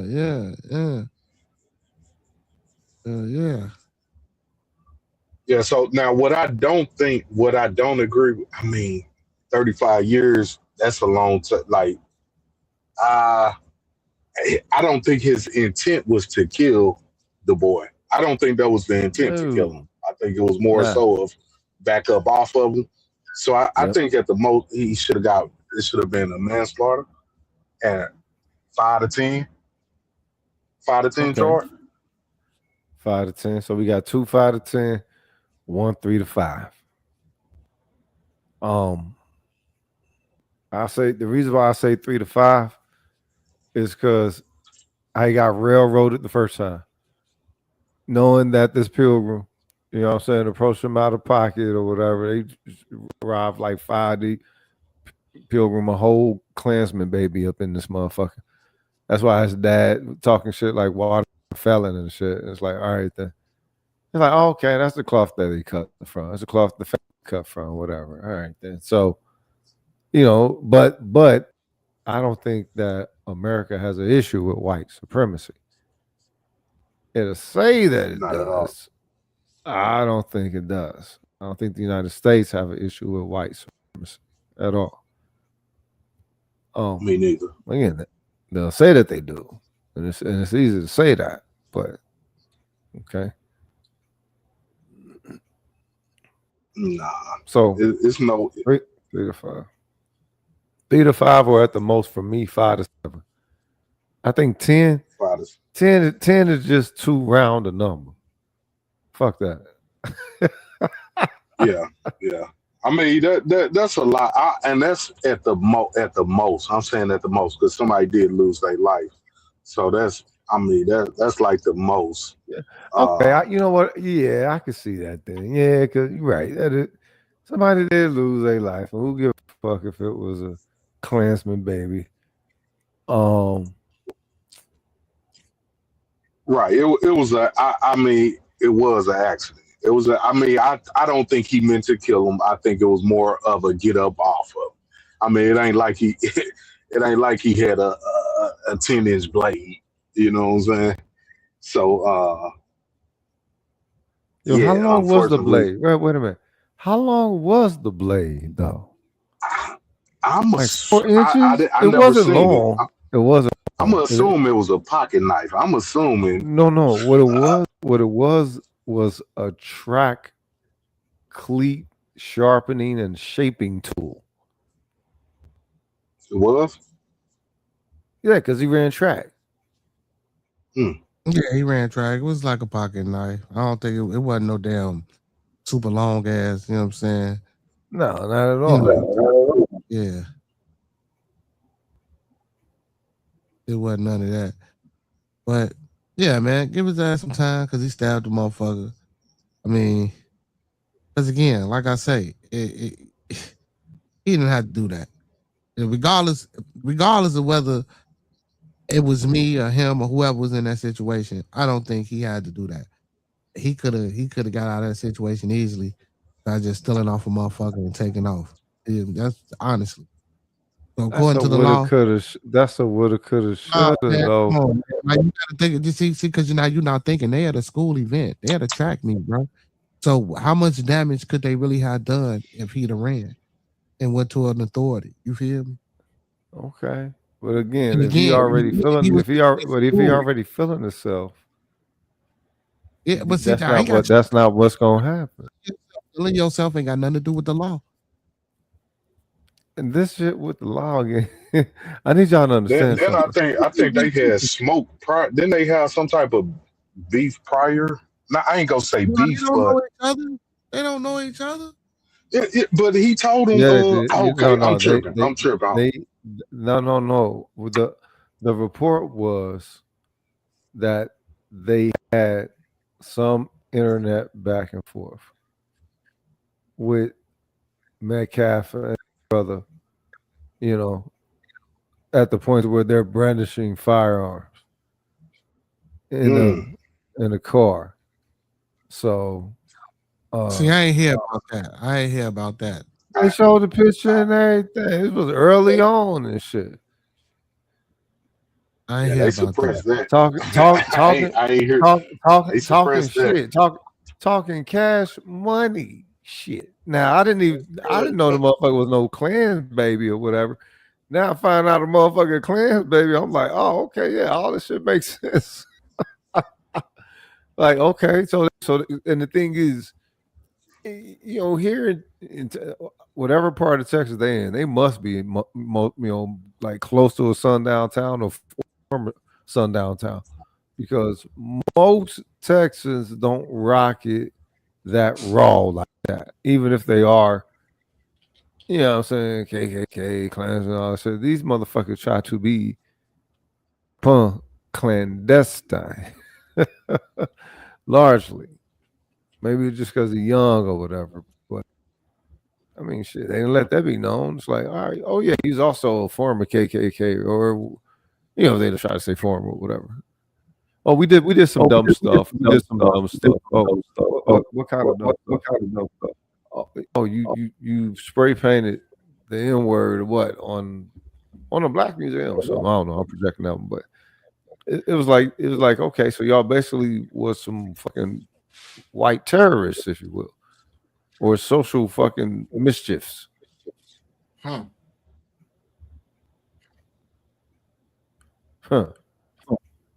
That makes sense. Yeah, I ain't shocked at that. And I, you know, I don't want to bring it up in this case. You know what I'm saying? I don't want to bring it up at this moment. You know what I'm saying? Because I don't know what's any of that like prior. Like, let's say, do that matter considering what happened at that moment? You know what I'm saying? Yes, it matters because they didn't have to approach aggressively. He could have made another decision. They could have made another decision. All that must be taken into consideration. Just the fact that I one agree. of Now them they lost did his life. grab his stuff. They did grab his book bag and was pushing Yeah, him away. That was they're aggressive, aggressive. but still, we're talking about high school. Do that mean that if somebody is picking on your kid at school, a group of kids picking on your kid at school, and your kid put a knife through their neck? You know what I'm saying? Because they picking on him, bullying. I know I bullied a lot of people in elementary, middle, and high. Okay. So the thing is, okay. So let's say that you got scared, or so my son got scared, and he's going to do some time. I ain't saying he should get off, but you ain't finna give him no motherfucking 40, like he's just some hard, super ass fucking killer about this motherfucker. I agree. I So- mean, and that's where it comes to the system, because if it was reversed, if it was a white person that done a black person, they would have had mercy on that. Me, that's what my opinion. I think they're gonna have more mercy if that was a Caucasian. They would be calling him a boy and Brave. make him seem not as bad. You know, when they calling him, they calling what's his name? Was the dog talking to him? They calling him this man, you know. Like, come on, man. I was gonna say the dog told him to do it. That's how they announce us as this man. Like when I read a lot of these articles, the wording that they put in a lot of these articles is crazy. Yep. The wording that they put, and just from that alone, how people think, you know, when a girl, I seen a clip, a girl was running away, a white person kidnapping a black teen. She got her loose, jumped out the car, and a truck driver. Y'all seen that clip where it was a truck driver. She ran in front of the truck while the dude was he trying to get her. You know what I'm saying? And he impersonated a police officer. But when the media was talking, they was calling this young girl a woman. It was a minor, and they calling her this woman. Right. You know what I'm saying? Like, woman. I think she was like 16 or something. If they got the narrative, then they're going to attempt to spin it in ways that better serve them. As fucking nonsensical as they can get, it's all about if their people believe it. Because their people is in, 230 here. So it's be on some bullshit. The thing is, we shouldn't let ourselves be sold such a narrative, but we do as well. So I mean, that's why I say don't hate the player, play the game. If everybody gonna be drinking the Kool-Aid, who you get mad at? You feel me? Facts. Yeah. My thing is how do we, as so-called Black Americans, beat them in a system that they created? You know what I'm saying? How do we, as Black Americans, beat them in this system that they created? First of all, we gotta learn. You can't beat them in the system. That's not true. First of all, I mean, I not feel about what you're saying. It's not about them in their system, though. It's like the rules keep changing on it. We would need like a solid base. And then No, look, the thing is, we're diametrically opposed. So if we try to use this system to beat them, we're going to have to subject. Yeah, we are diametrically opposed. Tell people what diametrically mean for those who don't know. What up for us is down for them, up for them is down for us. That's what it means. Good point. It means I agree with that. It means that after I got a straight up 40-year observation of this. I've been paying attention to this shit intentionally since 7. You see the pattern. Started with Reagan, right? It wasn't a good time with the Reagan years. You see the pattern. No, it started way before Reagan, but yeah. No. I'm saying I started with Reagan. Okay, my bad. Hey, listen, well, let me take up for Officer Tatum then. If you've been noticing this shit since you was 7, maybe he was smoking weed at 6. Okay. Maybe he was. I don't know. I don't know what type of black community he was in where they were smoking weed with a 6-year-old that would smoke weed in my community. And when nobody smoked weed, no 6-year-old, you had the 15 and 14-year-olds and 13 motherfuckers would smoke. They was also drinking too. They wouldn't drink with a motherfucking 6-year-old. I hit my first joint in the 5th grade. By the time I was in 7th grade, I was smoking every day. So that it wouldn't be surprising depending on his community. You know what I'm saying? Not in no damn 6, bro. I'm not at 6 though. 6. Bro. So 5th grade, 6. He said 6? I thought he said 8. He was 8. No, he was 6 years old when he started. He stopped at 8 when he got caught. He could be over exaggerating it. Now, could he have, if he had an older brother or something, could he have hit a joint or something of one of theirs? Yeah, it's possible that one of his teenage cousins that's 13 or 14 or a little younger, 12 to 13, gave it to him. You know what I'm saying? That is possible. He's saying they would go smoke 7 deep. He got caught with a 7 deep though. Just to smoke weed in a dope spot. I can't rule that out. I'm gonna be honest. From what I don't know, but I'm gonna rule it out considering him right now. But I ain't gonna use that. I'm gonna use the information he's putting out. So no, that's what he said. That's what he said. Yeah, that wouldn't be shocking. It wouldn't be super shocking at 6. You know what I'm saying? I just want to see who is his family member. Spot. Hold up. 7 Deep Young is in a dope spot, whereas Needles in one, and Lord knows what in the other. And they're in one room, you know what I'm saying, huddled up. Hi, yeah. Getting ready to pass the peace pipe. Now he like a dope spot could be. Now here you go. See, he might be exaggerating. That dope spot is not a dope spot. That dope spot is a abandoned building. You know what I'm saying? Like that's what I'm saying. Like he might be telling half of the story and fabricating some of it too.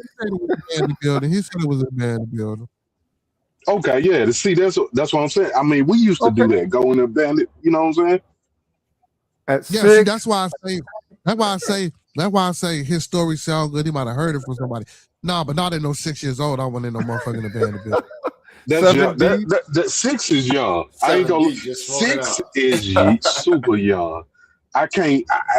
I'm with you. He could have heard this story from somebody else. Because 6, if he was doing that at 6, I think his life probably would have been way worse than what it is. You know what I'm saying? Like, when was it a turn in his life that he started doing right? Did he tell that story? He said at 8 when he got caught. When they got caught when he was 8. That don't even sound right. Yeah. Because if you was doing that at an early age like that, your life would have been we would have heard a couple other worse stories too. Was you stealing out of stores? Was you stealing out the local candy store? Did you break into a couple homes? He said his daddy was like a WWE wrestler, scared him. Oh, he did say he got into it with the teacher, got kicked out of high school his senior year. He said he hated white people. Yeah, this is what we watching now. Do y'all know what's his home state? I don't know. I wouldn't I trust don't it if know. he But hold said on. Why we doing all this? Hold on, y'all. no. Texas. Hold up. He from Texas, and then he moved to Arizona. Mm-hmm. That could be possible. Stop 6. Hold up. Stop 6. this motherfucker from Stop 6, cuz that's crazy. Yeah, so that could be pop. What's that? Dallas Fort Worth. That's Fort Worth, That's Fort Worth. Yeah, that's funky town. I ain't listen. I ain't gonna lie, man. Ain't nobody. I don't know, man. I ain't smoking no motherfucking weed in no damn 6. No, 6 is an early age. I'm gonna be honest. 6 is not normal. 6 definitely ain't normal. Cause 6, you in first grade, second at the most. Hey man, I know people that got I don't know 6-year-olds about running the their work. Now I do know some bad little motherfuckers.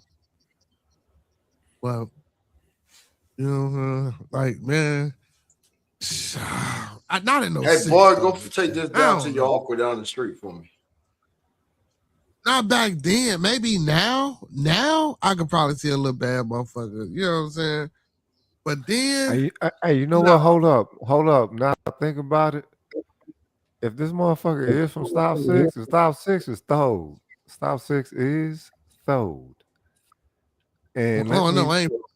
Oh, yeah, I've lived in Everman, lived in Fort Worth to a degree, and yeah, you know what I'm saying. Stop 6 to be a little bit of a ground, but that shit, it was always hot over there. You know what I'm saying? Blood territory, and Fort Worth. You know, Fort Worth is just funky town, if you will. And Stop 6 is throwed though. Stop 6 is pretty throwed. So I'm trying to think. 6 years old, smoking weed. Him? I think maybe he heard of a story or something like that. Well, I did say I was 9. I ain't gonna lie, I was 9. But not no 6. 9. I can understand 9. You know what I'm saying? 9. You trying to get you a little bit. But think about being raised in the projects, though. Think about, I don't know where y'all was raised at, but think about if you, I don't know. I'm from the project. You feel me? That's why I say I was Chicago. So I know it's some 6-year-olds that didn't hit a blunt in Chicago. I can imagine in some of them projects, them high rise. Listen, I said now the fucking projects don't even exist no more. That's first of all. I'm talking about back in the day, Cabrini Green and all of them high rise. No, bro, it could have been possible. I ain't gonna say that it ain't possible, nigga. But I'm a project baby, nigga. I wasn't smoking no weed in no 6, nigga. I wasn't thinking about none of that shit. My cousins wasn't finna let me do none of that shit. My cousins, I ain't finna. You feel me? But yeah. We. You know what I'm talking about? You feel me? Yeah. Like you know what Right, I'm saying? but in them books, my people. But we all know that certain people pick up like it's you know, it's 50-year 11, 12-year-olds that's carrying guns, you know what I'm saying? So even back then, so what's that? I get that. Not a 6-year-old with weed though. So what I'm saying, some people started way early, depending on your raising. If your mother, your father wasn't there, your mother ain't give a fuck, was a dope fiend, you know what I'm saying? Your cousins was in the street, so your peers is what's around you. He don't come nigga, from that. Let the little nigga smoke. Let the little nigga hit the blunt. Thing is, he don't come from. That's why I said I don't know. Yeah, that's why I'm out of there. I don't know about him. I'm with y'all. I don't know about him. What's going on? He telling the story. That's why I'm like. Yeah, that's why I say I ain't never heard the story. So this is my first time hearing it from her. I ain't saying it ain't possible, right? I'm just so yeah. I'm pretty sure there's been a lot of young people that didn't try shit at certain ages, right? But I'm just speaking for him. What grade are you in? What grade are you in at age 6? What grade would that be?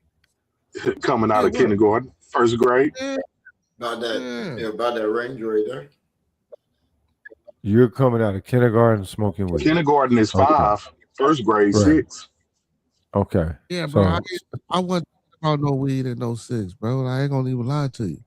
I don't even think about it like this. You're coming out of kindergarten smoking weed. But no, my man in no 6. From leaking logs to rolling the blunt. Yeah. Yeah, okay. I got a 6-year-old, bro. I have a 6-year-old right now. And his mind ain't no motherfucking weed, bro. From Play-Doh to purple. Yeah.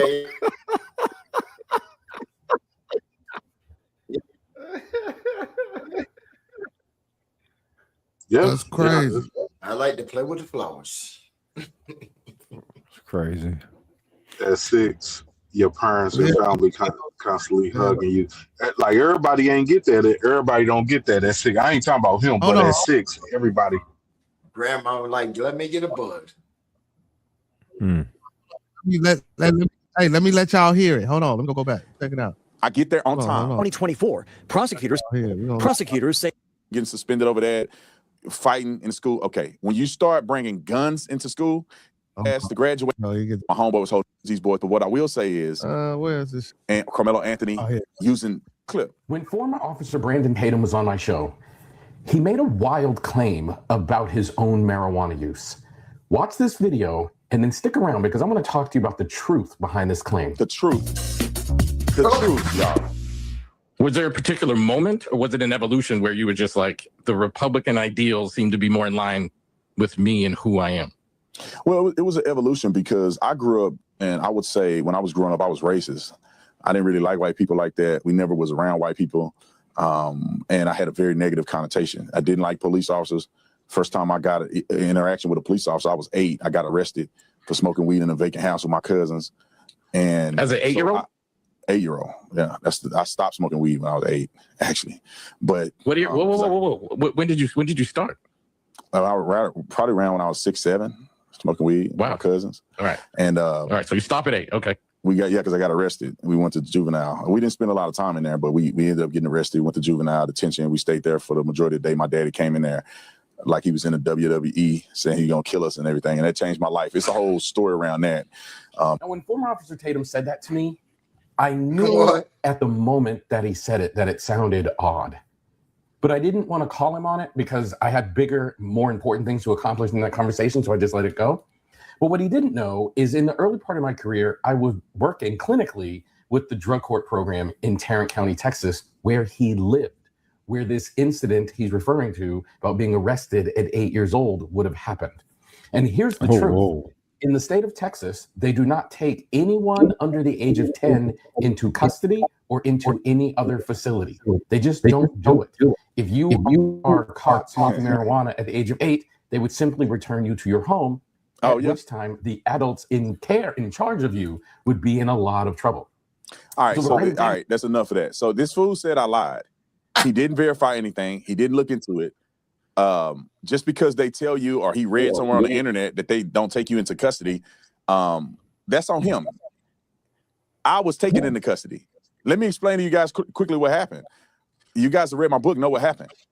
We were with my cousins, and this is typical of how we used to smoke weed. My daddy used to we'd go to our cousin's house during the summer or whatever, and our cousins didn't have a lot of money. So my daddy would give us a $20 bill for us to eat while we over our cousin's house so they don't have to pay for us to eat. We used to get a 20 to my cousin Kevin. Kevin used to go get weed. Now, we don't know if he was screwing us or not. He just went, I don't know how much a dime bag cost. We didn't know. We just gave him the 20 that my daddy gave us. Now, my daddy don't know this is happening. We give him the money. He go buy the weed. We take it. We come back to the house. His mom and them wasn't keeping up with them. We go to the park down the street. We roll a blunt, and we smoke weed. We were doing that at a very young age. This time, my cousin, I'm not gonna say people's names. Y'all don't know these. I'm gonna say my cousin, Maina. All right. We stole weed from his daddy. Took it out the drawer, had some weed. So he had the weed. We got with our other cousins. It was 7 of us. 6 of us was under 17. My cousin then found a vacant house. We get into the vacant house. We got blacks. We smoking blacks while we getting ready to roll the weed. So all of us, I remember this house like it was yesterday. The grass was this high. We get in, we go to the back room on the left. The other rooms had needles and stuff in it, so we didn't go in those rooms. We went to the one on the left. In the room, from where I'm sitting at, window, closet, door that leads to the main area. We sit in a circle. We smoking blacks, they rolling the weed. My cousin Benjamin said, "Hey man, I hear something." And we like, quit being scary, bro. You ain't hearing nothing. Nobody know we in this house. It could have been 2 minutes later, cops come in. They come through the window, and then they come through the front door. My cousin, Maynard, tried to run through the closet and get in the closet, but he was too big to fit. And then my other cousin said, get your fat out the closet before they shoot you. So he gets out of the closet. They take us. The 17-year-old went to big boy jail. They put 6 of us in the cop car, 5 of us across, 1 over the top. We were all handcuffed. They drove 6 of us to a lot. They set us down. They got all our contact information. They put us 3 by 3 in each police car. Me, my brother, and Kevin was in one car. They take us to the substation. This is back when the seats used to flip up. So they get us out, and then they pull the seat up and claim there was some weed in the seat.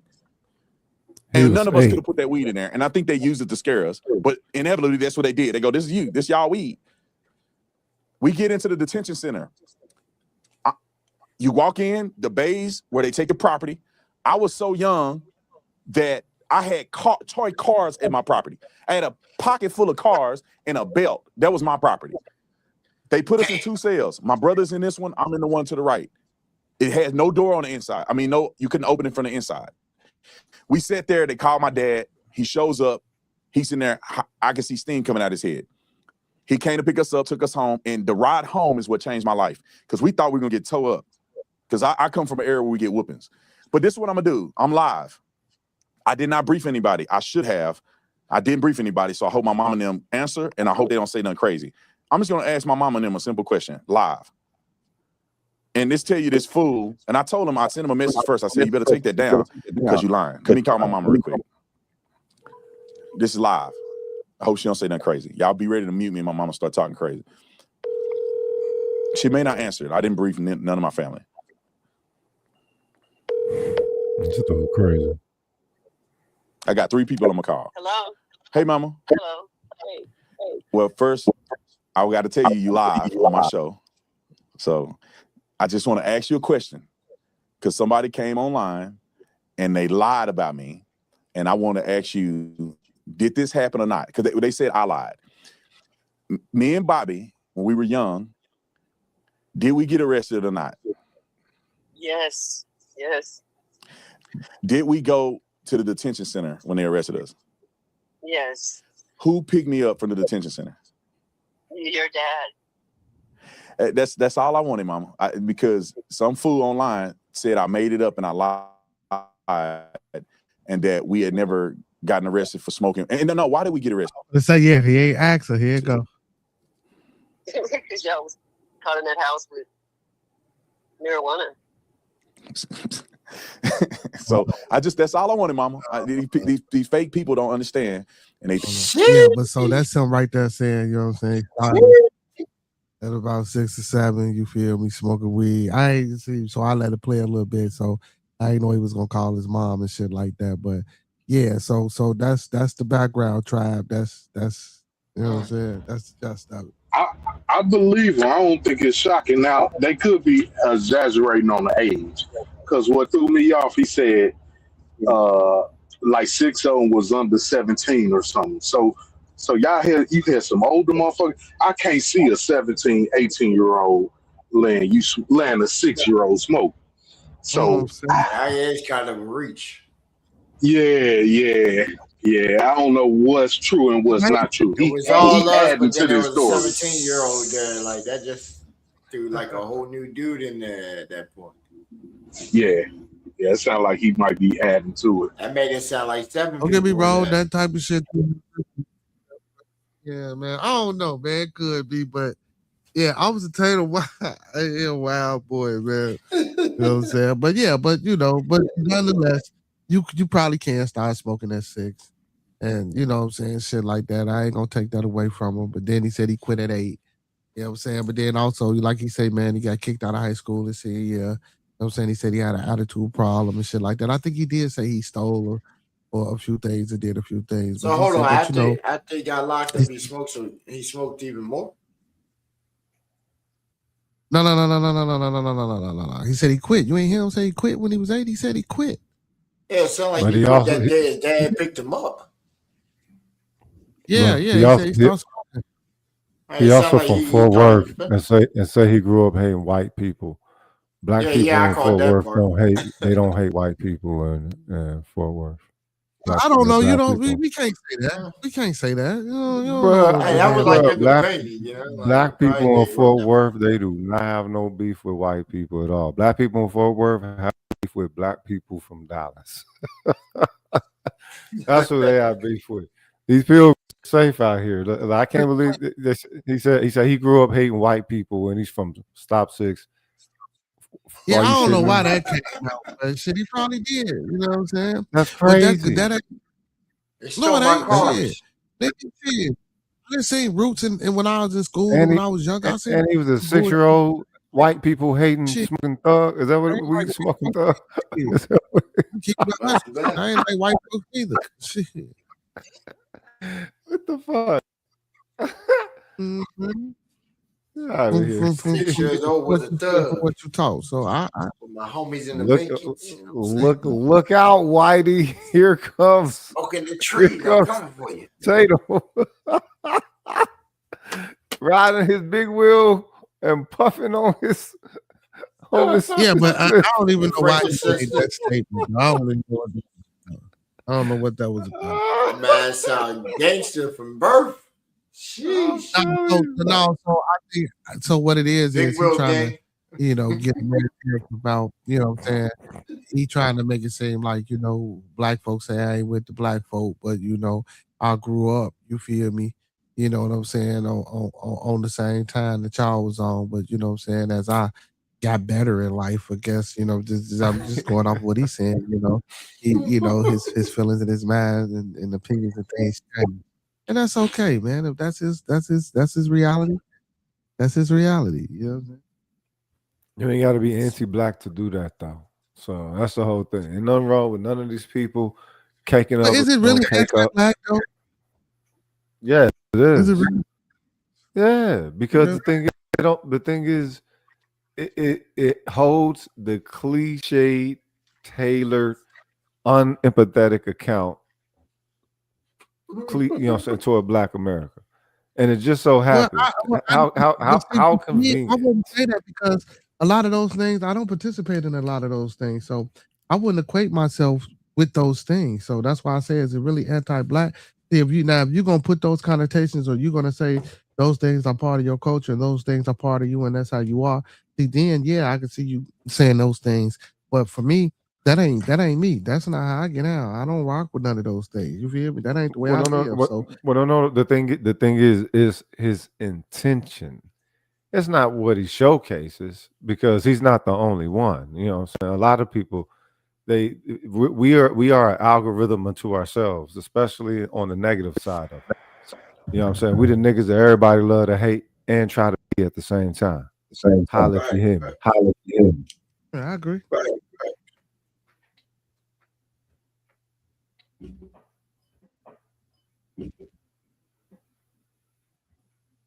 But still, I ain't gotta accept that shit. Like I say, I don't feel like that ain't my reality. See, I think we attach ourselves to that reality. So when people come out and say these things, you feel me? And now we get the anti-black. I don't think it's anti-black because, again, I don't attach myself to those realities. I don't think those things are part of my all you gotta do is look at their chat. Damn, what I missed, man? You look at the chat, and their chat will show you exactly what it is they're saying. As they say within the religion, right? You can tell by the fruit. All right, their chat is the fruit of these channels. Yeah, see, I don't do religion. I don't believe in none of that shit. So you know what I'm saying? Well, I'm saying it's a good saying. I don't follow it, but I'm saying it's a good saying. They got some jewels in it. You can't say ain't no jewels in there. Might not be the way, but they definitely got some jewels. I mean, it ain't even jewels. It's just some shit that everybody like. Come on. I mean, yeah, I guess you could say jewels, but No, it's Jules, Birdie. Come on, man. It's Jules, man. Man, Bert, I ain't gonna argue. I'm gonna catch you Sunday. I'll be here Sunday. Fuck that. I'll be here Sunday. It's jewels in that pimping shit too, but sometimes that's just a way of life. It's jewels and everything, right? But listen, it's jewels and everything. And the reason I don't want to say gems and jewels is because it's a religion. So when you say it's oh man, they got gems and they got jewels, now it's damn near making it like it's real. Like it's you know what I'm saying? It's really giving. No. What it is saying is no different from a mathematical equation. You can use a mathematical equation to objectively, you know what I'm saying, be the formula for something else. It's just an example. It don't mean that you got to apply your soul and your spirit, however you perceive or believe them to be composed of or whatever. Nah. It's just like, okay, not a bad limerick. I treat that no different from Aesop's fables. Yeah, like I can see that. But again, I mean, you saying religion? Religion. I'm gonna say this. This is where I debate on. I ain't got time to debate. But hold on.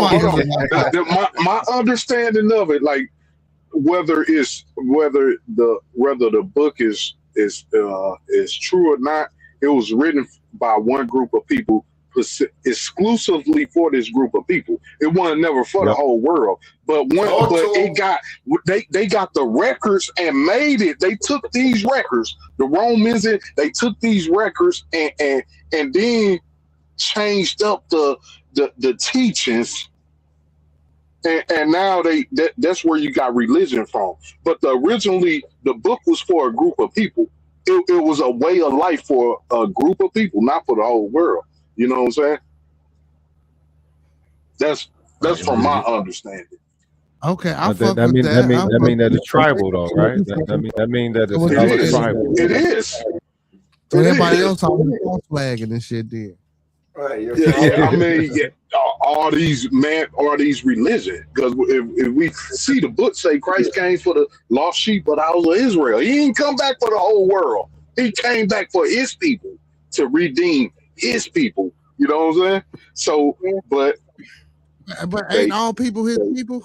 Nah, hell nah. His people is from the tribe of Jew. His people come from or the Jews, the Israelites. His people is not the whole. It wasn't the whole world. It was the Jews. That's why I say but his people created the world. But his people created the world. You see what I'm saying? Nah, see this what I'm saying. See this what I'm saying. We could go down there. And I can pull the scripture and it's gonna say something totally different. Because they created just. Wait a minute. So you try to wait? No. So God didn't create people. Yes, created all. So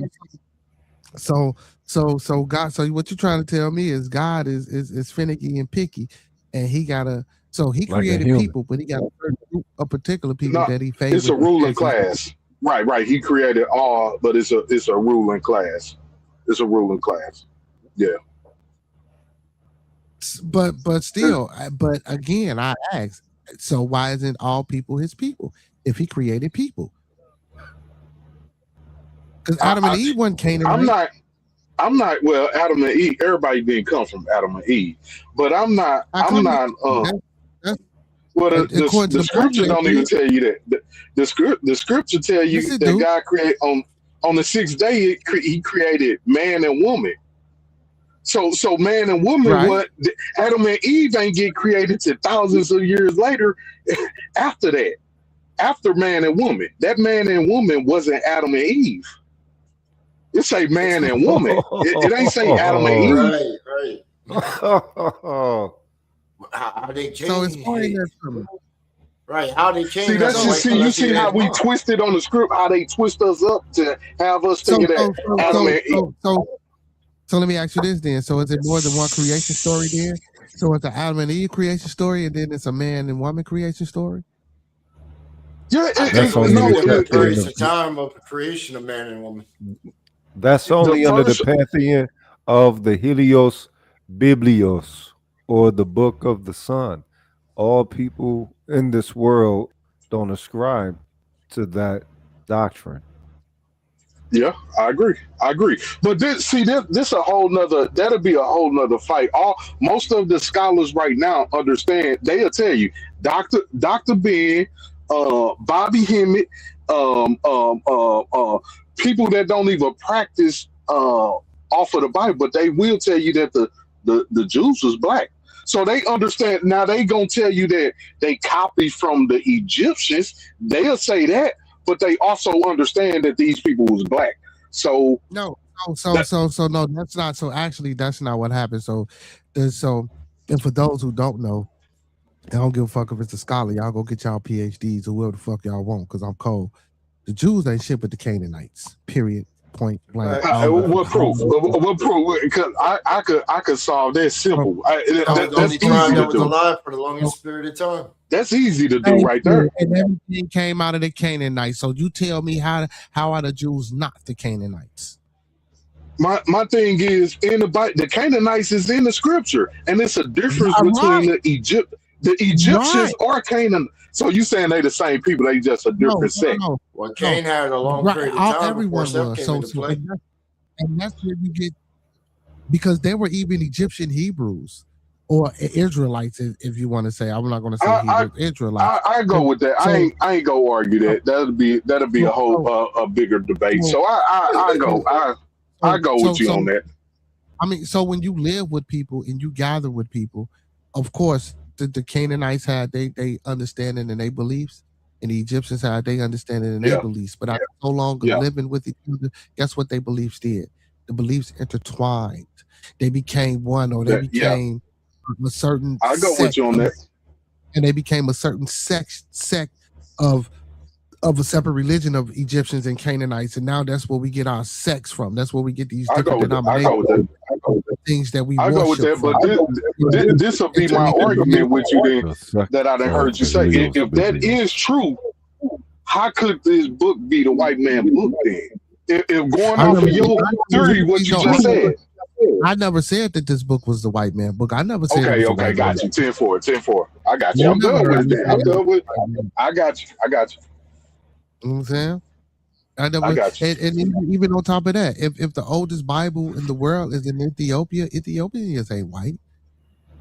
The thing that I refute is the Christianity part, because I don't believe that Christianity is not a real thing. You feel me? It's baby Catholicism. Christianity is man-made under the Roman Catholic. Christianity come under the Roman Catholic. Roman Catholics created Christianity. Like I said, Christianity is baby Catholicism. So that's exactly. So you got baby Catholicism, which is Christianity. Then you got Judaism, and then you got Mohammedan or Islam, as people know.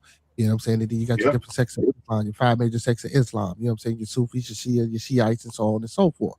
You feel me? Yeah. So, but all these things are Abrahamic religions.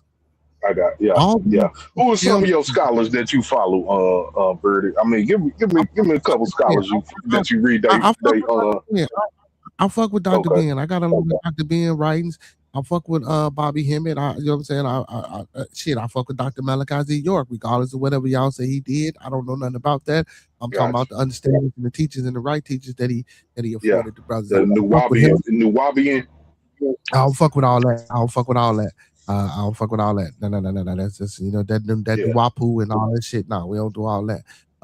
But as far as the education and learning and the things that he research and he tell people to do, I fuck with that. He was advent about learning Hebrew, about learning Arabic. You feel me? About learning Mandarin and learning the basic foundation principles of language and linguistics. You know what I'm saying? I always do that.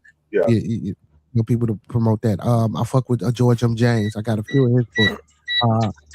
I got like 3 or 4 of Dr. Czech anti-DI books. One of my favorite books by him is African Civilization, Myth, and Reality. You feel me? Okay. It's also some white scholars, of course. Bart Ehrman. I got a few Bart Ehrman books.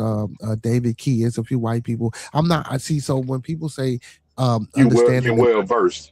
I got you. I got you. Yeah. Well, understanding and learning, it's not a white thing, right? It might be. Who thinks that? It might be ran by, but it's not a white thing per se. You feel what I'm saying? Yeah. Anybody can learn. And you feel me? Like if you want to go be an anthropologist, goddammit, you can really be an anthropologist. I agree. Right. I agree. My main thing is sources, though. Whoever you listen to, if I'm listening to somebody, you got to cite your source so I could go look up that source. I can't just take what scholars say as golden. You know what I'm saying? Like you No, need sources too, being a scholar. Blah, blah, blah, Yeah, blah, yeah, that's right.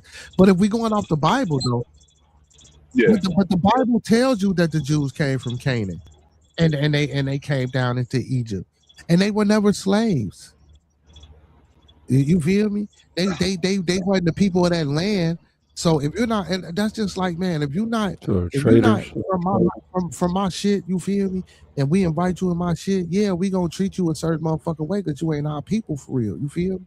That don't mean we ain't gonna fuck with you or rock with you and woo off the bell. And of course, if something go wrong or something go bad, yeah, we gonna look at you first before we look at our people because we let you niggas in and y'all some outsiders.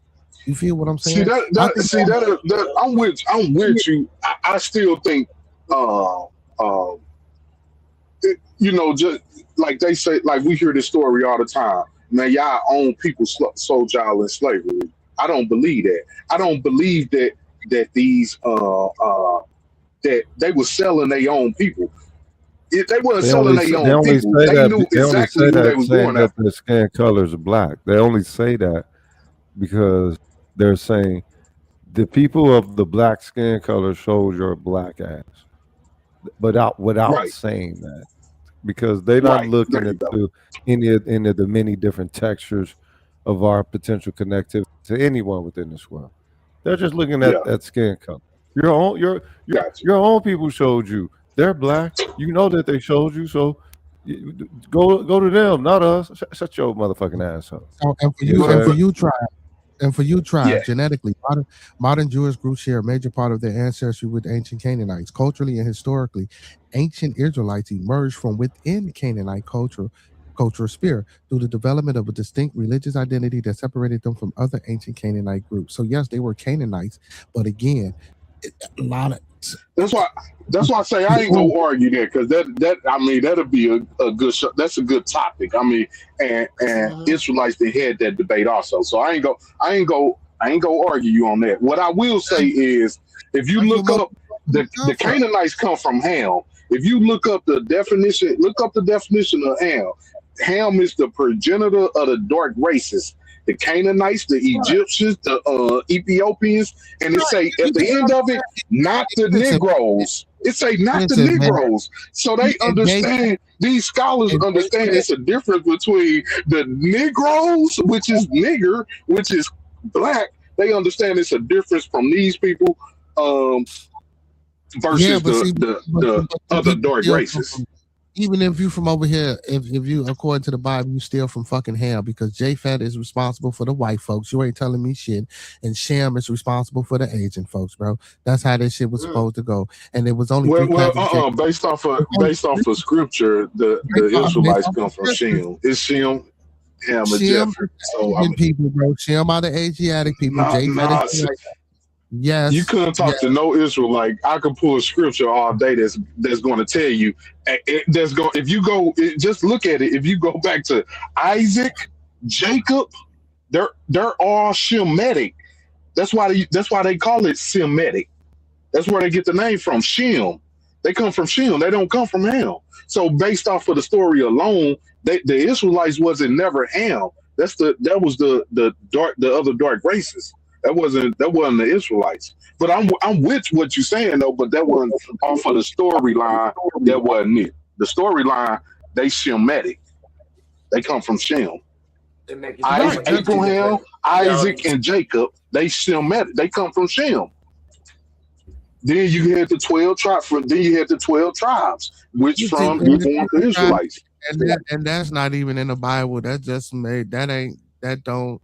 With the Ishtar and they the Mexicans and the Ashtar.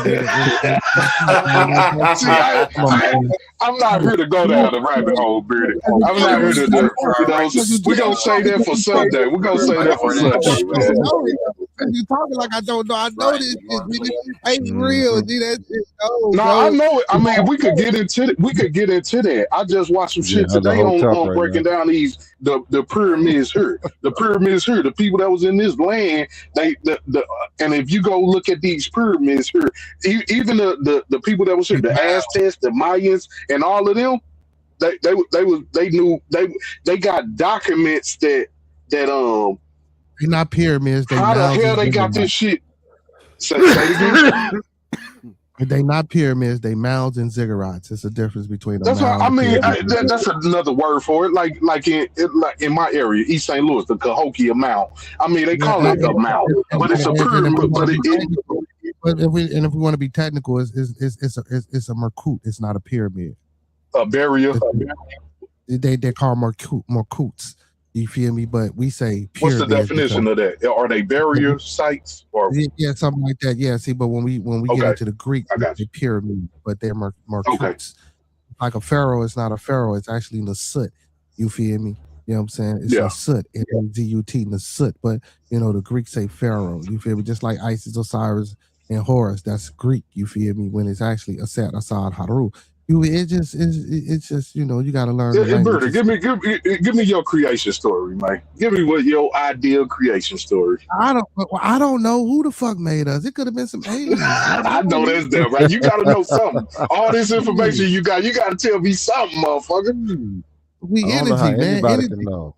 I ain't say no. I didn't say no. I said ideology. From based off of what we, I mean, is it? Do you have the big bomb theory? You know what I'm saying? Do we evolution from monkeys? Look, you know what I'm saying? I'll tell you mine. It looks like everything that's connected here in this reality was already connected. The way that it's connected, like back in the day, I don't know if they still say it now, that most of the scientists are atheists or whatever. And and it's like, all right, well, when you get into science, it's like you see all that design though. And you got to ask yourself, all this design and structure and connectivity, I'm seeing sophistication. I'm seeing intelligence here, potential cosmic intelligence. Now, I don't know if I want to ascribe that to an actual one singular being or event, more than really get in where I fit in of where that connectivity is. I don't have time to worry about where it came from, because right now you're existing within the creation, and it seems infinitesimal. It seems infinitesimal, and it seems like we actually got somewhat of a special placement with how we are able to manifest in this reality. The same as any other living thing. It's just that we are actually able to manifest exactly what we place in our minds. I don't know if every other living thing does that. I wonder if it seems like it's just on instinct, and it's on the same synchronicity as everything else within this reality. We see it seems that there's a certain element of time, internal time and external time with us, intention, what have you, when it comes to our manifestation, where we can manifest just a little bit more acutely than everything else. So again, as far as it goes, the creator of all this, it just seems like it's too magnanimous to even dwell on it. You know what I'm saying? For me, that was just a question, because this is a topic that scientists then talked about. Of course, they also didn't talk about is humans the most intelligent species in the world? You know what I'm saying? And not just the world. Is it a more intelligent being than humans on the out here? You know what I'm saying? Let's just assume that we are. All right, with great power comes greater responsibility, and let's see if we can respect the shit. You know what I'm saying? Let's just assume that maybe not the greatest in all the universe. It seems like motherfuckers trying to make that claim as widely as they do. But all right, there you go. Let's just let's just get in where we fit in with this human shit and with our full potential here. But that's not what humans is trying to do. It seems like humans is trying to crack the code of really just trying to figure out what don't need to be figured out. Hello, sir. I think the code play a big part to it, though. I mean, because I mean, I think it's a lot of information we ain't privy to. I'm gonna say that.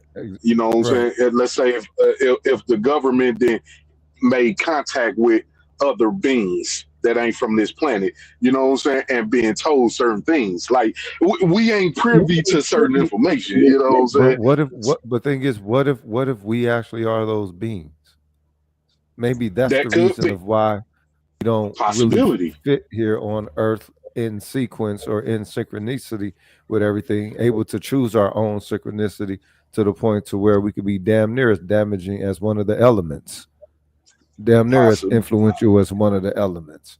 Perhaps we are the beings that ain't from this joint. Possibility. One more question then. I'm with you. I like this shit. What about the other races? I mean, you got the black, so-called black, then you got let's just stick to the Caucasian race right now. How do they come about? Do they come from us, or are they a different being than us? Well, everybody comes from a melanated woman. I think women were the first beings upon this world, and I think we're the miracle because women have an everlastingness to them. If you ever been in the medical field and you see how, you know what I'm saying, women compare to men when it comes to, I guess, what's the word? Cellular robustness, if you will. One thing you will see. I'm not with that teaching. I disagree with that. And all the ones that was on that teaching, they didn't went crazy or locked up. You know, the polites, what's the young dude name? Young Furrow. I mean, all of them was on them teachings, and they couldn't sustain to that teaching ain't stand up. You know, when they was I'm not saying the black woman was God, or the woman was first. Ain't nobody saying the woman was God. The woman was definitely. I mean, you just said the woman was first. Yeah, so because that's what makes sense. Look, everything else in this reality, I'm only saying this based off observation. Everything else in reality seems to come from a womb of some sort.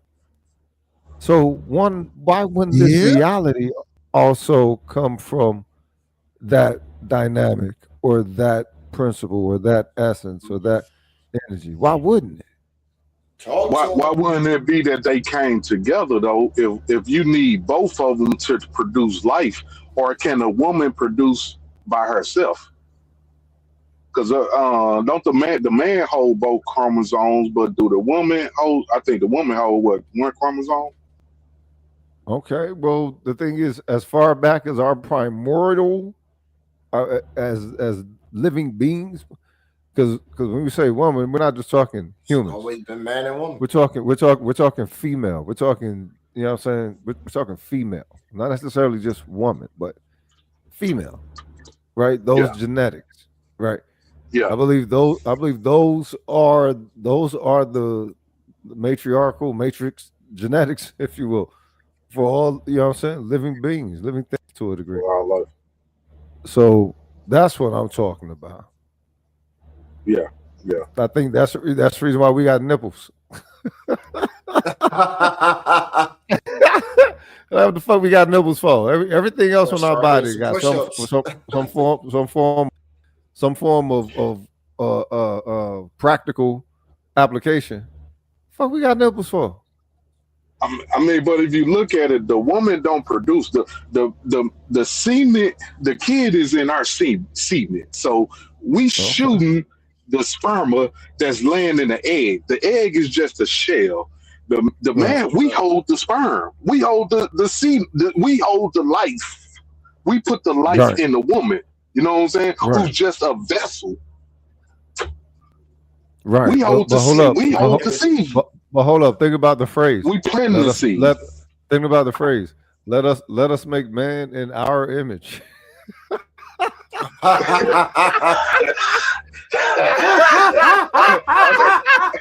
They gonna give niggas nipples and shit. You know what I'm saying? Hey, that's fucked up, huh? I mean, I ain't gonna argue that, man. I ain't gonna argue that. I I ain't gonna say who that was, and I ain't gonna go down that rabbit hole. Just give him a donkey Rihanna. But I think both do play a critical part. I just can't say right now who to say one is superior than the other. You know what I'm saying? I don't know. Now that's going down beyond just I don't go down there. I think it's not a superior thing. It's just okay. Put it like this. Let me ask you this question. And this is a question I used to ask people all the time out here when I was doing grassroots work, serving community, whatever. If someone harms your father, your brother, your uncle, your son, nephew, what's your split-second thought of return to do? Somebody harmed. Somebody harmed my people, like all them people, all them males in my family. Yeah, and they harmed them. They harmed them. Yeah, we're gonna go see about it. Yeah, right. Yeah, and they also, if you hear somebody harm, let's say a woman family like that, it sounds like he trying to take that woman away from him. It sounds like he trying to take her. But hold up. But wait a minute, that's the whole thing. Now the next question: somebody harms your mother, your wife, your daughter, your sister, your niece, auntie. Split-second decision. Very first thing you think of doing. No question about it. It's death. They gotta go. They gotta go, right? Instantly, gotta go. Yeah. All right. Now, the question is, because what is it that makes the feminine? What is it that makes the feminine principle so much more reflexively precious? Then, I think that's a duty to man. That's one of our moral systems. Women say the same thing. To protect the woman.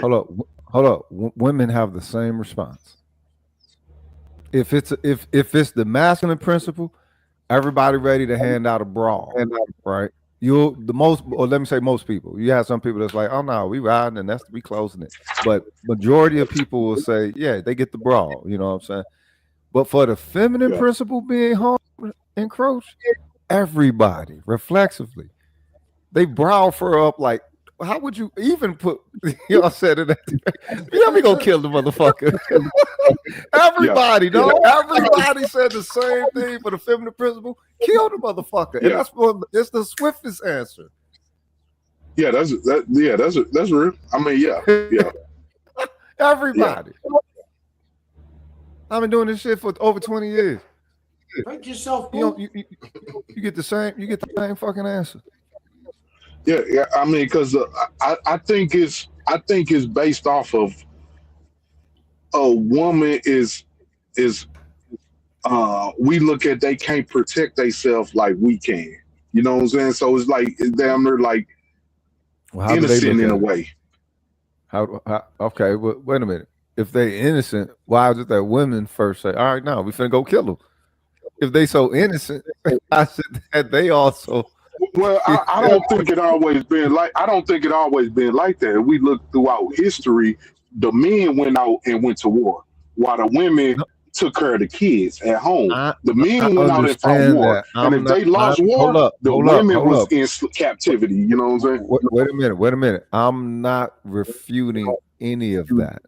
What I'm presenting to you is a social experiment where you had men and women give the same frequency reflexive response to the feminine principle as well as they did to the masculine principle. And everybody, this is men and women. So I don't think women are too timid, because the very first thing that they was thinking of, we go instant kill. That didn't look soft to me when those women was instantly selecting, oh no, we're going to kill them. And then they would, you know what I'm saying, you know how they can get drama and you know, they already there now, and you know what I'm saying, they carry it out a little bit longer in their head, getting themselves the fuck up. It's like, so it's something within people that holds a certain preciousness to the feminine principle. Yeah. Yeah, I mean, I ain't gonna deny that. I mean, for sure. I need my feminine females out here. I ain't denying that now.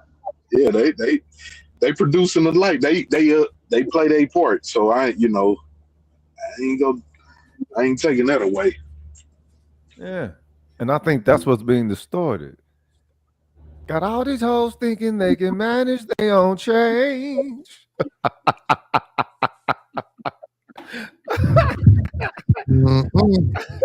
Ladies, the thoughts, views, and opinions of these gentlemen are the thoughts, views, and opinions of their own, and do not reflect me.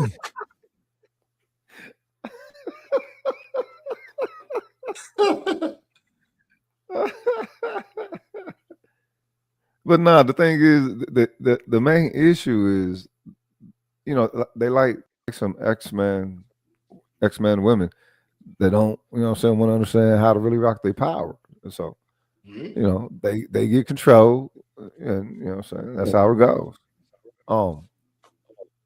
That's all. That's ultimately the issue, is that the balance is off.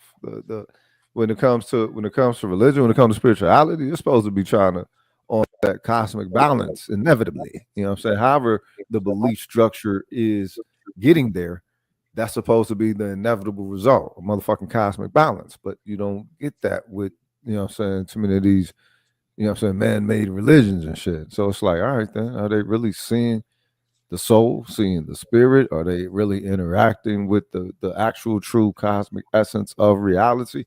Or is it just trying to play Play-Doh with people's believability?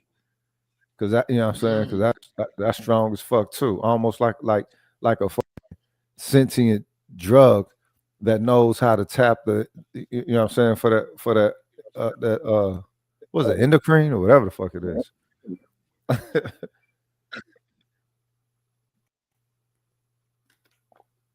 A lot of these people in this religion, they don't learn spiritual ground. Tribe, where do you think people come from, Tribe?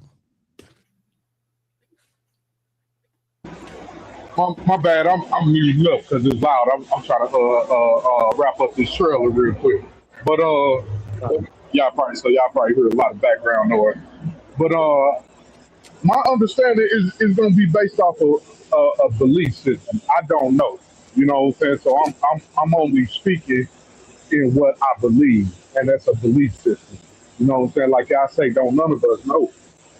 We don't know. It's all a belief, and my belief is a creation story that we created. That it's a higher power that put things together. Yeah, but at the end of the day, he molded you out of clay. So you believe he molded you out of clay and breathed life into you. Damn, I can't even hear you. Say it again. I said, so you believe that he molded you out of clay, that this spirit or that this God molded you out of clay, breathe, Well, you hear from the dust of the dust of the ground. I mean, if you talking about that, like it's a lot of metaphors in the Bible too. You know what I'm saying? That's what people don't understand. It's metaphor. Everything ain't literal. You know what I'm saying? So how did he make you then? Well, I can't, like, it's a belief. I can't tell you how he was made. I can't tell you if he got magic powers and he just snapped his finger and your ass came from dust to. I don't know. I can't tell you about that. You know what I'm saying? I'm only working off of a belief system, which most of us is, no matter what. Like most of us believe that whatever our creation story is all a belief system, because we don't know, right? It was crafted though. It didn't say he spoke or used no magic. He didn't say that. He used magic for everything else. He specifically. Give me the scripture that it said that he used clay from the ground. That he used clay. Birdie. Pull that up. Okay, so the dust. But let's see exactly what he said he made, y'all. Hold on. Y'all are assuming that everybody is a Christian, though. Y'all notice that? No, y'all assuming that everybody who might be a believer is a Christianity. I don't believe in none of this shit. I don't give a fuck about none of this. I'm just, you know what I'm saying? Well, my belief ain't everybody ain't a Christian. My belief is that's a birthright. You know what I'm saying? It ain't about a Christian or none of that, because the Christian just mean a follower. So like, but at the end of the day, it's still a belief. My belief is that the God of the Israelites is the God of the world, but he ain't. But the Israelites is the first class. It's a belief, man. Like, I mean, That makes until it I find everybody something else belief. that's If you're, if debunk that. Say it again. no, but that's the whole issue. When someone says, "My God is the God of Yeah. your world," and you are beholden to my God and what my God says, even if they ain't part of the tribe. Yeah. That's the part right there. But every race of people follow a guy from Buddhists to I don't want to go down the line. Everybody follows somebody that look like them. Shinto, We the only people Muslim, that don't that haven't done that. Zoroastrianism. So it says it says man was formed from the dust and placed into the Yeah, garden. that's what I said. You said clay. That was too. I'm like, Clay, dust, dirt, all the same shit. come on, Brittany. Those two different things. Clay, but I got you. So again, that's a metaphor right there. The whole damn thing is a metaphor. I mean, see that that's a debate right there. I ain't saying, I'm not here to disprove or prove. What I'm gonna say is what's going on, Jerry? It was created by black people for a group, exclusively for a group of black people. Now, I'm not here to tell you if it's true, this or not. That's on everybody to find out their own stuff. Well, let me ask you something. To utilize in the States? Say it again. To use in the United States for a better United States?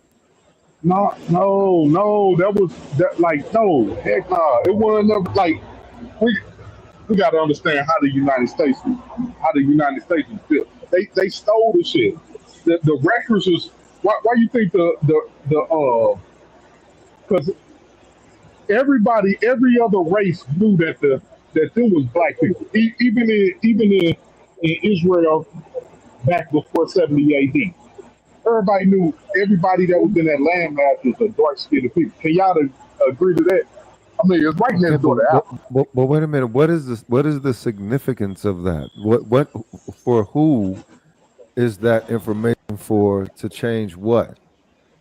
So what I'm saying is, if the moral system coming together as a people, I'm saying we got a better chance of following that and going off of that in 2026 than anything else that haven't worked for us. Yeah, if we had that understanding, we'll know how to treat our enemies right now. We'll know how to deal with everybody. We'll know how to deal with our brothers and sisters. We won't be out here killing each other in the street. We'll have a moral system. I mean, that's what I'm saying. Okay, but wait a minute. But wait a minute. What you're offering is an alternative style of diving into the very same text that they neglect to go into healthy. What is what is to be the incentive to go into it differently? I didn't hear you say that we diving into the same thing. My bad. I'm out here. My bad, man. I'm at work trying to finish off this trailer. But you say we diving in the same thing that our ancestors did, or what did you say? You're diving into the same text, trying to get people to dive into it differently. They already possess the doctrine. They already know the lessons, but yet they choose not to execute them, and fulfill them fully. So obviously it's something, and despite having years and years and years being connected to the doctrine, it still never sparks in them, I guess, what the preferred believer character would be. I can't. I mean, that'll take a deeper diving into it, and also, I want to pull scripture out too to get a better understanding of it. How can it help our people in today's time? You know what I'm saying? Like it's deeper than just one app. I mean, but this Yeah, I can't is just give you one app. But hold on, I'm finna mute up real quick. I'm still listening. yeah, that's only if you're being guided by that as your metric. And when it comes to that, I think this is why you have so many people like if you look on YouTube and scroll, there's so many people, so many atheists. I'm an atheist, debate me. And I remember back in the day, atheists weren't seeking to be debated. It's that when someone came around them with some information and they knew different and they could, bust the bullshit, they did. But it wasn't nothing specifically against religion. It was something that was more personal. You encounter a lot of atheists that are merely into their former religion, because that's the only thing that they talk about. They don't talk about any of the other man-made religions, just the one that they aren't in anymore. Pass themselves off some bullshit. Now, I'm not an atheist. I don't know. I think what people say, agnostic or something like that. Is that whatever? Religion is a geographical thing, so you can't say that. So, you like, a man ain't a part of every fucking religion. You feel what I'm saying? So, of course, you're only going to reject and speak out against what you probably were, or necessarily not even what's part of, but what you know geographically to what you know. But again, if you were never part of anything and you're speaking out against what you know, I'm pretty sure you're saying that for any religion. Like how I say, like, how can y'all say that everything else is mythology when this shit is just full of magic? And, you know what I'm saying? Like, I don't agree with none of this. See me, I don't agree with none of this shit. You know what I'm saying?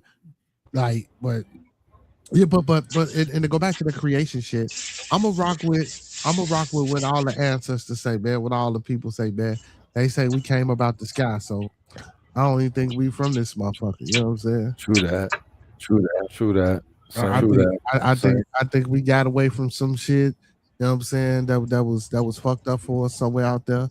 And goddamn it, we found this place and we conformed to this place, and this is our home. That makes sense because we have our potential is crazy as a species, and it's not uniform to every other species upon this world. We have exponential return in everything. We work more like a sentient collective, even though we might, try to play ourselves as being, disconnected, or you speak a different language, or you got a different culture, you do this and that. Humans ultimately possess a lot of the same properties, and in that, again, a lot of potential. That's what makes me believe that we're not from here. Yeah, but I do think there are other things so when he asked earlier about other shit, yeah, I do think there's other shit out there that could be possibly more intelligent than us. You feel me? Like, I mean, I just don't think the only people's here. You feel me? Or the only beings here. I mean, the thing is, why would we think? Why? That's just ego, you know what I'm saying? Or that's just white people shit, you know what I'm saying? A whole bunch of hope. I hope ain't none. Let's just see if we can find something intelligent than us and shame it or something. It's like, man, no. My thing is, they're not doing that. Look, that's what they like to do. You know what I'm saying? They're gonna try to fuck it or capture it, or I mean, you know what I'm saying? We know how they do. Come on now. no. They're gonna fucking capture it to do something. But even with that, I still think that's what, if they are able to capture or whatever, it's because they let it. You know what I'm saying? They let it happen. I don't think, you know what I'm saying? You know. But we energy, man. How about, I think we all like Venom. You have Venom to go through body and shit, and this is whole. We energy. You feel me? This physical form. Once this physical form goes away, you know what I'm saying? We turn back into energy. So we more of a sentient being, like you say. We energy, man. You feel me? Like you said we turn back into what? Energy. I think we already that. I think we already that. It's just it'll just be a different version of it. Yeah, but once you're inside of this physical body, you're not. I mean, you're still energy, yes, but your body is still energy too. But it's a physical. It's more. It becomes physical.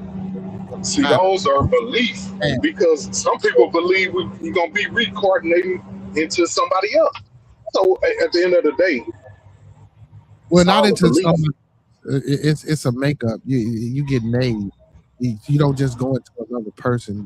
It's not like, you know what I'm saying? That thing or that body still has to be made, and it still has to be grafted and you say the body or the soul, because the body is dead. The body that you take place, not your soul. Your soul is already here. Your soul, if you live reincarnated, your soul or your spirit just goes into a different body. That's what I'm saying. So that body has to be crafted. You don't just go into. You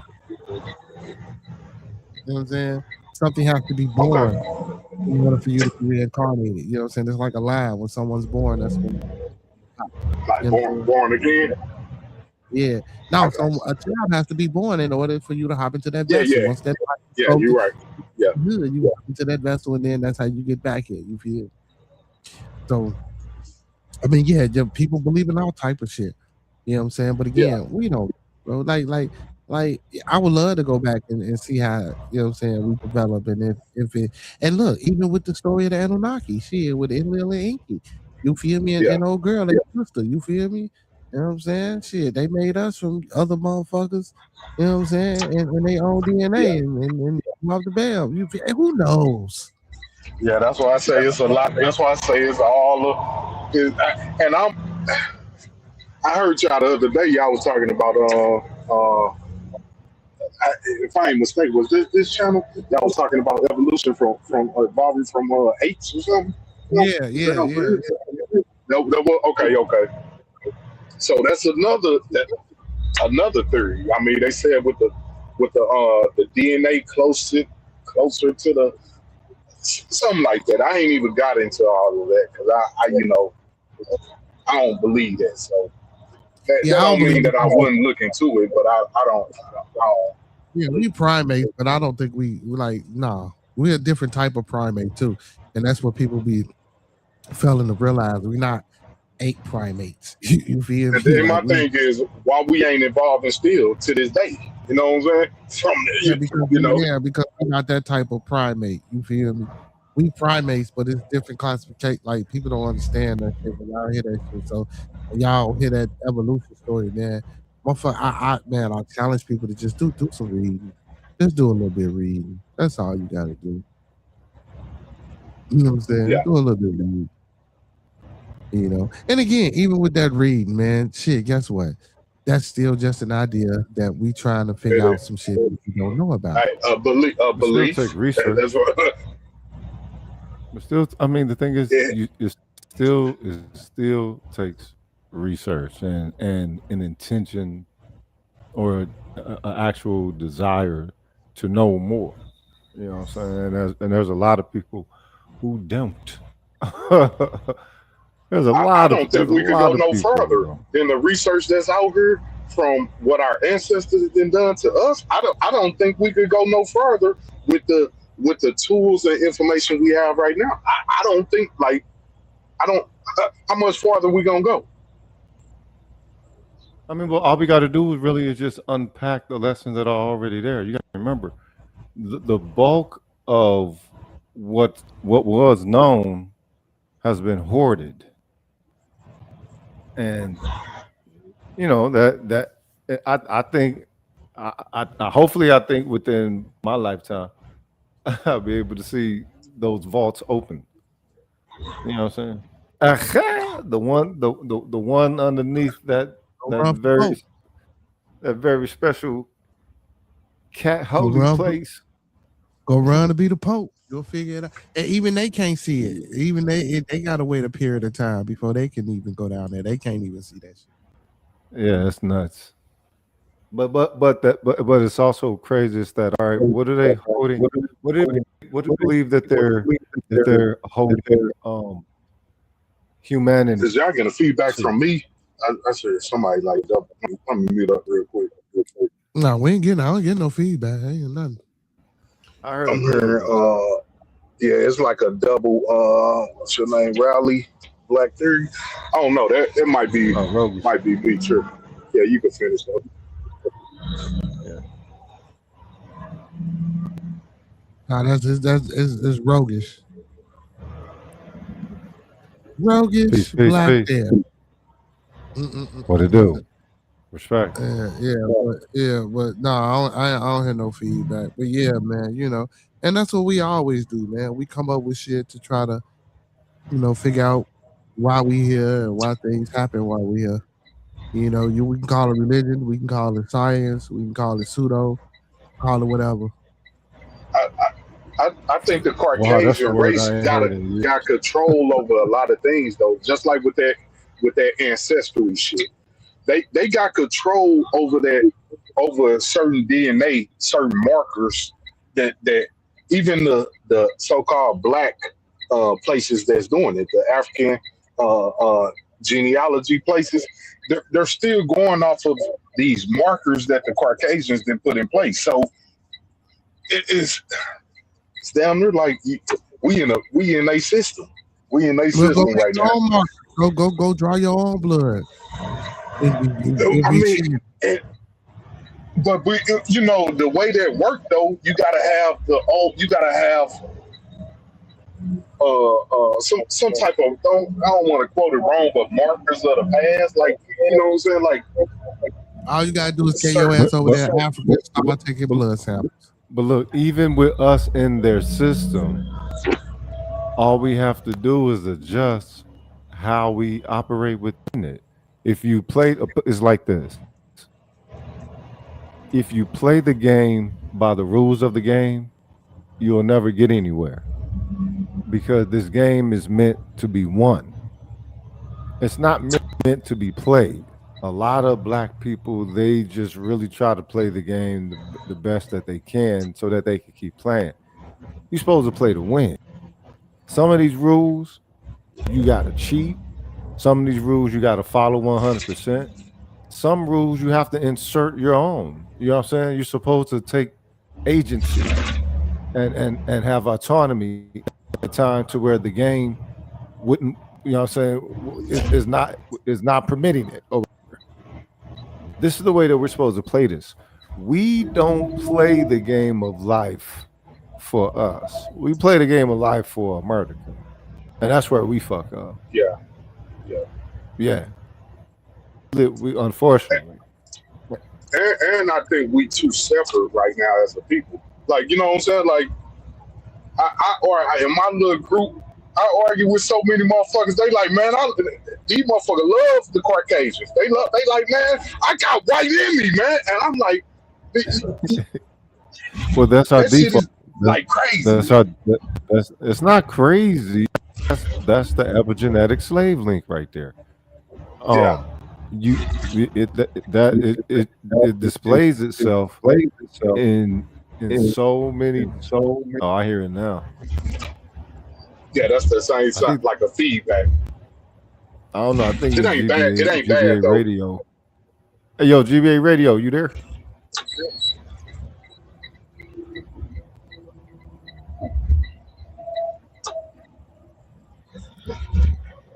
Mic check. Is it gone? Is the feedback gone now? I muted. Yeah. Let me see. It's from when not when you talk, but when hey, what's your name again?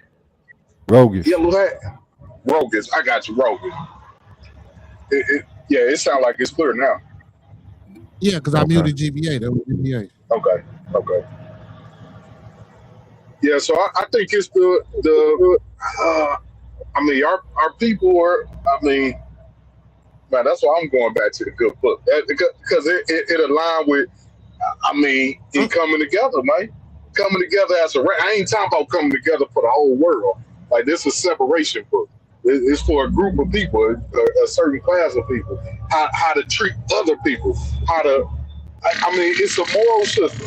It was how to handle the way of life.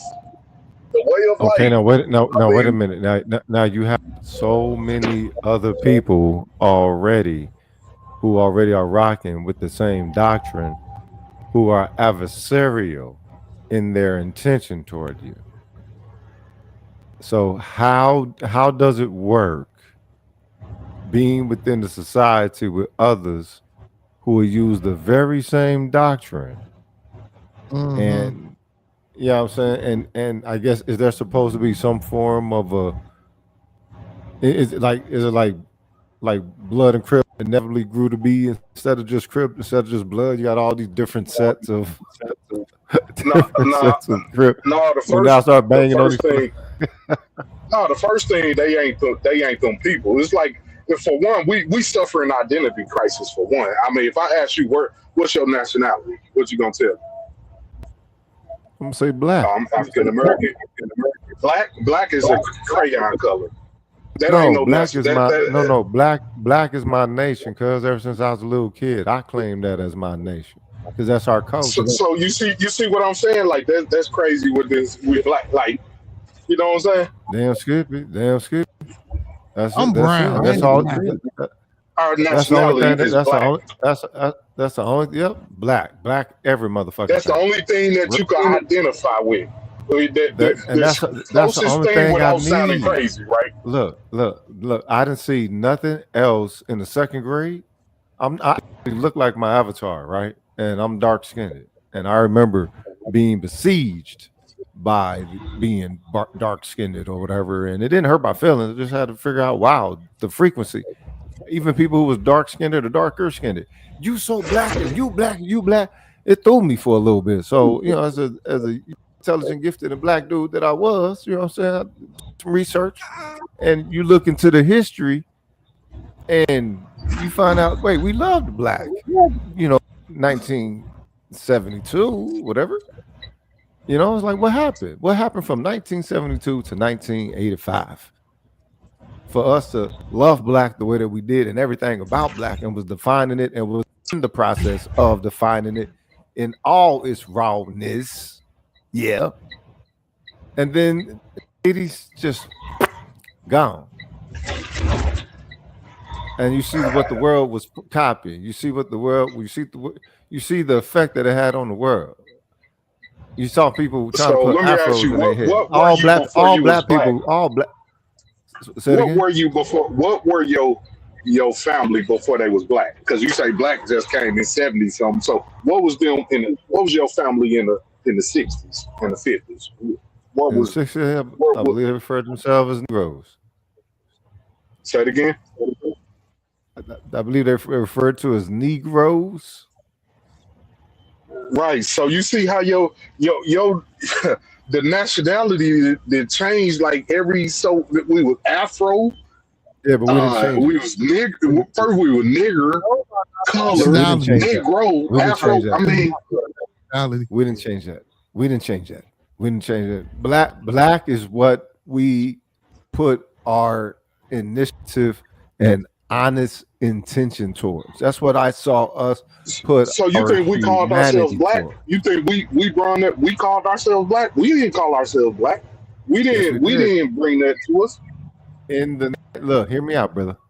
In the 1970s, when you see those people opening up their stride on what they believe, they don't know. They have no clue on what they believe to be themselves. And you see the radiance that they were able to create, not just amongst themselves, the community, the whole essence of us as a people was then, cuz. So that ain't nothing. No, because then came African American, because black was gaining way too much power. That's why they put the African American shit in there, because black was gaining crazy power as a brand, as a culture. Imagine if hip hop, imagine the effect that hip hop had. Imagine if it would have stayed centralized and was able to blow then. Imagine if we would have kept doing those jams for the fam.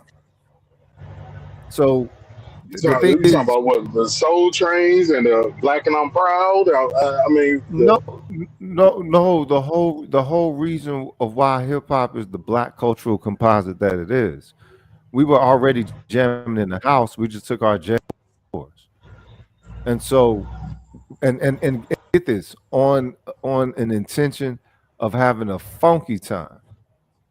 We inevitably created something that kept us on the groove of the jam, of the get down. Well, This is all that's just Black the culture. get down, but we created everything else too. We created jazz, rock. We created all of this shit. No. Hear me. Yes, we did, and we included all of that in hip hop. Hip hop is a Black cultural composite. It's not just street music, because this shit come from, you know what I'm saying? It come from the funk. Where's the funk birth from? Our shit got lineage. It's not. We don't make music. We put our life to wax. To everybody else's music because they don't live our lives, but they're nowhere near as dynamic as we are. So it polarizes them, and now they can say nigga, right? The fuck out of here.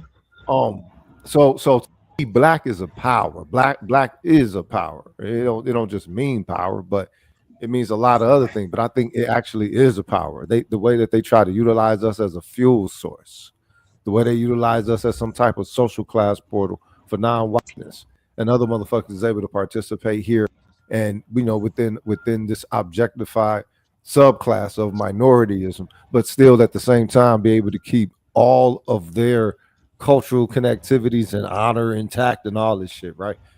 So the thing is that's why I say we're diametrically opposed up in this motherfucker. That's why I put us as quite as exclusive. All right, somebody. Hey, let's let Jimmy say something. Before we think that my Ike's is for like that. Hey, GBA, say something, man. I don't think he does. I don't think he does. We ain't thinking about it. I got him on. So do you kind of side with Marcus Garvey, Ruggers? Marcus Garvey about what? Well, we mean, am I a Pan-Africanist? Because he was on the he was teaching like with the black power, wasn't he? Black Power movement. Oh, was that Marcus Garvey? Hold on. Marcus Garvey was on the Back to Africa movement, huh? I think he was on that Back to Africa. You're talking Stokely Carmichael. I don't even know who that is. Kwame. Oh yeah, Kwame Brown. Kwame Brown. No, Kwame Ture. That first name he said. Say it again. I ain't heard that first name he said. You don't know who that is? It sounds like I heard it before. I don't know it offhand. I don't know it offhand. What do you do? I can look it up. Give me something to look up. What was his movement? What's a quick rundown? Let me pull him up real quick. No, Kwame Ture. Okay, so Kwame Ture is Stokely Carmichael. Stokely Carmichael. Yeah, he's the activist that they said coined the phrase Black Power. He inevitably became a Pan-Africanist of the All African People's Revolutionary Party, connected to Nkrumah. Okay.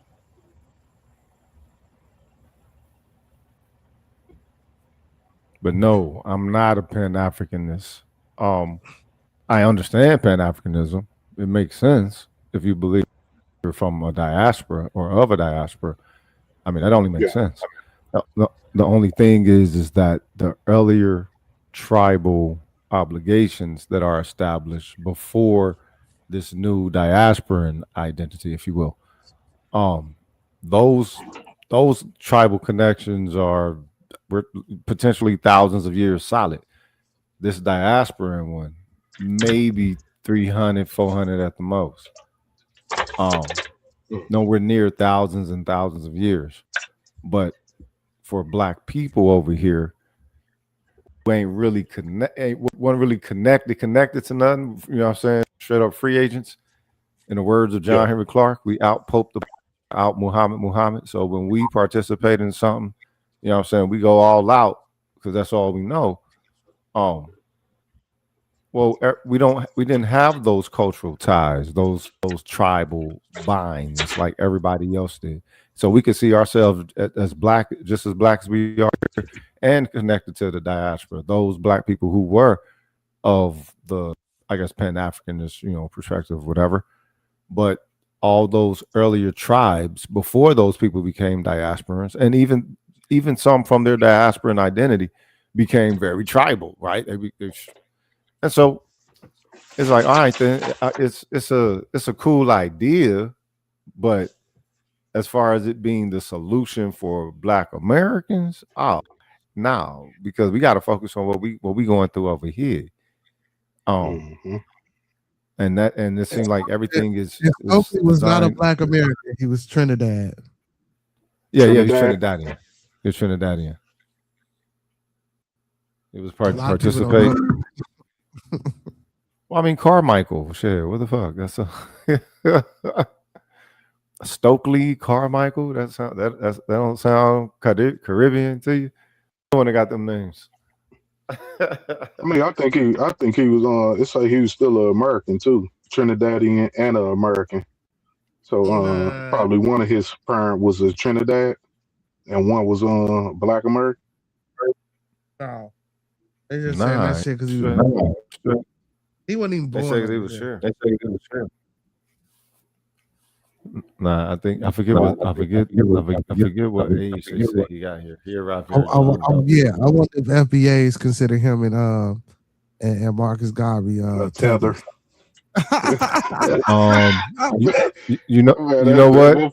In the more vehement, extreme hold of that identity, and you know what I'm saying, you do have some that have taken that route, man. It's interesting to see, but it's also very kind of ironic seeing as how with the African sector, that's if the diaspora really wanted to show that they were about it for Black Americans, then they would have connected with the Black Americans who were participating in Pan-Africanism. And so it's and these fresh people to this lineage ideological perspective. This ideological perspective of lineage identity. The very first people were ones who weren't taking that look at all. And so once they take a deep enough look and see that they're getting flack for that, and they see who they're getting the flack from, it's nothing to take the gloves off. I mean, it's nothing. And you know what it's turned into? It's turned to the same thing that the Black manosphere and the woman sphere and all that shit turned into. It turned into another kind of what I'm saying, just like battle thing. And it's like, well, no, a people is taking an analysis of their lineage.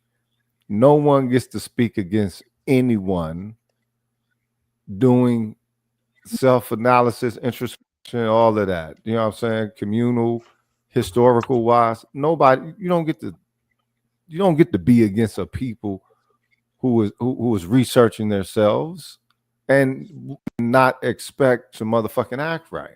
But that's not the crazy thing is that's not what all these people think they're doing. They don't think they're trying to disrupt that. They think y'all trying to keep us from being Black and everything. Well, you motherfuckers didn't want to be Black though. Shit.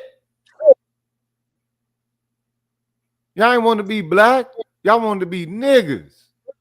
That's why y'all dress like niggas and then want to put it on black people, making black people being bad, look bad with all this fake ass niggery shit that y'all do. So who would you say be the ones that's going to identify with black? The Trinidadians, the Brazilians, everybody besides the FBA Israelites. The FBA Israelites. The FBA Israelites.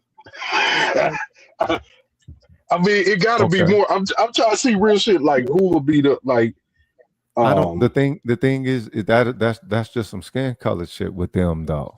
This is why I say black as my nationality, black as my culture, black as my my social identity, black as my political identity. Is it just for Americans? If I was a Jamaican, could I join that? Could I identify as being black and be? No, because you don't have a necessity to. The thing is, black became a necessity for us over here.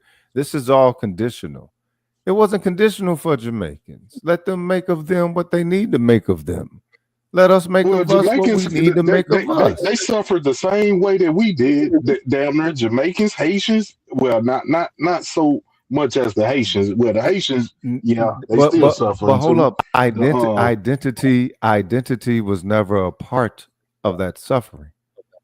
Yeah, yes, it was. Yes, it was. No, it wasn't. No, it wasn't. No, it wasn't because they arrived here to the United States. Original they arrived nationality. Here to, hey, cuz they arrived here to the United States proud than a motherfucker.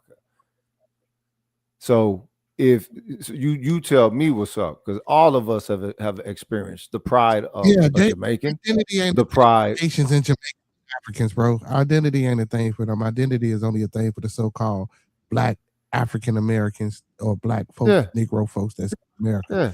Everyone else is black don't have an identity crisis. No. Well, they're gonna tell us the same. They'll tell us the same thing if you talk to Jamaica. They're gonna say, "Well, you are African American." Like they're gonna say you got out there the same way that identity was put on them. It was put on us too. They do not get to choose. They do not. Nobody outside of us gets to choose our identity for us. No one, not even the fucking United States of these murder clans. This is the issue. We should be. Our intention of doing this should be if there was no other people around and we just happen not to be on a healthy accord.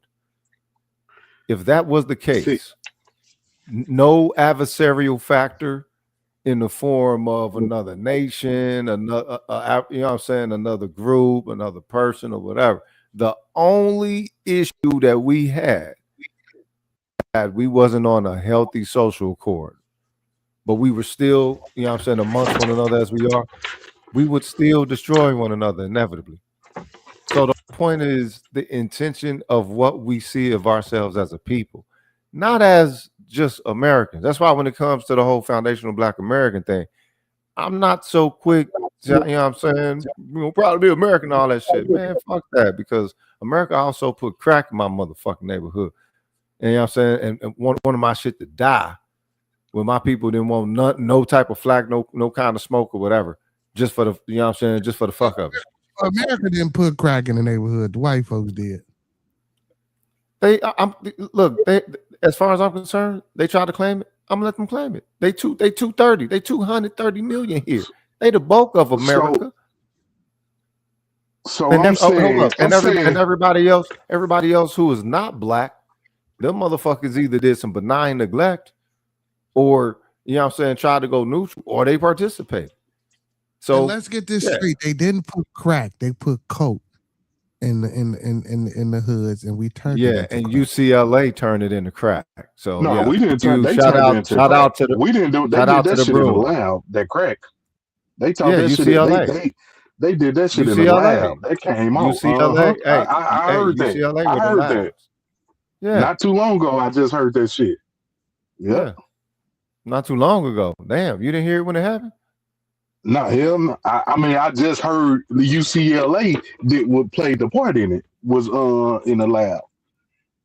They didn't play. Yeah, that was the lab. That just like when they say what happened where COVID come from, the wet the wet market in China.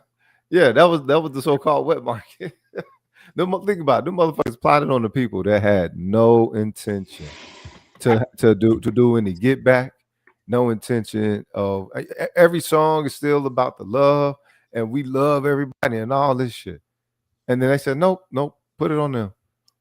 So far as I'm concerned, you know what I'm saying? I still got beef with America. I still got beef with America from the 4th grade, cuz that shit ain't going nowhere ever. And I want reparations for it. Is they trying to give us reparations? They don't even want to fucking acknowledge it, but they will make a motherfucking movie and series about it. And I want to get back to these identity crises with we was on the Jamaicans. We saying that they was because how they got an identity crisis when they all come over here proud Jamaicans? Where do the name Jamaican come from? Did they name themselves that? That came from the Spaniards and the British who conquered the name. The same way they conquered us and gave us our name, they gave them their name. Homie, they cannot present that to me by while standing on the pride with all this shit and say, "Oh yeah, but it also comes from the British." That don't mean shit to me. Shit don't stink. So what I'm saying that's slave shit. And what they want, you could have had family that was on that slave ship that got separate from you. Hey, bro, once people go factional with their groupings, that's what it is. All that past shit that all y'all keep trying to put on it, like these fucking humans ain't being socially conditioned out of being able to actually connect to any of that.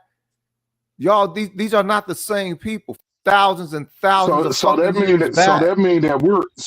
that we went thousands of years ago. We talking about a couple hundred. So that means that we're Black American then. We're African American because that's our identity. When you fill out an application right now, what do you check on the application? What do you check on your job application? What do you check on that? It say Black/African American, right? So they telling you who you are.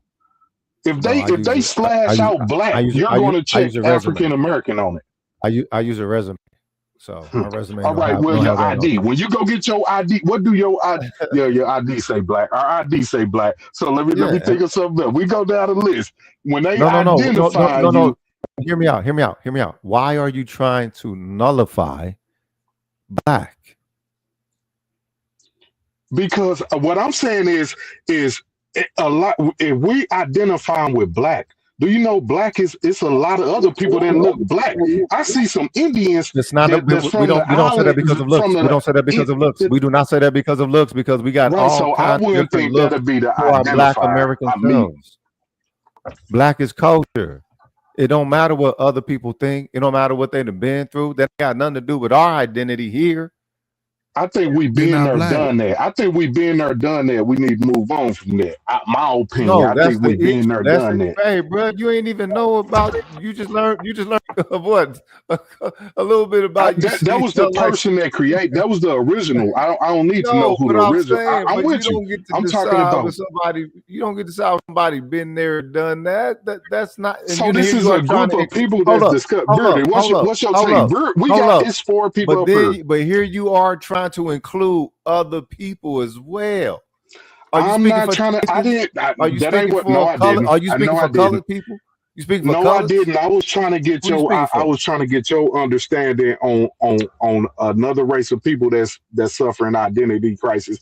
Another race. They're humans. That can identify. They're human. They're humans like everybody else. Okay, let's. But I don't think Haitians. I don't think Haitians and Jamaican, I agree with them. I don't think Haitians or Jamaicans suffer from an identity crisis. This is what I'm saying. Black folks here in America, the so-called Black man here in America, is the only people that suffers from identity crisis. When you talk about Haitians and Jamaican, when they come here, they tell you all about their culture from their island and where they're from and who they are, what they are.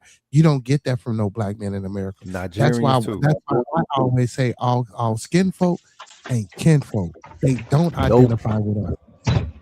Like Miss they Cuban Jen, one of my moderators. She's Cuban. She said, "I'm black." No, you're Cuban. You're not black. You know, and again, and the reason I say that is because your nationality is Cuban. Your nationality is not a black person from the Americas. You feel what I'm saying? We're the only one that suffers from an identity crisis. Not Europeans, not Asians, not Haitians, not Jamaicans, not none of that shit. And Haiti gets its name from the Taino. See, a lot of people don't even know that Haiti get its name from the Taino, and the Taino Indians. Jamaican do too. That's where Jamaican name come from. Tahino too. Tahino and something else. Yeah. So okay, so what do the Tainos got to do with Black Americans? Then?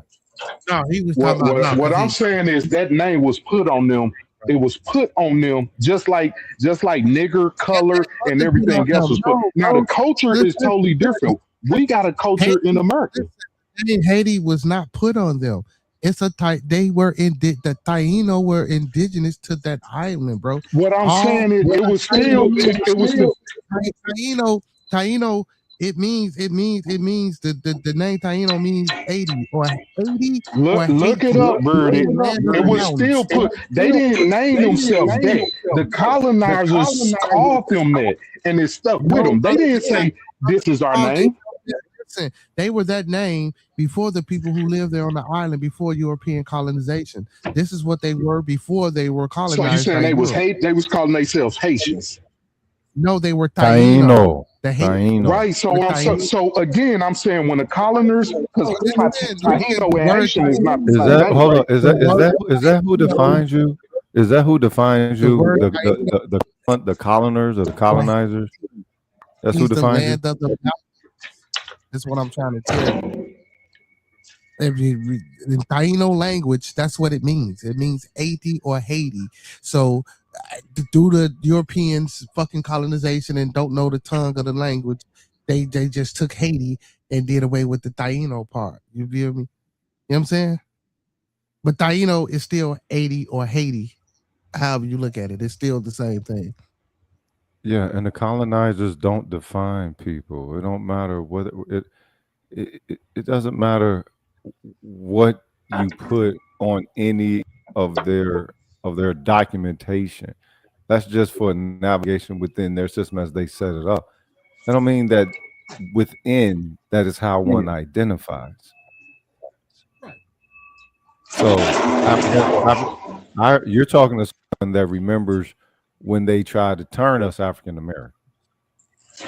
All black people didn't accept turn us African. Yeah, all black people. It's still on our It's on our paperwork right now. What are you talking about? Don't accept it. Culturally, man. I need you to be able to. I just want to say some cultural understandings with this. Culturally, we did not accept that.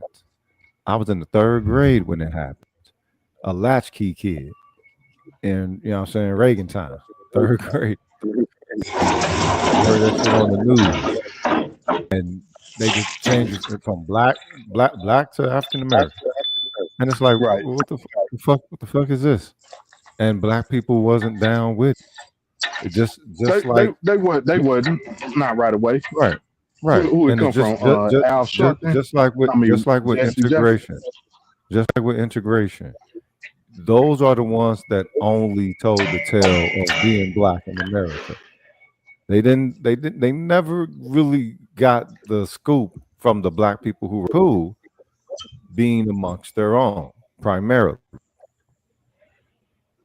You're given the story by those who don't hold us as the epicenter of their reality. And they can't, they don't get to name us. They don't get the fucking name. You know what I'm saying? If anything, I was young, but I was bewildered. I would have thought, the adults at the time would have been insulted. But it was connected to Jesse Jackson. So, you know what I'm saying? I guess, and at that time, he was the dude. And my nationality is American. Fuck all that African. Fuck all that shit. I'm from here. Let me ask you something real quick. Do black American, and so-called, I'm going to say so-called, whatever someone want to call themselves, do we have a culture in this country. We got culture We- all over the world. We're living culture. No, I'm saying in We this are- country. We ain't. I don't care about. I want to talk about in this country. Do we have a culture? We have a culture, right? We are a culture in this country. Not only do we have culture, we are a cultural element ourselves. We are living culture. Yeah. We're like a got living testament up in this piece. I got you. So something where it belongs to us, to where we could covet and call our own and all that. No, you know what I'm saying? So let me land. Let me land. Let now. me land. Let I me got you. land. Let me land. I got you. Go God ahead. damn. You just wanted to hear the no, huh? Okay. No, I was asking a question. I was forming. You had gave the answer, but I would. I mean, if you want to elaborate more, you can. But this is the whole point. The reason why we don't is because we are a culture. It's because we don't. Everything Do we do or we don't? Well, no, we don't have a culture like everybody else because we don't possess it. It just comes from us. And I'm so confused now. Help me out. Because at first you said we are the culture. Then you said we are. I mean, help me out. We are culture. You've seen people mimicking us all around the world, right? Yeah. You've seen people copy us, and not just we're not just talking musical expression. We're talking societal expressions. The way we dress, everything. I agree. The way we live, I agree. Our very being. That's different. I agree. That's almost like trying to embody somebody on some ghost shit. That's almost like trying to be possessed without acknowledging that you're possessed. That's almost like that. So we are of these Peckerwoods fuck around and made a diamond race of a people. And so everything that we do, it seems as if it's just enhanced to everyone. Our very living style is something that people covet and reverse engineer and seek to, you know what I'm saying, be able to hit their final form. So this is the reason why we don't possess it in I guess you could say in an objective form, like everybody else can claim this is ours and we own this, and you can see we own this because our museum say whatever, right? Everything about us has been so socially profitable and economically profitable and everything since we've been over here. We're not permitted ownership of ourselves. We're not permitted 100% possession of ourselves due to the level of culture that we are. So yes, we have culture, but we are culture, almost on some fucking fourth dimension, fifth dimension, from the inside out type shit. We're not like everybody else. We're not. So anybody say that we don't have culture, you got to ask yourself, what is it on their person or within their person that might reflect us as they're saying this? Because you always see at least one factor. At least one. No, I agree with you that I'm 100% agree with you that we have culture in the country. Everything you name, from the dressing, the talking, the speaking, everything else. I mean, we are the ones. I was just bringing up from when you said them people come over here are proud they have a culture, and it was like, damn, we have a culture too. You know what I'm saying? So that's what I was trying to correlate to. Like we don't doubt their culture. We don't neglect them have culture. When they come over here with that pride, we don't try to quell none of that pride. Say, you ain't nothing. They got pride about where they from. Yo, do your thing. You know what I'm saying? Well, the problem is, my opinion, that they have is the same pride that we have amongst ourselves. Like black people, like some of us have that. I'm better than you. I stay in a better neighborhood than you. So we have, that's something that we suffer amongst ourselves too. So I could see a Jamaican or a Haitian coming with the same ideology, mindset they aspect don't. because But we they don't. suffer But in they don't. They don't get the privilege to do that though, because they come over as fucking guests, act like a fucking guest, be in your fucking place. You know what I'm saying? And do what you do. You don't come over here just to fucking and get the hate on us just because you know what I'm saying. You might be in a different situation or whatever. Understand that your ass is only over here because of us. That's supposed to mean for something. If it don't mean to nothing, then get the fuck out of here. In the state that you tell us if we was out of it's pocket like you want in it's their down shit. there like hearing you. It's like because we are outnumbered in this country. We That don't mean outnumbered nothing. by a Caucasian race, right? Don't mean nothing. That don't mean nothing. We're talking about our culture here. We're talking about our very being as a people. Numbers don't mean nothing. Our very being, homie, is what's at stake. So you gotta understand something.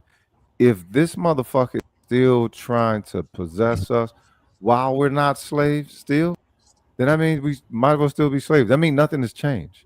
That means no matter what emancipation took place, no matter what change is gone or whatever, if we are in Do what you possession of want to. ourselves, if we ain't in possession of ourselves, then to me, it's no different. Put it like, and I'm gonna let How are we you know going how. to take possession of ourselves? Taking possession of yourself might mean war. You might got to go to war to take You possession goddamn, of yourself. you goddamn And if steady. you You might gotta outnumbered, go. you know, so But hold up, again, hold up, numbers matter, don't it? hold up. Before you even get to the conflict, you got to get to the realization of why you are composed of properties that precious to where you would take such measure. Before you get to that action, I agree. I agree. You know what I mean?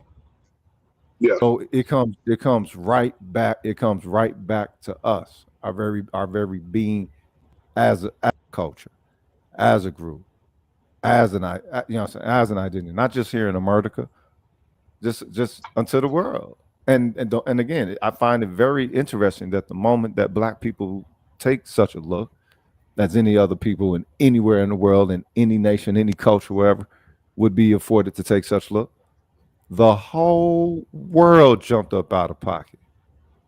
Said, niggas, sit down at the wrong time. And if all skin folk ain't kin folk, and we've never really substantiated what are the factors involved that, you know what I'm saying, means that's the case. It's just that it's an unwritten or unmentioned social contract. If all skin folk ain't kin folk and own people from the soil, from the blood, from the history, from all yada yada yada woo the woo, is connected to that. You mean to tell me we ain't got nan fucking social filter for any outsider of our culture, for any out, you know what I mean? We got one for a fam, but we ain't got none for no potentially faux ass foreigners. But we got it for the fam. Yeah. This is just making things even. Nothing against nobody, but we got some very stringent things as a culture. That's why we are a culture. Yeah. Yeah. Yeah. Yeah. I my take on it is a little different. Like right now, American white, they understand they got a culture, American whites. But anybody in trucking know that Russia's taking over the trucking industry. But the thing about it, white Caucasians identify with them. So they'll let them do it. They'll rather them do it than a Black motherfucker do it. That makes sense though. Wait a minute. And they they separate though. They got different cultures, but they gonna identify with them because because white is a power dynamic. Now the issue with all of this, with the whole between us and them, is that as we try to make Black a power dynamic, and that is nothing against the United States or white people, then they start to take offense. Yeah, that's the issue, is that they can become a power dynamic, but they try to nullify or sabotage us becoming a power dynamic. And everything because you about said us it earlier. power. our up is they down, and they down Yeah. is our I mean, and they up is our down. So Yeah. yeah, that's a fact. Diametrically opposed, man. That is a fact. After 40 years of watching this, there's nothing else that you can. It's no different than when, you got the black person who's very, they're lawful, and all their credentials is in order, and they get overtly aggressed by law enforcement, right? And the camera shows that they were well in compliance the entirety of the time. They get physically aggressed, you know what I'm saying, assaulted, damn near something broken or potentially broken. And what happened to the cop that everybody, the whole public be like, oh my God, I can't believe that old shit. That motherfucker get what's the word? Promoted. They get promoted. Yeah. They get promoted. Now clearly it was something that shouldn't have escalated. Our plain humanity has us responding the way that we respond. But the way that they set up the system is to consume that. It's not to acknowledge it. It's not to it's not I'm saying? It's not to champion it, it's to consume it. It's to contain it and consume it. And that's exactly what the fuck this system is doing. Whether it's a plantation or not. My issue is that's what I was looking out for. I wasn't looking out for no potential slave shit. I was looking out for not being ownership of yourself. You ain't got to be a slave to not be in ownership of yourself. And it seemed like that's what they're trying to make this shit. That's what it looks like. Without no fucking change. That's what they trying to make it. That's what it looks like. That's what it's been looking like since fucking second grade.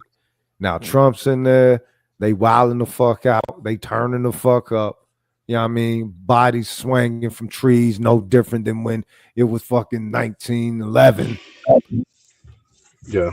You know what I mean? It's just they know how to get on court when they know how to get on the same accord when it's time to. Like if y'all seen that post that's going around about the restaurant Longhorn Steakhouse, a group of 400,000 Caucasian people got a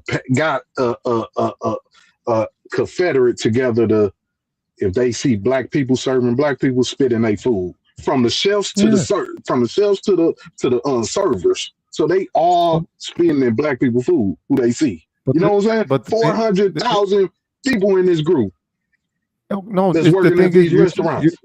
You're just. But we know they've been doing it. So I mean, well, no. That's the whole thing, though. If we know they've been doing it, that's why I say don't hate the player, play the game, because all of it ain't these Peckerwood fault.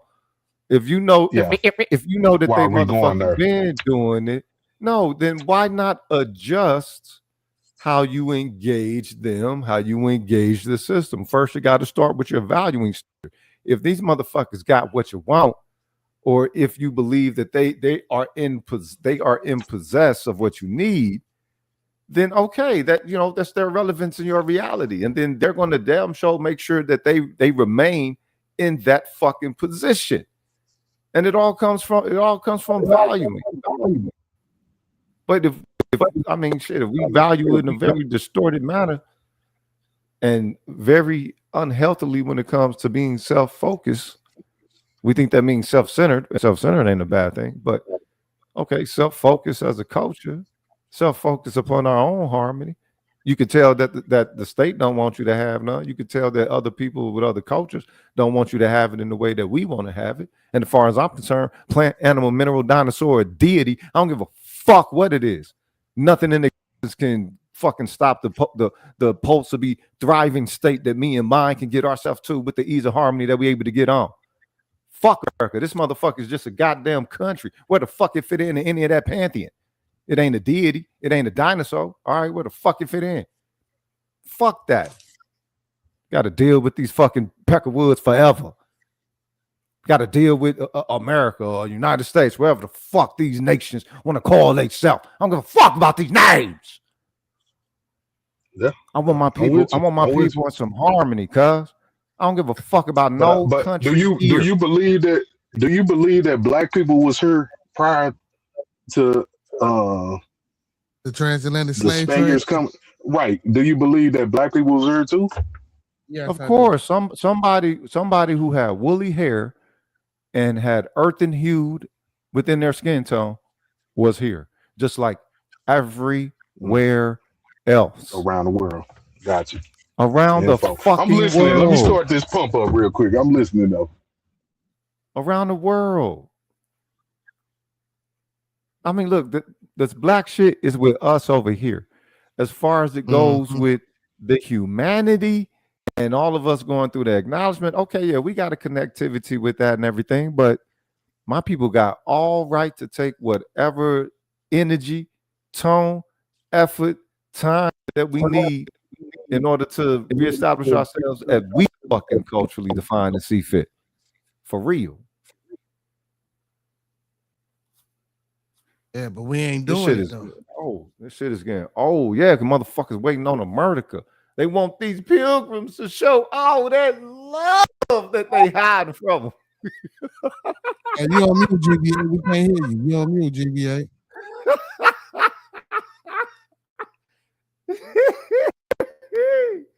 Boy, that boy, a pilgrim hug must be the best hug in the world, huh? I swear to God.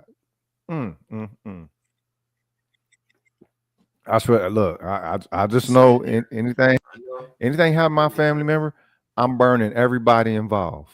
You say you everybody. might create it, bro, now because I got it set up at the point. I'm burning your immediate family members. I'm gonna burn you. I'm gonna shoot you. I'm a skull fuck you. What? Yeah, that's where we at with it. That's You're where we going at straight with it. tribal with it. Primordial. I mean, this is where we get. Look. My peoples first start with love. They first start turning cheeks. They first start with we are the world. They first start with we can get along. They first started with the coin that shouldn't have been alone, just flipped away, but just, you know what I'm saying, shot at, if you will. How long? And I'm just one motherfucker. You know what I'm saying? Y'all got to think y'all gonna meet one nigga like this, at least one, right? The bulk of black people who you encounter ain't gonna ever say no shit like this. No, feel like that. You feel me? I'm that one. yeah, I've always been that one. Yeah. Roguish. Shit, since motherfucking Pop elementary. up and it goes off. It goes off, right? Shit. Well, you know what? I got a brother who channel you need to go visit. You and Hurricane. Hurricane, right? That's what I was about to say. Hurricane. You and Hurricane get along just Everybody fine. had the revolutionary start off tomorrow. Y'all get along just fine. Hurricane, huh? Interesting. Interesting. Next world, watch out. He out of Detroit. Dope artist. Dope artist. We give him mad love over here on GBA Radio. Oh shit, it's almost 2 a.m. Shit, I got it. Man. Holla at y'all on the flip. Appreciate the sharpie, man. Hey, before you get up out of here, man, give us words. Give us some good words of encouragement, man. Like you didn't snap. Give us some good words of encouragement before you get up out of here. I then, the thing is, when you got this, is the cool thing about having held against you, is that you got held against you. You know, if they can kill you, if the only way that they can beat you is by killing you, they'll never win. And this is any day. If that's the only way that they can kill you, they can win is by killing you, they'll never win. It's because it's about being able to showcase one's I guess you could say that their highest enriching form in ease, not necessarily trying to better best someone. Nah, it's like, okay, a competition that's where you're at your best. You know, there's the reason why Goku be throwing motherfucking sensu beans. Oh yeah. You know what I'm saying? You know what I'm saying? It's like that's how it's supposed to be. And I'm not against that. It's just that I want it to be a fair fight. And for those who operate this society, if they don't, then understand you forced to play the game, but you don't play the game the way that they tell you to play the game. Exactly. You insert some of your own rules. You say fuck some of the rules of the game. You hold fast to some of the rules of the game, and some of them you try to you get by bribing. Some of them you get by cheating. This game is not to be played by solely a moral basis. It ain't. It's to be played to win. So, in the words of Morris Day, play to win. Yes, sir. Yes, sir. Play to win. Goddamn. In that ish. Game of life. All right, brother. Indeed. All right, bro. Salute you, man. Look, the game of life is the game to win, man. Big shout out to Rogish, man. Oh shit. Hey, he has some knowledge on him. Man, oh yeah. You know, I wouldn't necessarily, spin it that well, way. we know that we'll hit it with your breakdown. You know, I catch a review the cheat sheet. Yeah, no. You right. I fuck with, don't get me wrong. No, I'm not saying, you right, but it's just like, man, everybody got their own way of explaining it. Oh, yeah. I wouldn't necessarily, he got super excited with it. Yeah, I wouldn't necessarily use his exact terminology, but yeah, he on point. He on point. Oh, indeed, yeah. He on point, you know what I'm saying? I see you. Yeah, I ain't gonna necessarily let them see I'm that radical. You feel I me? see you had security already lined up. No, man, security ain't been here, man. He just got his ass in here. Oh, security just got his ass in here, man. Oh, security ain't shit. All late. Yeah. He's supposed to be leaving. He's supposed to. A young lady that popped up on the panel. He's supposed to be over there. I don't even know why he here. Oh snap! Yeah, he said he was leaving. He said he was leaving me, goddamn, to go over here with to go to Misfit No Mortals. I told him go ahead and get his ass home. Yeah, I ain't watched none of the chicks in a minute. I've been on the TikTok, man. Yeah, man. I don't do the TikTok. I just can't. I ain't really know. Bro, I'm on there for a purpose, to expand the nation up. Yeah, I know. I tried that shit. Got me a co-host already. I'm gonna bring her over to the YouTube and all that. Yeah, I tried that TikTok shit. I can't do that TikTok shit. Oh, bro, it's a work. It's a working thing. I tried. I might try it again, but I tried it, man. I really ain't. I tell you what, you gotta really color inside the lines for this thing. I really ain't no big TikTok person, but yeah, man. Well, yeah, man. Motherfucker crazy, man. Well, anyway, let me finish off my damn video, and then we get yeah. Let me finish off this Tatum shit. You know what I'm saying? Hold on, let's go. This is all. I'm gonna call my brother, cause my daddy don't like stuff like this, so I'm gonna call him last. But let me call my big brother real quick. Let me see. Y'all bear with me because I'm doing this live. He's supposed to know your brother's number by heart. Right, you would think that. All right, let's see if my brother answer. Can they hear this well? BT. Well, what's up, big bro? Hey, I gotta warn you, you're live right now on my show. I'm live? Yeah, you live on my show. I called you because somebody on the internet said that I lied about something, and I want to ask you, did this happen or not? Okay. You good with that? Yeah. All right. When I was, I think I was 8 and you were 10. Do you remember what happened to us when we were 8 and 10? I remember a lot of things. All right. Let's see. Let me give you a hint. It was 6 of us. We was at cousin house. Right. We got caught in that vacant house. Yeah. What happened, bro? Why did we? What happened? Just walk us through when we first got there. What were we in there doing? we used to go to our cousin's house because we know our parents would leave us a little bit of money. Our cousins would get that money, buy some weed, and then we would smoke. And we were smoking in like a little car at first, and then somebody came up with the bright idea to go to the vacant house to smoke. And while we were smoking in there, police surrounded us and ended up putting us in the car and taking us to juvenile. All right.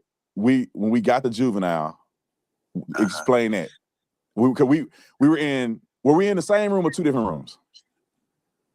Honestly, I don't even really remember. All I remember yeah, what you remember? All I remember was Lil Mars, because I guess he had brought all the weed, and I was like, man, I hope Daddy don't kill us. Man, you name dropped your man. Who picked us up? Daddy, I think. Yeah. I believe, I can't remember. Yeah. Yeah, bro. We you know, I was thinking like we were hoping their parents did it because daddy was gonna kill us, bro. Oh yeah, absolutely. I was scared for my life. I thought Daddy was gonna kill us for sure. And we was the ones that didn't get a whooping, and I think Mars ended up getting a whooping, and the belt got caught in the ceiling fan. Dang. People don't realize.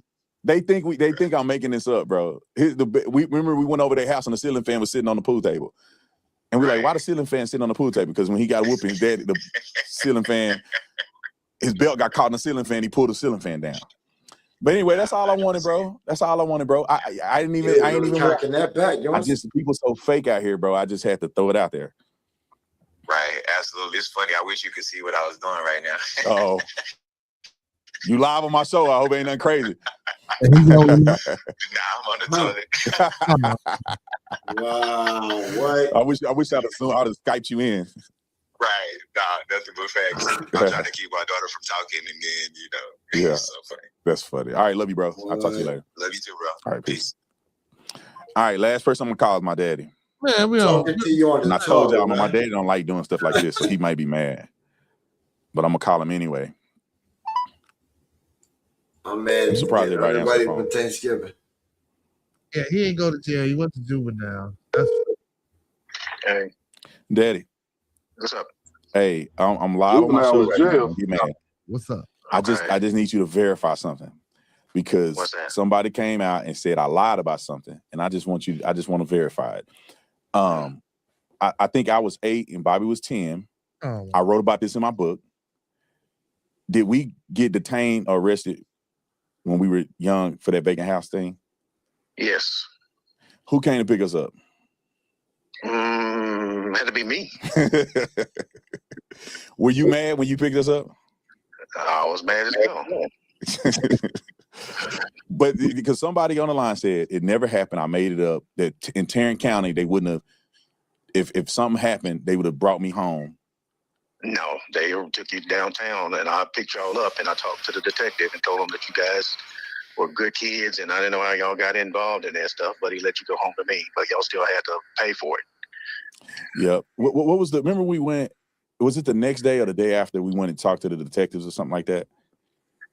You remember that? I can't remember when it was. I know it was a Hispanic male, and I know that I talked to him about everything that was going on.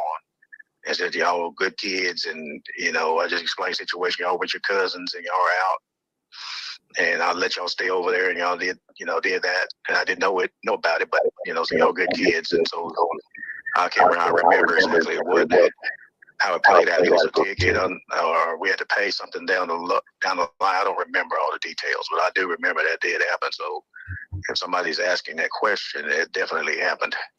And did we get a whooping? Oh, well, yeah. You said yeah. Oh man, you trying to get my man in trap? No, you didn't whoop us.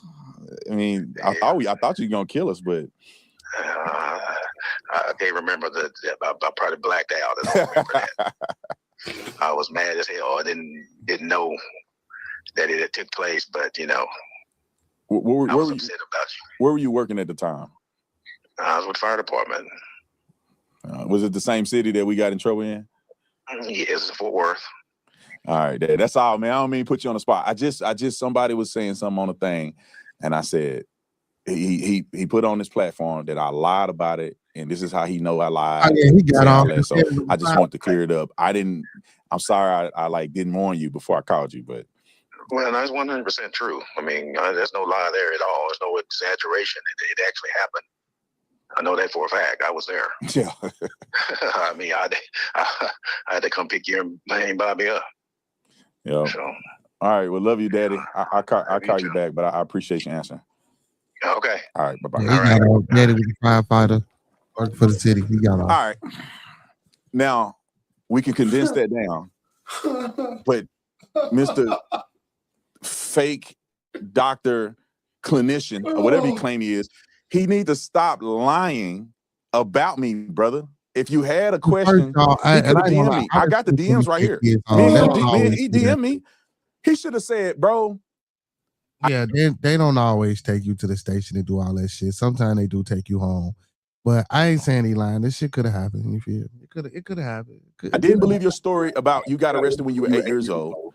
He could have left it at that and said, hey, bro, do you have proof? Or like, did you really do this? Because I don't believe it. Oh, let me show you proof, bro. What do you want to see? I literally just, and I told my staff, they were like, hey, you sure you don't want to text your mom and them before they call? What if they don't answer? I say, bro, I'm going to do it live. My daddy was the only one I thought would be like, don't put me on the internet. But as you can see, didn't rehearse. This was 30 years ago. I didn't talk to my brother about this, my mama or my daddy about this in 30 years. Oh, you know, we talked before that, but we haven't talked about this in a while. I just called him sporadically on the phone. If I had my cousin Kevin, which my cousin Kevin is in prison, he getting ready to get out. But if I could talk to my cousin Kevin on the phone, I ask him what happened. My cousin Lamar's on the phone, I ask him what happened. But I don't want to call them because I got to find a number. My cousin in prison, I can't call him. He can call me, but I can't call him. And then my cousin Lamar's, we ain't talked in a while, and I don't want to just call him for that. And Benjamin was there with me too. Come on, bro. They don't fuck with you. Y'all don't know none of them, so me saying that don't matter. Anyway, I just want Connie, Mr. Fake doctor therapist, that swear to God that I lied about me getting arrested in a vacant house at 8 years old. And it's not something I'm proud of. And he didn't say he lied. I only told that story because the real story is that when we were driving home, my daddy told me, I thought we were going to get towed up. But my daddy told me, if you want to, and it stuck with me for the rest of my life, if you continue to act this way, and I'm paraphrasing, you would never make it to the NBA. And at that time, when I was a kid, I wanted to be like Michael Jordan. So the whole story ain't, look at me, I got arrested, look at me, I'm dead. No, it wasn't. It was what happened after that. And my dad said something to me that changed my life forever. That's the story behind it. But this fool, he don't know what he's talking about. Yeah, you changed life. Still, we grew up. Let me just say this, and I'm gonna wrap because I gotta get on the bed in a minute. Let me say this, and I'm gonna wrap. This guy, these fake black people that don't understand and didn't grow up like I grew up. That's why they don't understand me. They think we making up stuff. I really had a balanced life growing up. I had good and I had bad. I tell you what, both of my parents did the best they can, and they loved us and they gave us everything we have. That's why we're here today. That's why I'm as successful as I am, because of my parents. But life is life, man.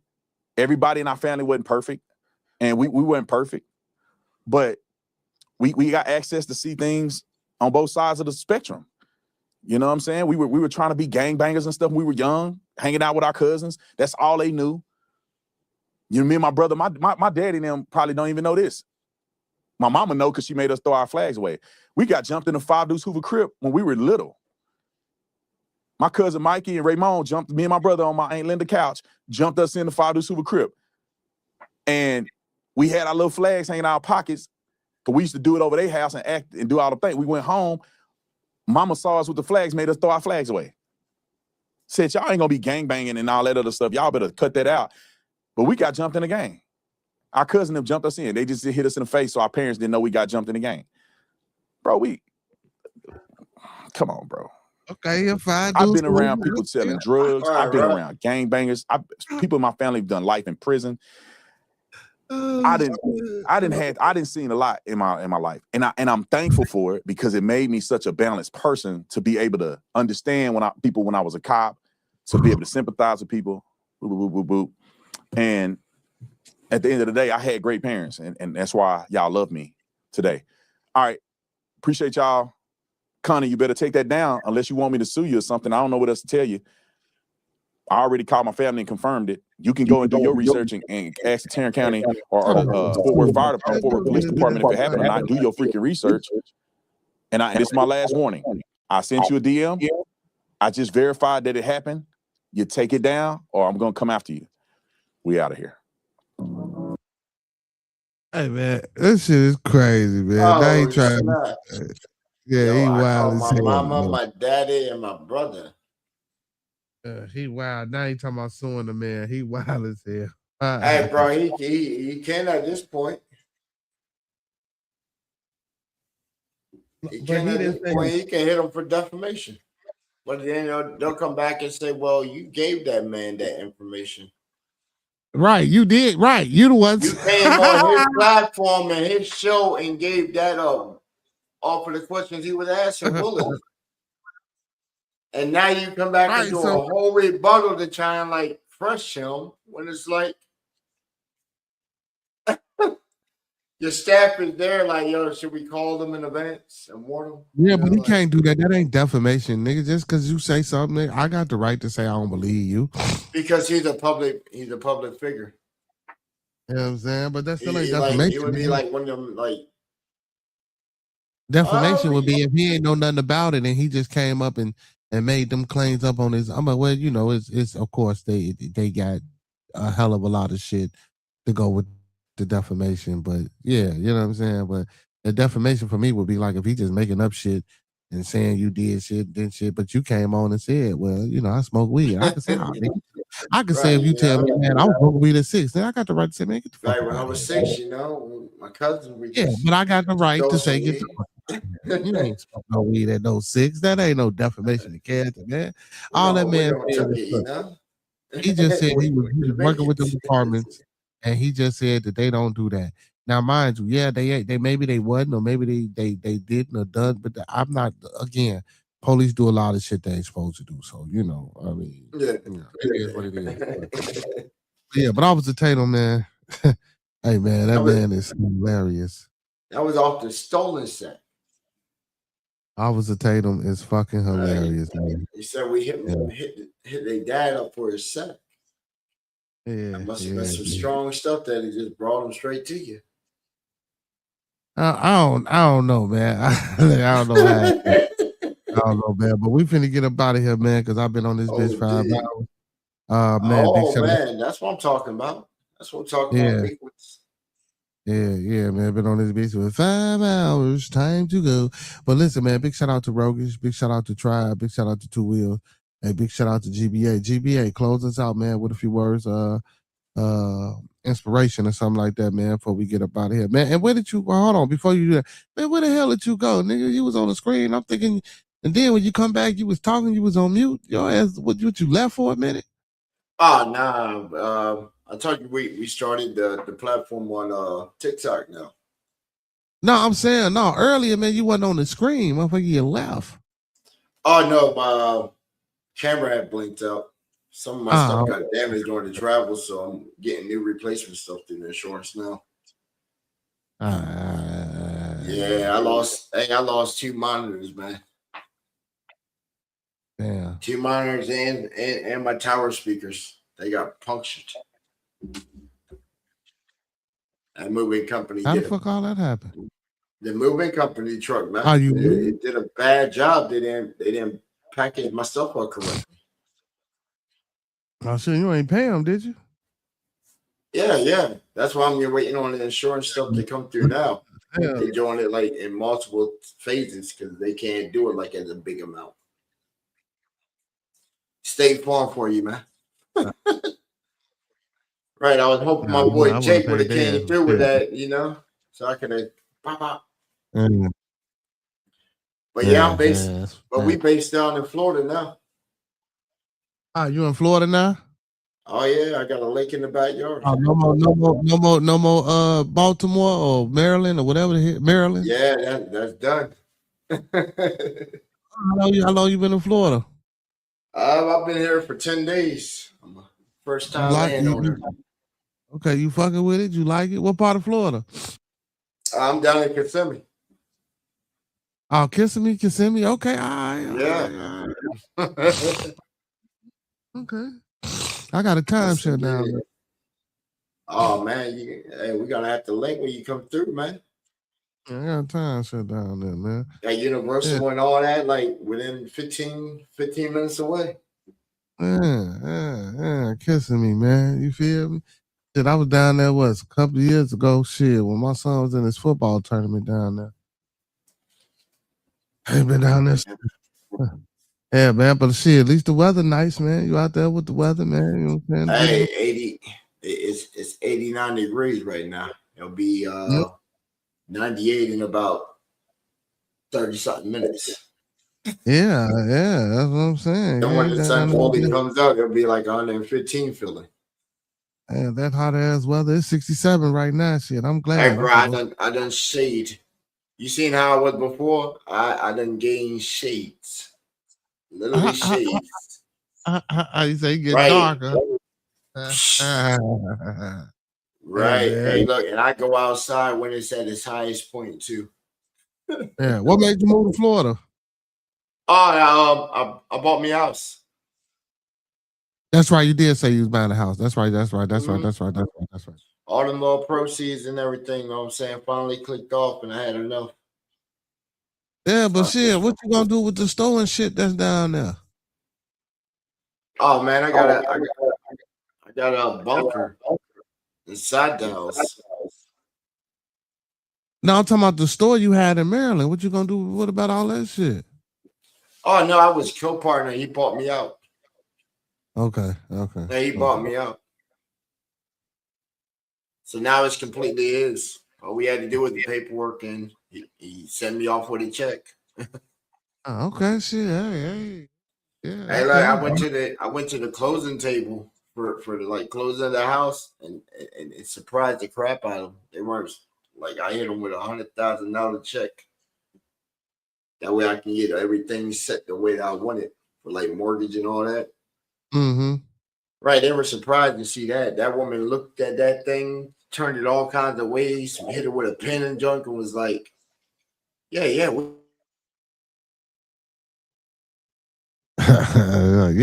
We want that money, shit. As long as it's official, goddamn.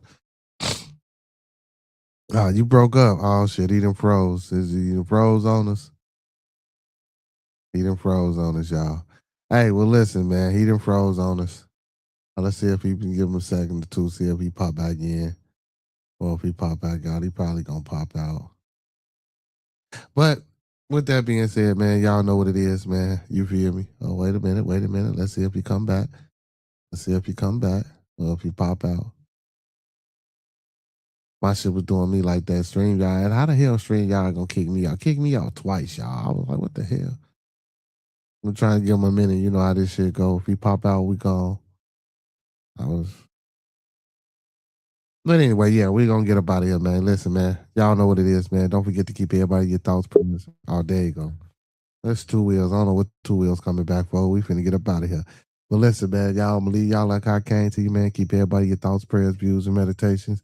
Once again, keep every one of your thoughts, your prayers, your views, and your meditations. And lastly, family, keep everybody in your thoughts, your prayers, your views, and meditations. RPO Eddie Kane, man, on the 5 heartbeats, man. And don't forget, man, to master these 5 key components. That's love, peace, respect, motivation, and inspiration. Once again, that's love, peace, respect, motivation, and inspiration. And one last time, y'all, that's love, peace, respect, motivation, and inspiration. And don't forget that glue that hold everything together. That's that support. So don't forget to E40 that thing and sprinkle a little support on top. Because a little support go a long, long, long, long, long way, y'all. Y'all know what it is, man. Those that fuck with us, fuck with us. Those that don't fuck with us anyway. Don't forget to hit that like button.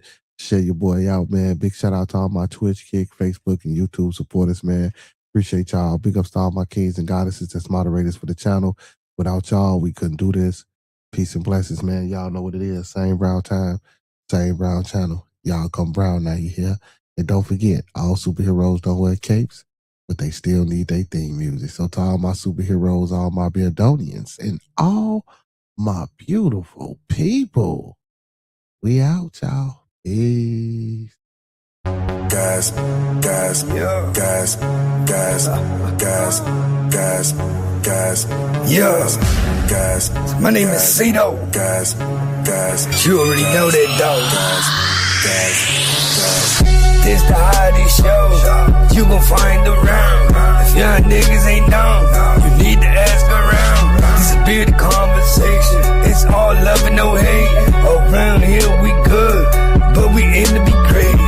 Dip back in the bay, enjoy your Scooby snacks. Around here we just talk about this and all that. We talking real life, every day and every night. And if you need to clear the air, you can bring your wife. We got church on Sunday, that's on the west side. We got virtual reality, in case you're scared of outside. See, we got what you need, and that's a guarantee. The best thing about it, it's absolutely free.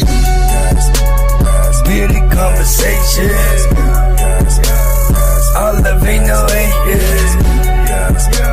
Enjoy Scooby snacks, while we get back to the business. Don't matter if you black or white, who you think is wrong or who is right. These are just opinions, some inside, from a different walk of life. Yeah, see, my name is Cito.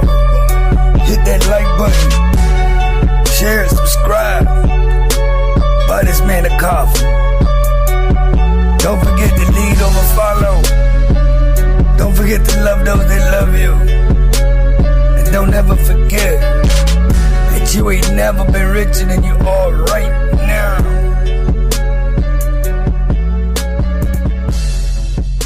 Video man, thumb up the video man. Like the video man, thumb up the video man. Like he said, you feel me? Hey, man.